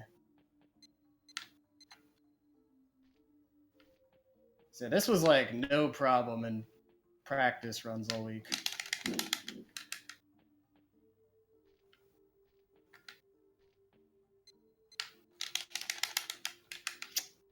Man, come on. Okay, yeah, I think I'm just gonna need to come back to it at some point or something, because, yeah, I don't... Yeah, that is being super weird. Yeah, okay. One more. I want to get one more because I want to show this one. Okay. Just in the interest of time, I'm just gonna go... I believe I have a save right there. Yep, on 2. I'm just gonna load into that one quick.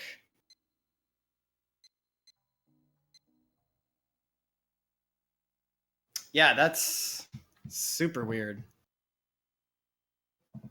Like, usually is not a problem, and it's just not working out for whatever reason. I don't know. I don't quite understand what was happening there. Would it be C or F? I think it would actually be F. Let me check this save.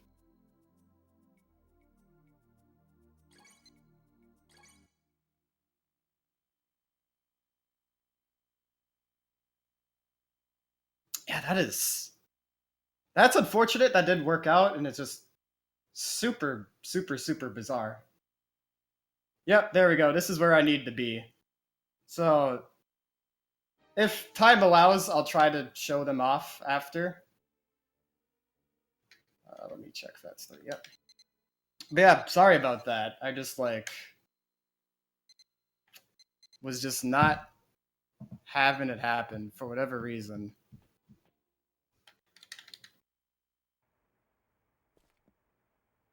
Up here.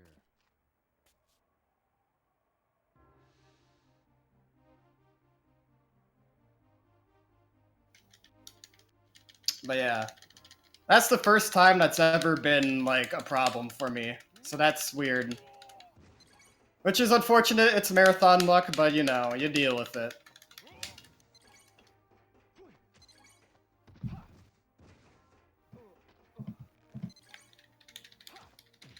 So just pretend I, like, clip through the floor on some parts and slip through some staircases and whatnot.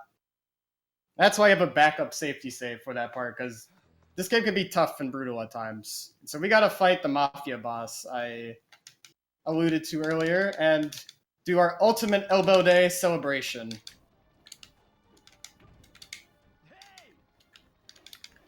And he is RNG too, so hopefully he's going to be nice to us. This isn't happening.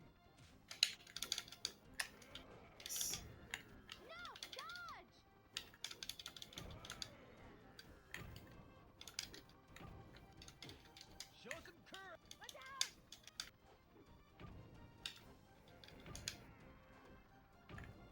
Hey!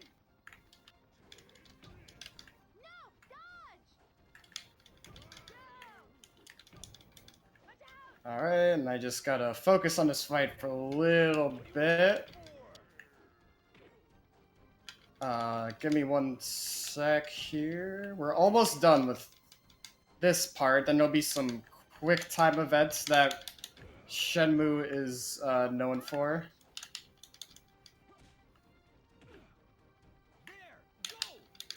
I also like to call that Twitch chat because it's people just backseat gaming and whatnot.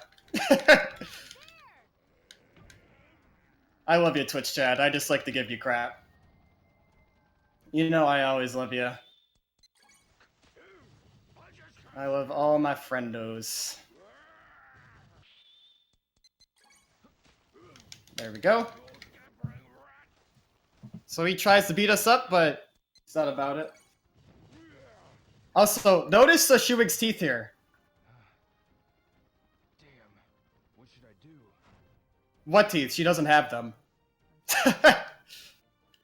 Like a Polish mirror. Get your Polish flags out. That is the state of the serene mind. Like a polished mirror.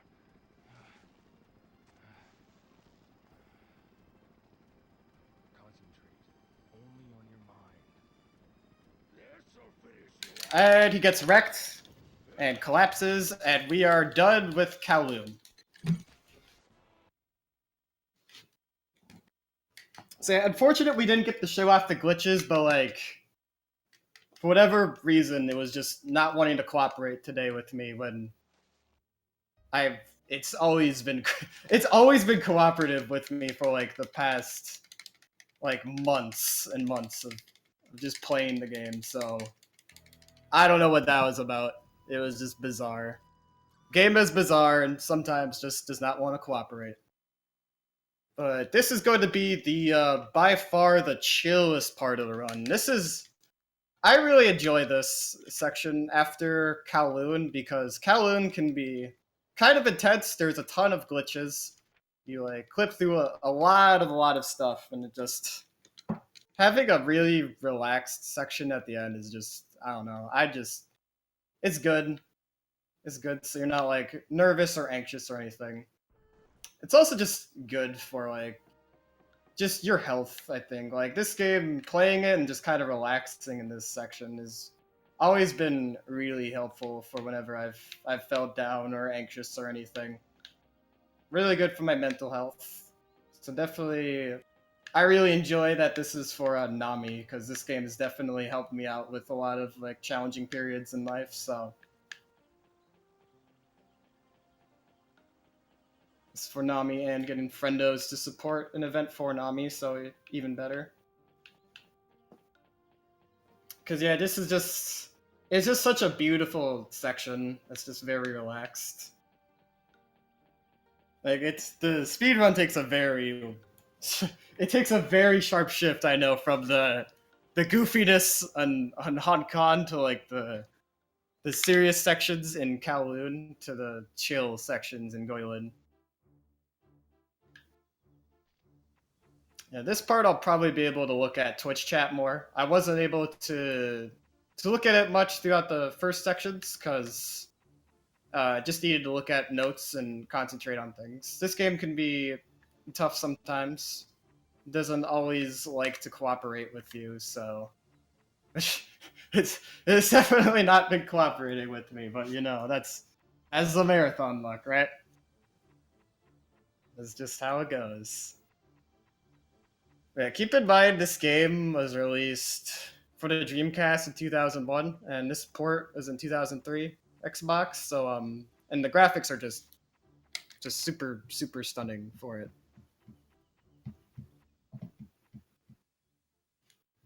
We need a bagel emote. Strong agree.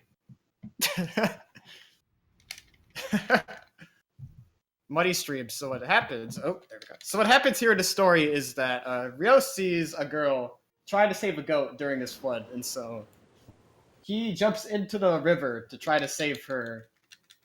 And to say to not save the goat, to save yourself. And then they wash up on the shore together and become friends. So this section is kind of goofy. We just tell Shenfa to hurry up a lot. No. It's an Japan? Is it? Well, what's wrong? And yeah, there's a lot of dialogue we just skip at this point. This is going to be the theme. We just tell her to hurry up. I see. Because this is a speed run. There's even like there's a pretty sad section where you gotta tell her to hurry up, because she will also, before I forget, Gwendolyn means olive tree because olive trees bloom in this area. Yeah, there's a section where she wants to bring you to this beautiful lake with fireflies going in it. But you gotta say no to hurry up instead of going to it. And she just looks super sad from it. She's super disappointed. It's like, oh, it feels bad. You skip the cutscene in New Game Plus because it allows you to. But if you're playing New Game, you would see it and you just feel bad every time. This is a pretty long QuickTime event. This will take like 2 to 3 minutes. So if you would like to read any donations or things, now is a good time. And as always, just let me know in the Runners channel whenever it's done being read or any updates on it. I'm not going to be able to look until after this QuickTime. Cool. So, just gonna recap real quick. Of course, this is RPGs We Love 2, which is a marathon running till the 23rd of February to showcase various beloved RPG speedruns like Shenmue 2 by many awesome people like Gooby. Money we raise is going to go toward paying for the Valkyries to attend RPG Limit Break in May to do a Dragon Warrior randomizer run. And of course, anything that we get above and beyond that is going to go to NAMI. So even if we hit our goal, we're still going to be doing some really good work as well. So please continue to bring those donations in. Much appreciated here. We love you very much for them. And still looking to see if anyone wants to take a bite at that duck minigame. We've got ourselves still duck number 2 in the lead with $50 and duck number 3 in second place with $5. So there are 6 ducks. Just need to let us know in your donation which duck you want to put your donation money toward. Obviously, for the red duck, you would need $46 for it to move in the first place, and for any of the other ducks, $51 will get it into first place. So we'll be playing that duck racing minigame at the end of the run here. It looks like, as far as other donation incentives, we do have the battle voices being turned on for Lunar 2, which will be coming up later today. If you want to see the bromides, that's a $100 donation incentive. We're at $39 for that. And if you want to hear the end song being sung, Rondo of Light and Dark, that's a $200 donation. So $200 donation incentive, and we don't have anything in that yet. But obviously, probably toward the end of the day, I'm sure we'll get some more toward that.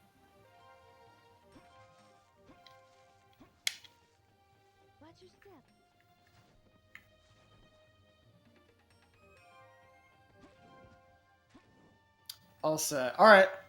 Was able to sneak in a read there. If at any point you want to read stuff, definitely just send a message, and I'll be sure to check whenever I can during this QuickTime section.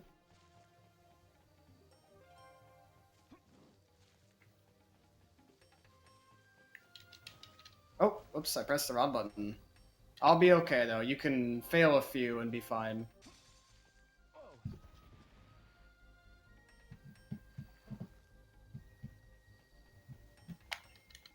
Alright.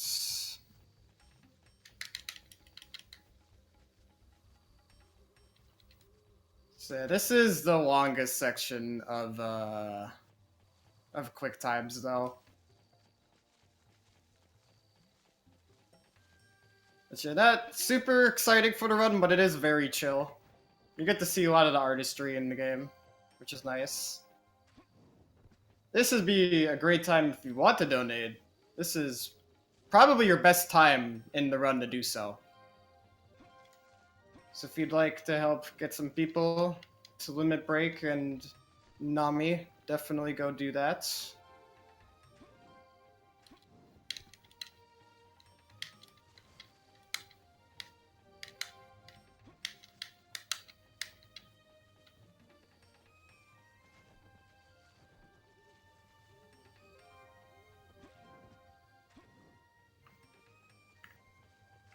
Alright, left, right. Alright, we'll be winding down with it a bit.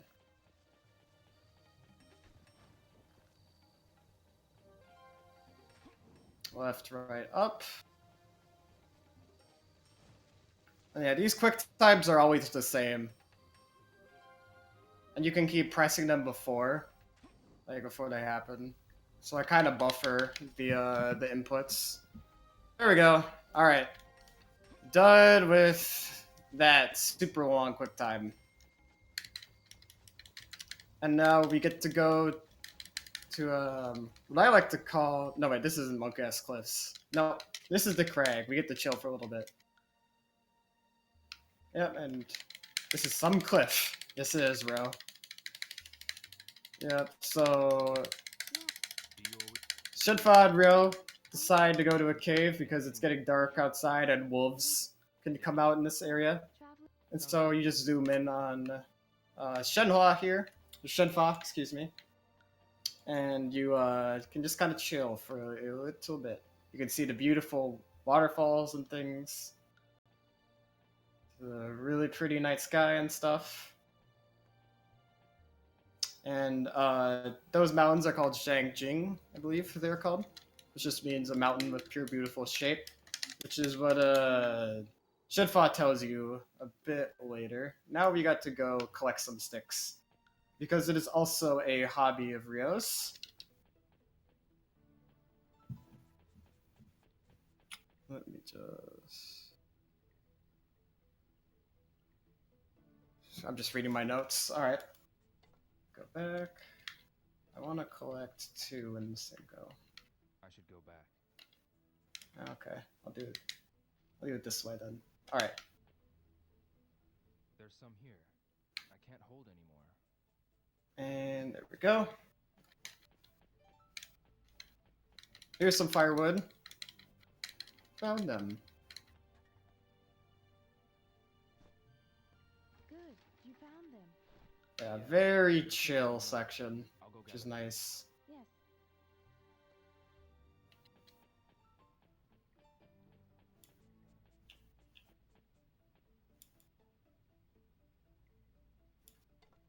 Let's see, and I believe we get this one. Oh, a rock caught me. There you go. There's that stick. You get to do all sorts of different things in Shenmue speedrunning.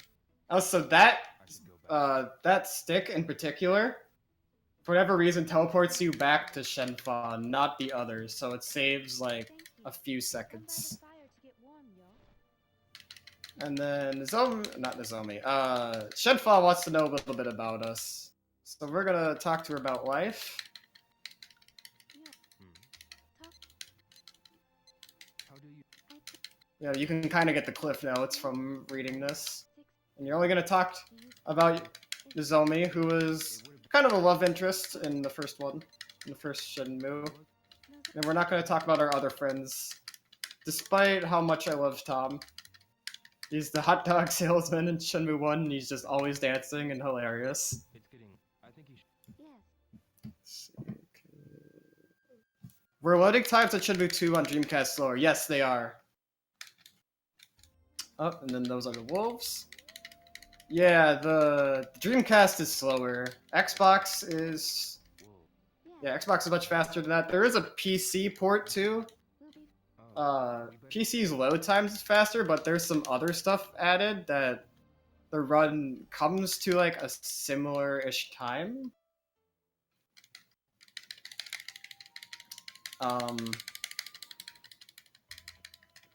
So like in this section, they changed a lot. Like when I was collecting sticks, if we were on PC, I wouldn't be able to run there, and I wouldn't be able to teleport back to Shenfa, I believe, which is weird. And just like you have additional cutscenes to go through in this that you can't skip that were formerly skippable in the Xbox version. It's really bizarre. Also, this is my favorite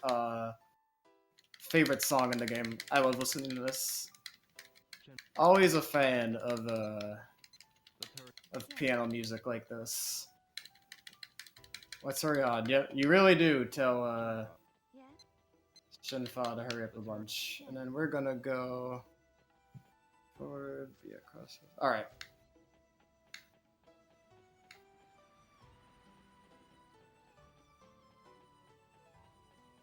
B left, right, left. Alright.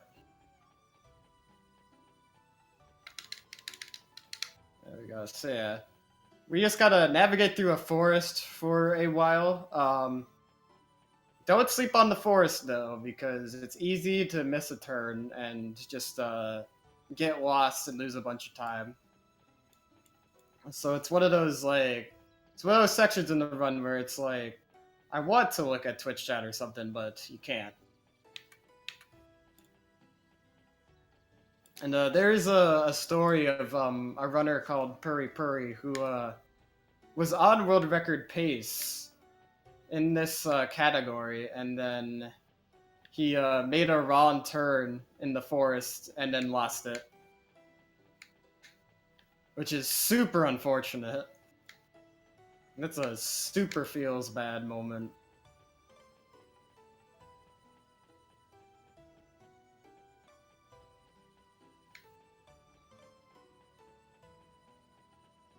Like, he's definitely capable of like, getting it.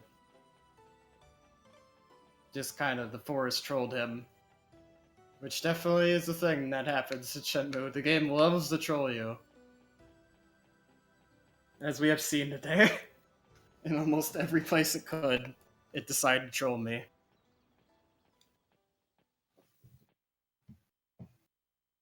And you might remember this part if you watch the Shenmue 3 trailer.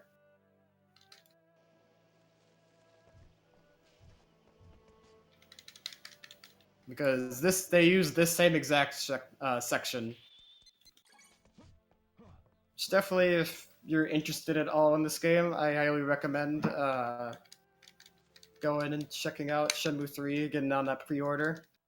This series is definitely wonderful, definitely a really great one I don't think enough people have played.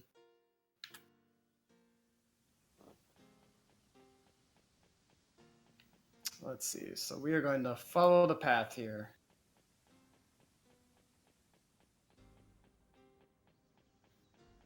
Yep, just some nice, relaxing forest.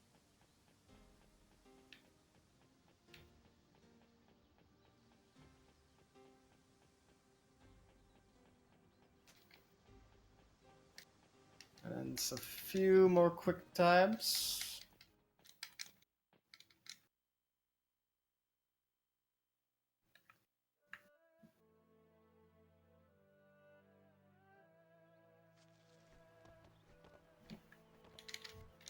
And there we go.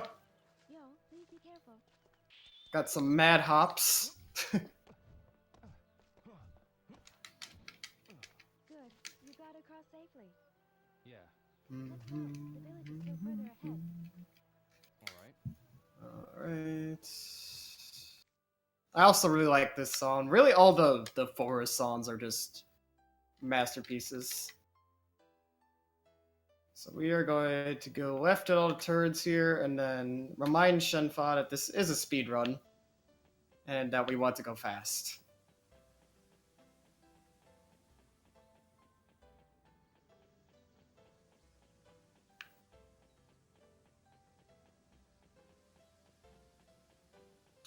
Hello, Shadow. Nope. Duck Race will be after this. You're kind of at the late game part in this run.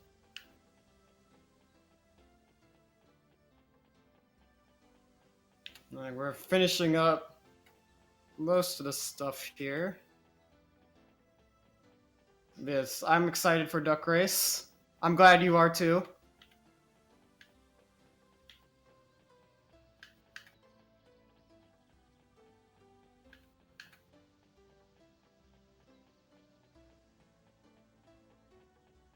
Hooray! Yes, get your duck emojis out. That's what I like to see.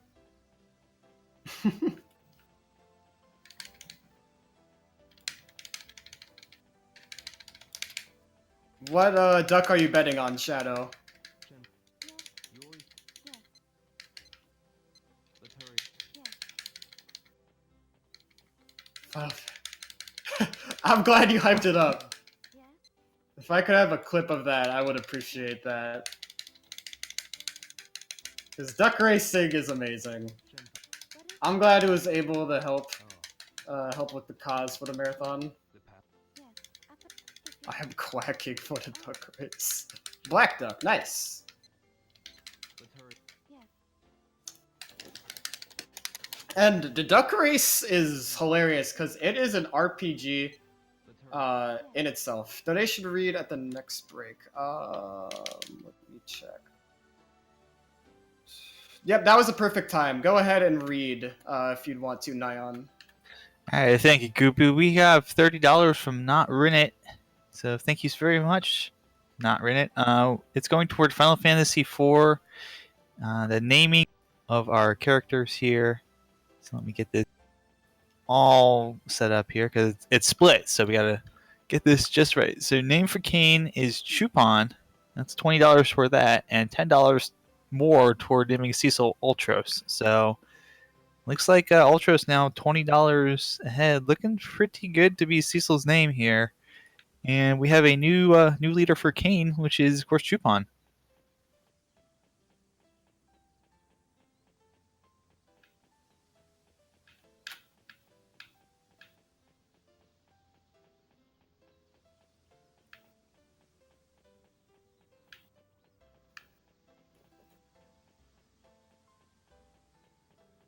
All set, awesome.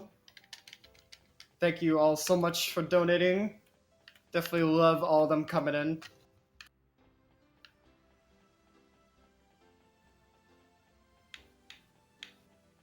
Just feels great to be able to help a cause out, you know?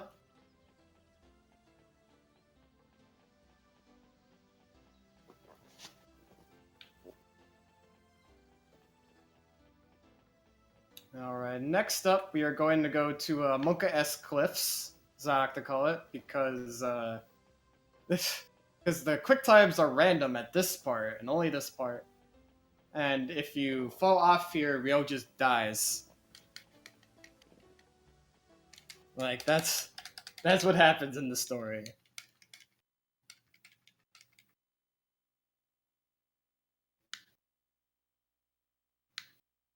So, there you go. You can avoid the quick times, but you'd have to be, like, super cautious, and it would just waste more time than what it's worth. There we go.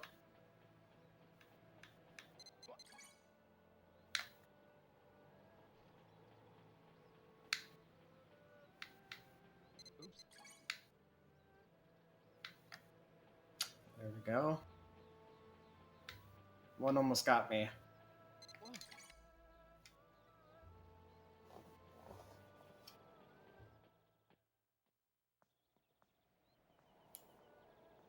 The bridge ends here. Hello, Sparkover. How's it going? Hopefully, we can make it. Hello, everyone else in chat, too. Yo, jump! Okay. Let's see. Natara. Kind wife. Going hungry. I'm hungry too. Like, I didn't eat breakfast before this. I'm gonna blame my not eating breakfast on my bad luck during this run. Actually, wait, no. I lie, I actually did have some breakfast, just like a small breakfast. Also, Shenfa, remember, this is a speed run. Bagels. What is this about bagels? Yeah? Like, every time I popped in here, someone's like getting really excited about bagels. And I don't get it. Let's hurry. Yeah. Like, at one point, I worked at a bagel shop in my life. Let's hurry. I made bagels. I could have given you a bagel. Yeah? Oh, from the previous run. Okay. There might be someone here who just I've made a bagel for. Just out of coincidence. Just his bagels. It's great. I see. Is biting. We have And yogurt. it's on. No yogurt. You said I want. No yogurt in this game. I haven't made yogurt before. I've made like shakes before, I guess. See, but the cinnamon sugar life. Onions are pretty solid, like onion ones, but cinnamon though, I'm a fan. So we are going to Shenfa's house right over here. And yeah, we can't, like, there's some invisible walls we had to wait for there before we could get in.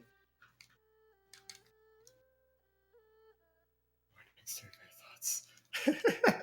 Some Draven. So we get a little info about the tree. So the name of the game comes from this tree, actually, the Shenmue tree. It's not Ryo's name. Ryo's name is Ryozuki. The Shenmue's flowers bloomed. We can't skip this cutscene, so. When the Shenmue's flowers bloom. Arby's Crusade, Sacred. Also, Arby's is a. Yes. That's also a thing. And we don't talk to her anymore. We don't want to talk to her. And we'll just walk around the house and see that Shenfa's chilling in here. Ryo's face and just reaction there is just good. I just love it. Yeah. Something good. Shenfa is making some food. We're just gonna professionally wait right there, as Ryo does a lot in this game. And we're gonna take a visit over to here and get an item that'll advance the plot. We learn more about the mirrors in this game, which are just important plot point that pretty much they lead to some hidden treasure, and your father had one of them, which Ryo has. The main villain of this game has another, Good morning. and so you need both of them to find the treasure. I'm preparing lunch right now. Can you wait a while? Speaking of treasure, we got some incentives there. Yeah, we're on Cloudbird Trail, so we are pretty close to the end of this. Oh. Inside a cave. What's... Oh, yep.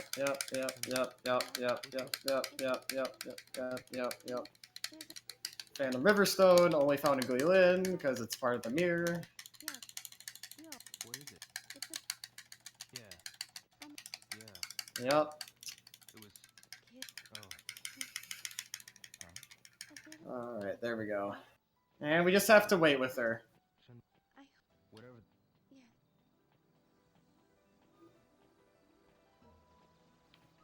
There we go, you can walk on and just let that walk. Thank you very much, yep.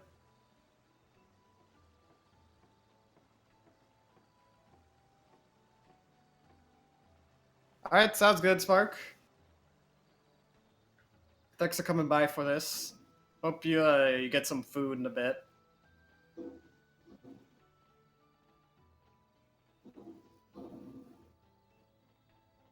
Hey, thank you. That's... I would have liked to have some good luck earlier. We definitely needed it. That's okay, though. We're able to complete it in a way, though. So...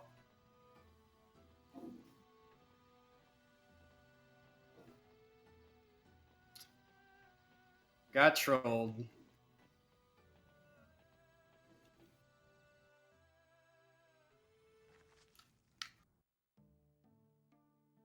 Alright, so this is our last area of the game, Stone Pit. And first thing, just make Shenfa invisible so we can quit reminding her that this is a speedrun. And there we go. Make her visible again. It's like, come on, Shenfa, this is a speedrun. And go into a mysterious door. And these waterfalls are really beautiful. Like, right here. Like, look at that. That's gorgeous. Like, everything in this area is so good.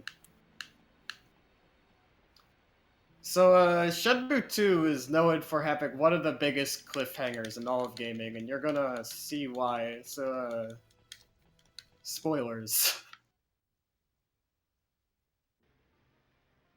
Just as a heads up.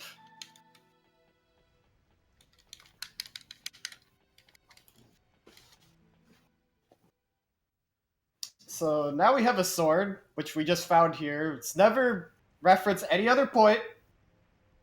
We just This is. we find this sword, and we just decide to put it in the slot there. The same design as the one on the sword. Yo, That's it. See, the game was pretty realistic up to this point, but then magic gets involved at the very end, which is strange, but it's Shenmue. We know it's strange at this point. yo.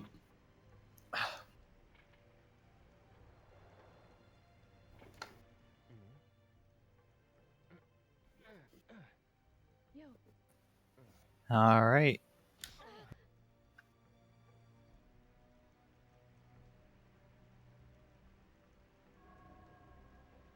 Yep, so yeah, just magical powers to put that in place now. That's a thing we don't know. It just happened. And this comes up from the earth. Look, yo.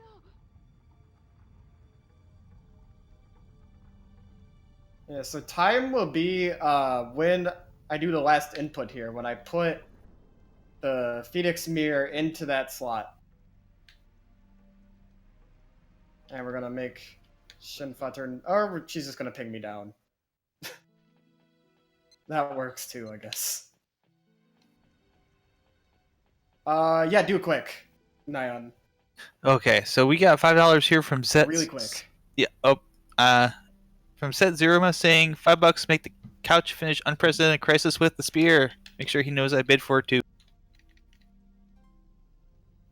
Yo. Yeah.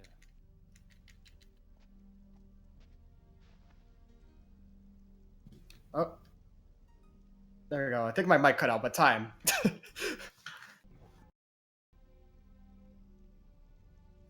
That's right. My mic cut out right as I said it, which is continuing on with the luck from this run. Spear. There we go. Thanks for the GG. So GG's everyone. Now we get to see the ending, and what was my time, by the way? Not that this is in any way a valid run, because we had to use safety saves and whatnot for it, because major trolling happened, more so than ever expected. Roughly about 2 hours on the dot. Okay.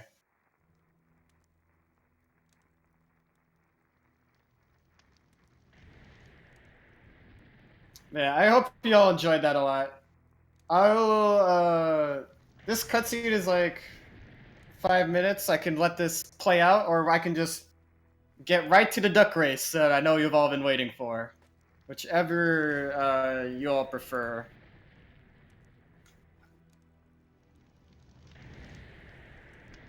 And these are the two mirrors that will lead to the treasure. They're just giant carvings here, and we don't know why they're there. But Shenfa's father was carving them, and we don't know why. Hey, thanks for the GGs. Phoenix and dragon. Whoa. Same as the mirrors. Shenfa's like audio just skipped there. Carving. Whoa. That's never ever happened before. From a distant land. From across the sea. Wow. Okay, I guess. That is, in my typical good luck today, that happened. Let me clean off my disk and see what I can do. Just give me 1 minute.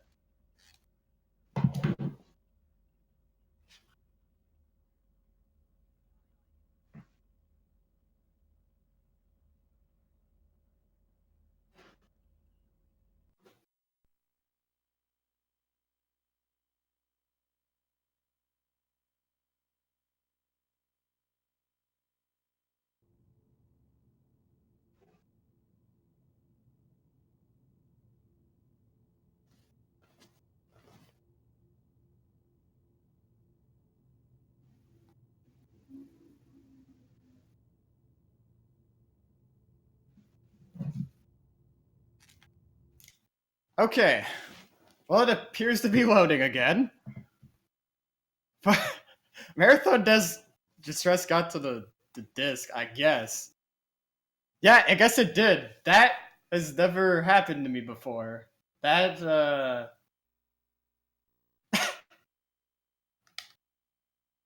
This run is all about things that have never happened to me before, I guess. Okay. Duck race. Place your bets on a duck. Hey, you got a nice duck there. No, that's a quote. That's the best quote from this game. I assure you. Okay, so for context on the duck race, in order to get this, you have to do a lot of things. You have to get a certain bronze medal from like a very specific section of the game. You gotta get a silver medal from beating 2 specific people at a martial arts fighting ring in an arcade. You got to talk to those specific people before that, and then you got to go back to that tree we collected leaves from, and collect leaves in a specific way. You got to collect 2 leaves at the same time, which can be tough to do. And then you got to collect a duck feather, which will then unlock you a duck, and then you could go and gamble. Who Nozomi, or not Nozomi? God, I'm blanking on her name. This lady here, she apparently doesn't like gambling, but she's okay with duck gambling. I caught it. What's with that duck? I caught it. I caught it. How about a race? The duck's quotes are pretty amazing too. Yeah. Sounds like a typical marathon run. Oh, there was so much of that. Absolutely trusty. There was unbelievable amounts of that. There it is. Okay, so we gotta actually say no first before we can bet on a duck. So we are betting on black duck. Alright, yes. Alright. No, I guess not. And you know what? I'm feeling max bet today. So you got 1,000 Hong Kong dollars on this Twitch chat. Alright, so duck number 2. Alright. Time to start! So he kind of has like a ketchup cut, like for his hat. It looks like the ones you get from fast food restaurants. Always funny to me. Alright, let's go, duck! Alright, we're in a solid 3rd right now. This is just complete RNG. If we win this though, we get a lot of dough. You get like 5 times or something what you bet. You get a lot for it. I wish this was the fastest way to gain money in this speedrun, but it isn't. Okay, come on. We need America. We need our duck to just fly off of these stairs. That's what we... Okay, duck is gaining speed! Come on, baby! He's flying! Ah, duck! Duck! Oh, snipe it! Snipe it! Snipe it! Go! No! Didn't snipe it. Got a bonk. Oh, the duck manatee. In typical luck of this run, got last. You missed. That was too bad, eh? There we go. That was a duck race. Duck race is interesting. Duck race is in itself an RPG. It's its own category too. So what you could do when you catch a duck, you can level it up and it'll gain experience for the races you do. So like eventually your duck will get stronger and you'll be able to like possibly win after like 10-ish races or so. So it's an RPG within an RPG. It's pretty good. Where duck pushed us, yeah. We just got bonked and it pushed us, just feels bad. Alright, well, there you go. Unless you want me to do more duck races, I can bet on black duck again. And we can see if we can win, if you would like. Otherwise, I can just kind of give the ending stuff and whatnot. We can get going for the next run. One more time? Let's see. Let's see. Do you want to place a bet? Looks like I will place a bet until then. Let's see. Okay, let's see. Let's do Black Duck again. Let's see if we can do it. All right, come on. I'm feeling it this time. I'm not a gambling man, but you know, this time I'm feeling it though. I'm feeling it like Shulk, apparently. Yeah, I can do this as long as you want me to, so just let me know. That guy, oh yeah, he's clearly not shady or anything. Black Duck not doing so hot right now. Black Duck bonking into walls. Cruising through the barrels. Unbelievable speed. Flying down the stairs, this is looking good. Oh, I think we got a winner. Oh, I think we got a winner. Unless something tragic happens, we got a winner. That's what I like to see! Black Duck coming in first.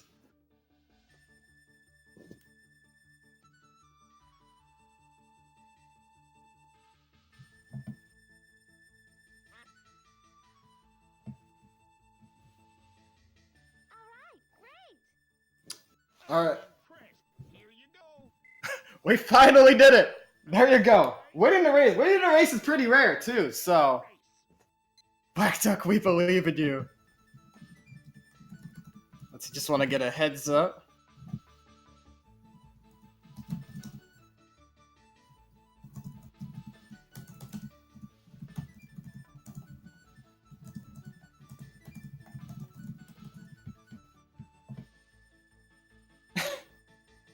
I'm pretty excited we won that.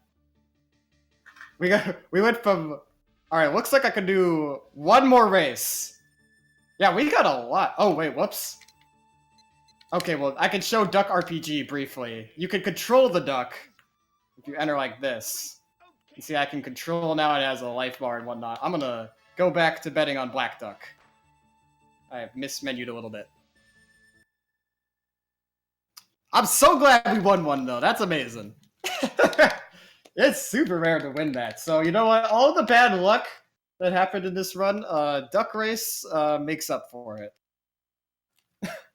Duck Race is the one good spot of RNG we got in this entire run.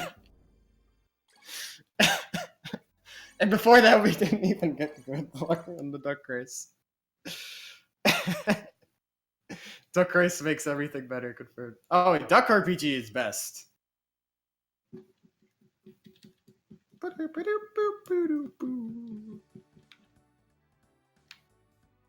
Yeah, there was a full, like, Kotaku article just written about this minigame.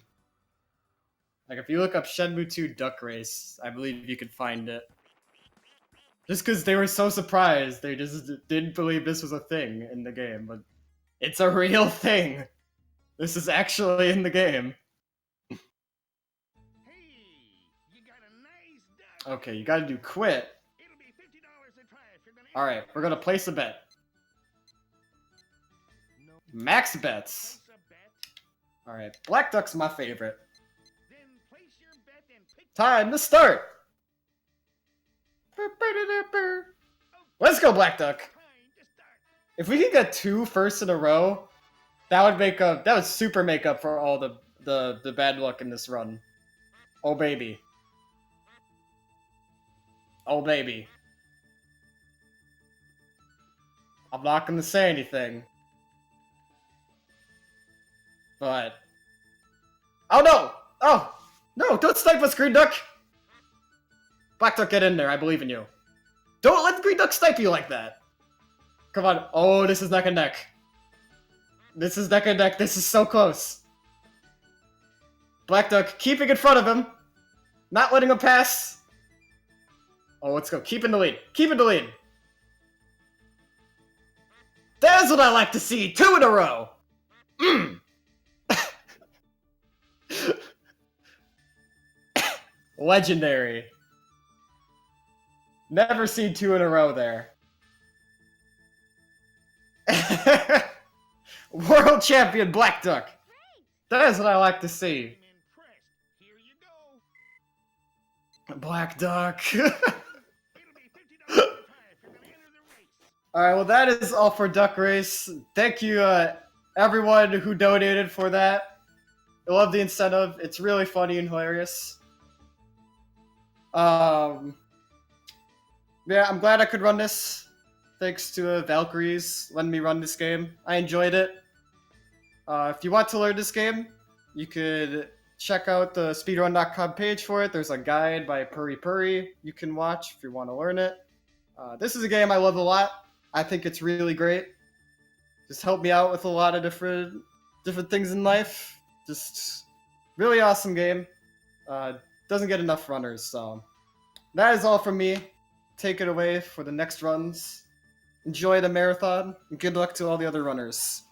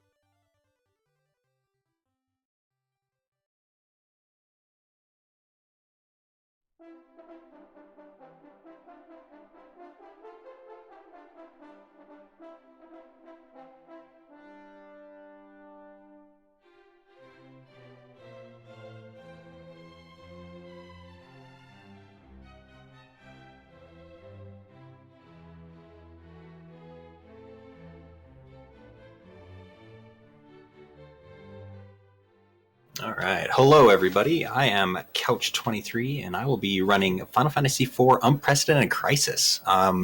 This is a ROM hack made by Pink Puff. Very, very good ROM hacker and randomizer creator in in the Final Fantasy IV community.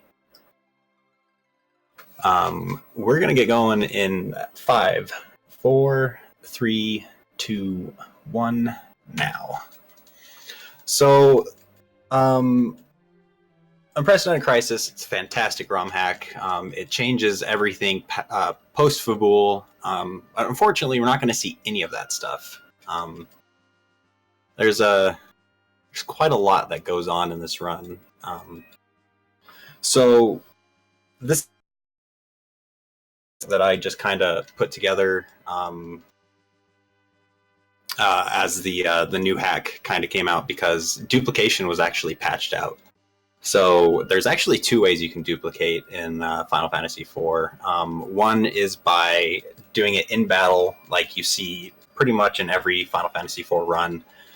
And then secondary is if whenever you get like an item drop or something from an enemy, or you have a full inventory and you open a chest and you get that little box at the top, you can actually duplicate items that way as well. So if you want like a million adamant armors, you can get them if you want, but you need to have 2 of something in one separate stack of each other afterwards. And I'll kind of show that off as I'm doing it. The reason that I went to this updated version is because the older version doesn't have Y dash. So in this version, if I hold down Y, I can dash, which gives basically double/triple the walking speed. I'm not actually sure how much faster it is, but it actually saves a fair amount of time. The world record used to be just over an hour, and now it's down to sub 58 minutes. So the dash really does save a lot of time, just due to faster walking, since the regular walking is just so slow.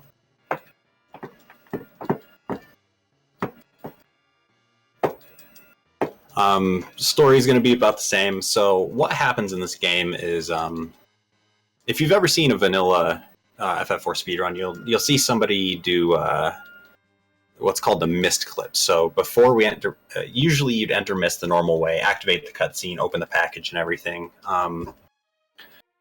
So in this ROM hack, the creator wanted to punish the speedrunners for trying to do the mist clip to get stronger items early. And Rivers of McCown actually was messing around with it and found a way that we can actually use that punishment as an advantage. So what that punishment is when we enter the backside of Mist or any other town and activate and step on like a trigger tile, what happens is we get teleported instantly to the lunar subterrane. And if we grind just a little bit beforehand, we can actually make it through. We can make it to get some high quality gear for Kane, and that can allow us to survive. And we kind of abuse that fact, and we beat the game in just about an hour. So here it's all completely normal text. A little bit's kind of changed, but it's pretty vanilla. And like I said, the great thing about this ROM hack is it has Y to dash. So if I hold down Y and walk, I get double the walking speed.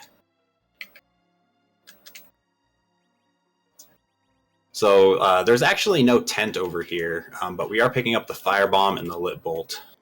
And we're going to run our way back to normal, back to our bed like we're supposed to. Go through all these normal cutscenes. Yeah, Unprecedented Crisis is fantastic bottom tier. It is a very well-made ROM hack. Really super enjoyable. Lots of throwbacks to older Final Fantasies and stuff have been added into it.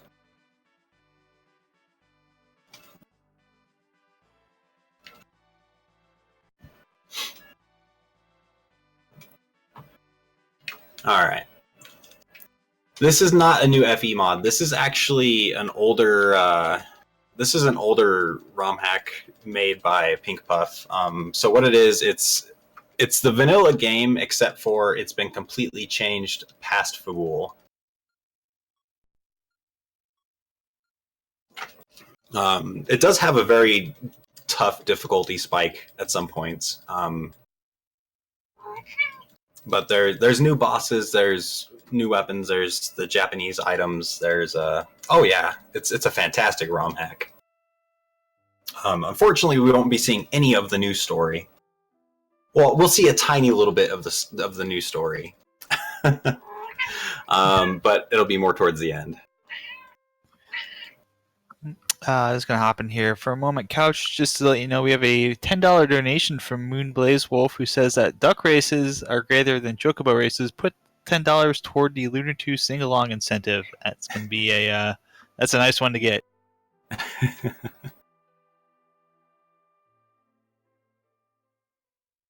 Yeah. Pink Puff did a fantastic job with this ROM hack. It is very well made, and I recommend it to anybody that loves Final Fantasy IV. It does get kind of difficult. It does have a very interesting difficulty spike about halfway through the game, but it is a very well made ROM hack, and I've probably put quite a lot of time into actually just playing it casually.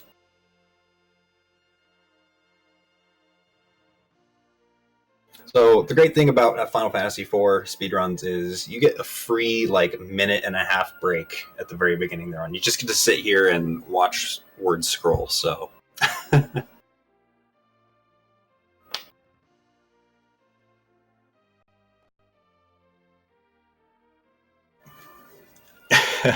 yes, my cat does like to make appearances on my stream and meow really loud. So if you hear any meowing, it's usually Cheddar Cheese just wandering around, begging for attention. I do want to take a minute to thank the Valkyries for accepting this run. This run hasn't been really shown anywhere, and I'm excited to finally get a chance to show it off. Me and Rivers worked quite a lot on it to try and get it to a pretty decent time, and I feel it's gotten down pretty good. So I'm really excited to show it off, and I'm happy to answer any questions that y'all have. Why do the monsters keep increasing? You know, Natara, I think it's because we keep turning on the game and playing it.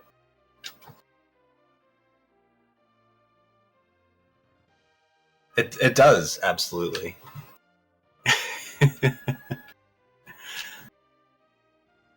Why is Baron seeking the crystals? Why isn't Baron seeking the crystals? Because they're exactly because they're shiny. All right. So the first thing we're gonna do is enter the town, and we're gonna sell our X potion and our regular potion, so we can get some money, and we're gonna fill our inventory with bestiaries.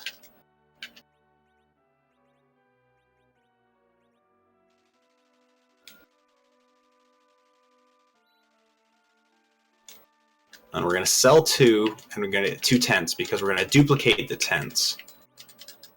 We're going to go out here, and we're going to open this, we're going to get this pot that has a potion in it. So, and then we're going to go down to this empty spot here, grab a tent, we're going to stack it on the other tent, and we're going to take the empty spot and put it in an empty spot. And now I'm going to go sell that empty spot for a whole bunch of money. I'm going to sort my inventory so I can sell those bestiaries.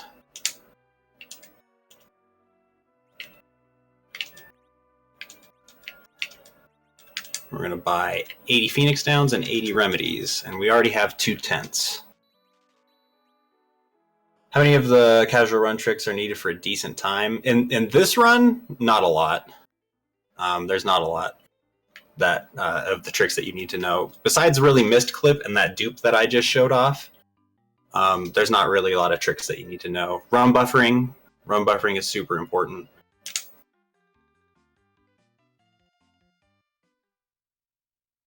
So we're going to make our way through the cave, and we're going to fight the Mist Dragon.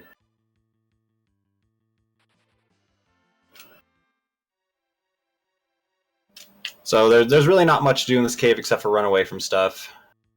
Y to dash, again, saves a whole bunch of time over regular walking.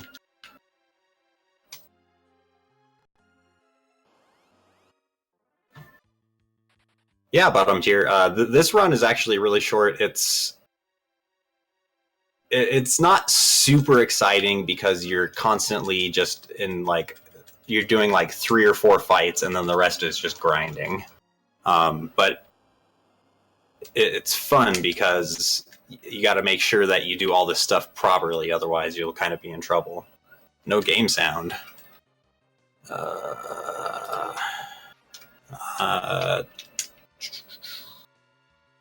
Still says I'm pumping out game sound here.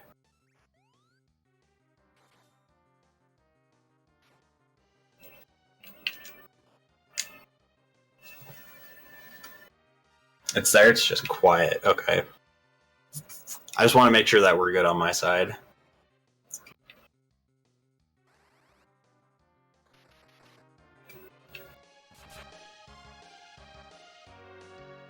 So what we want to kill Cecil in this fight because we don't want Cecil to get any experience for any levels, and we want to get everything on Kane. Much better? Okay, cool. I'm sorry about that, everyone.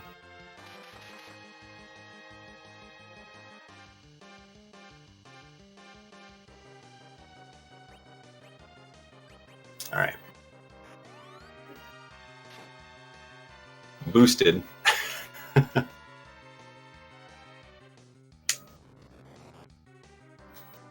Alright, so sometimes you get some bad rolls, and sometimes you don't jump on the mist.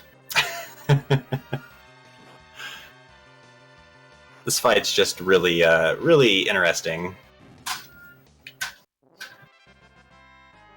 So since we have 2 tents, I'm not going to worry about safety saving for the misclip. So if you get an encounter right after you do this, you kind of lose the misclip, and then then you're going to have to use another tent. But we really don't have to worry too much because we have 2 tents. So we just save reset, we load, and then we just walk right over mist. We forget it's even there. We don't care about going there. We're going to go get Kane some levels. So in the desert, we want to search for Sandmen, and we're going to go up to the cave up here and grind Kane to level 13. I should calm down a bit, absolutely. Alright, so we got the Sandman encounter, so we're going to use an Ice Ball on them. Basically, we want Kane to 13 because that gets his agility high enough to where we can actually run from encounters in the lunar subterranean once we actually warp there. So the best encounters are in this cave up here. We're gonna search for really zombies and fishes and stuff. So the zombies are good because we can use the firebomb. So the firebomb, lit bolt, and the blizzards all do what's HP based damage. It's based off how much your current HP is, and it does about half roughly. So I'm using what these encounters are weak to get the double damage and kill them right away.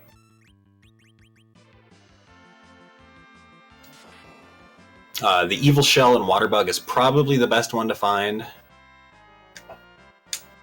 We're gonna sort our inventory just a little bit. Move the package out of there, move the Phoenix Downs up, move you up here. Cool. Alright, we're gonna bring Cecil back, because we're gonna use his Dark Wave.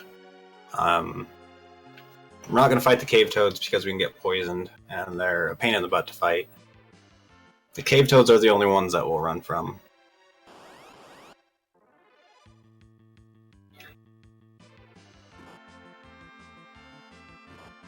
And we keep getting Cave Toads, of course.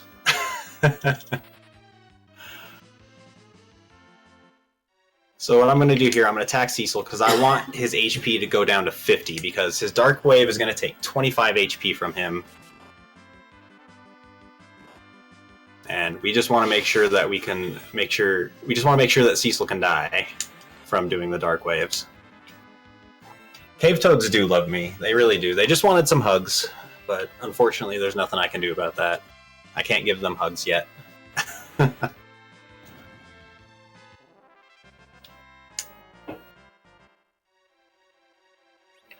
All right, so we have about 590. So we're gonna keep Cecil alive for this one, and we're gonna do jumping strats. We're gonna jump and use the life potions for the final grind here. We're gonna parry, jump, and we're gonna make sure Cecil can Phoenix down the pikes here. So what I'm doing here is basically the monsters have 0 vitality. And when you use a Phoenix down on them, or a life potion, it brings them back and they instantly die again. So basically you get 2 times the kill. Which is very good. So this will put Kane at level 13, and we're gonna basically have Cecil poison himself here.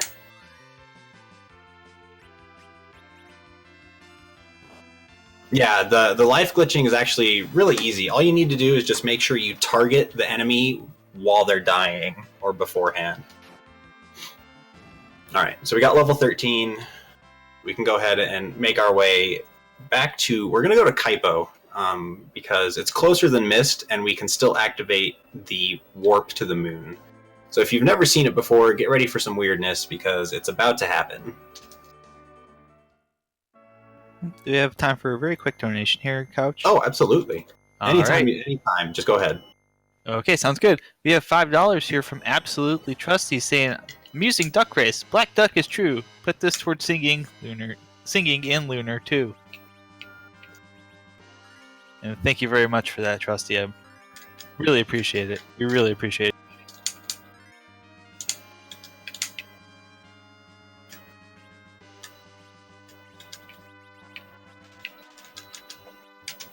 So what just happened is when you step on a trigger tile in this, with the package still in your inventory, it warps you to the moon as a punishment. Because Pink Puff didn't want you to Pink Puff didn't want you to break the game, basically. So Rivers found out that there's actually dragon armor in these chests, and if we get Kane to a good enough level, we can actually get the dragon armor, equip it, and be okay to survive.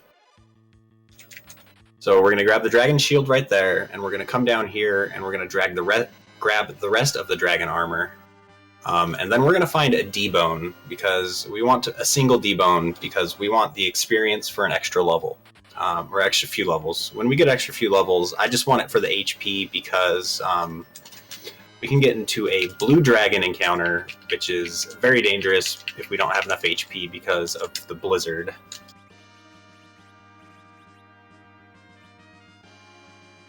So if we equip the dragon armor, even level 13, our defense is so high that we just can survive really any hit, since pretty much everything in this dungeon is a dragon, besides the carries and the warlocks. So we're going to search for a single D-bone encounter here. Hopefully we get one soon. Lots of walking. D-bone. Silver D. Alright.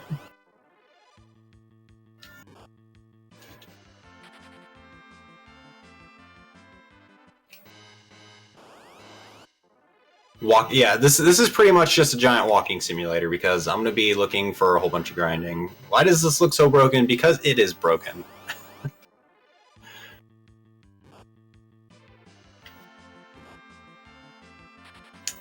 So I want to make sure I bring Cecil back, because we don't want to take a double hit from anything with Kane. We would rather have Cecil take a smack than take 2 hits.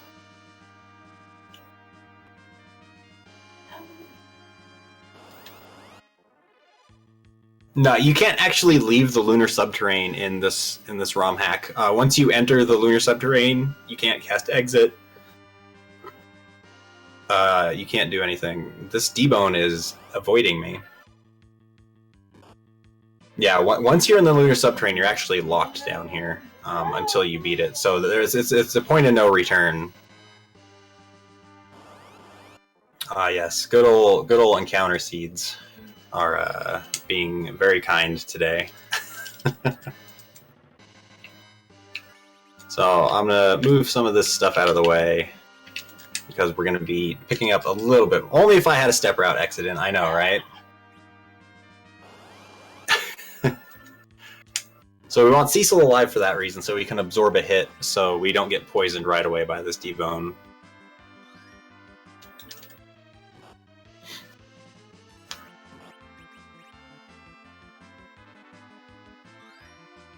We wanted to put off the poison as long as possible because it takes a little bit more HP off, but it's also really long for the text box to come up and say damaged by poison. Yeah, Cecil's gonna get bullied this whole run, Leggy. So for those of you that love Cecil, this is not the run for you.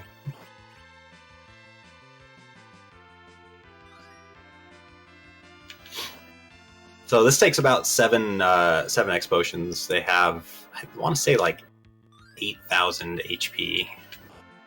Can't remember off the top of my head, but yeah, we abuse the fact that these guys are undead, and we use basically these Cure 3s.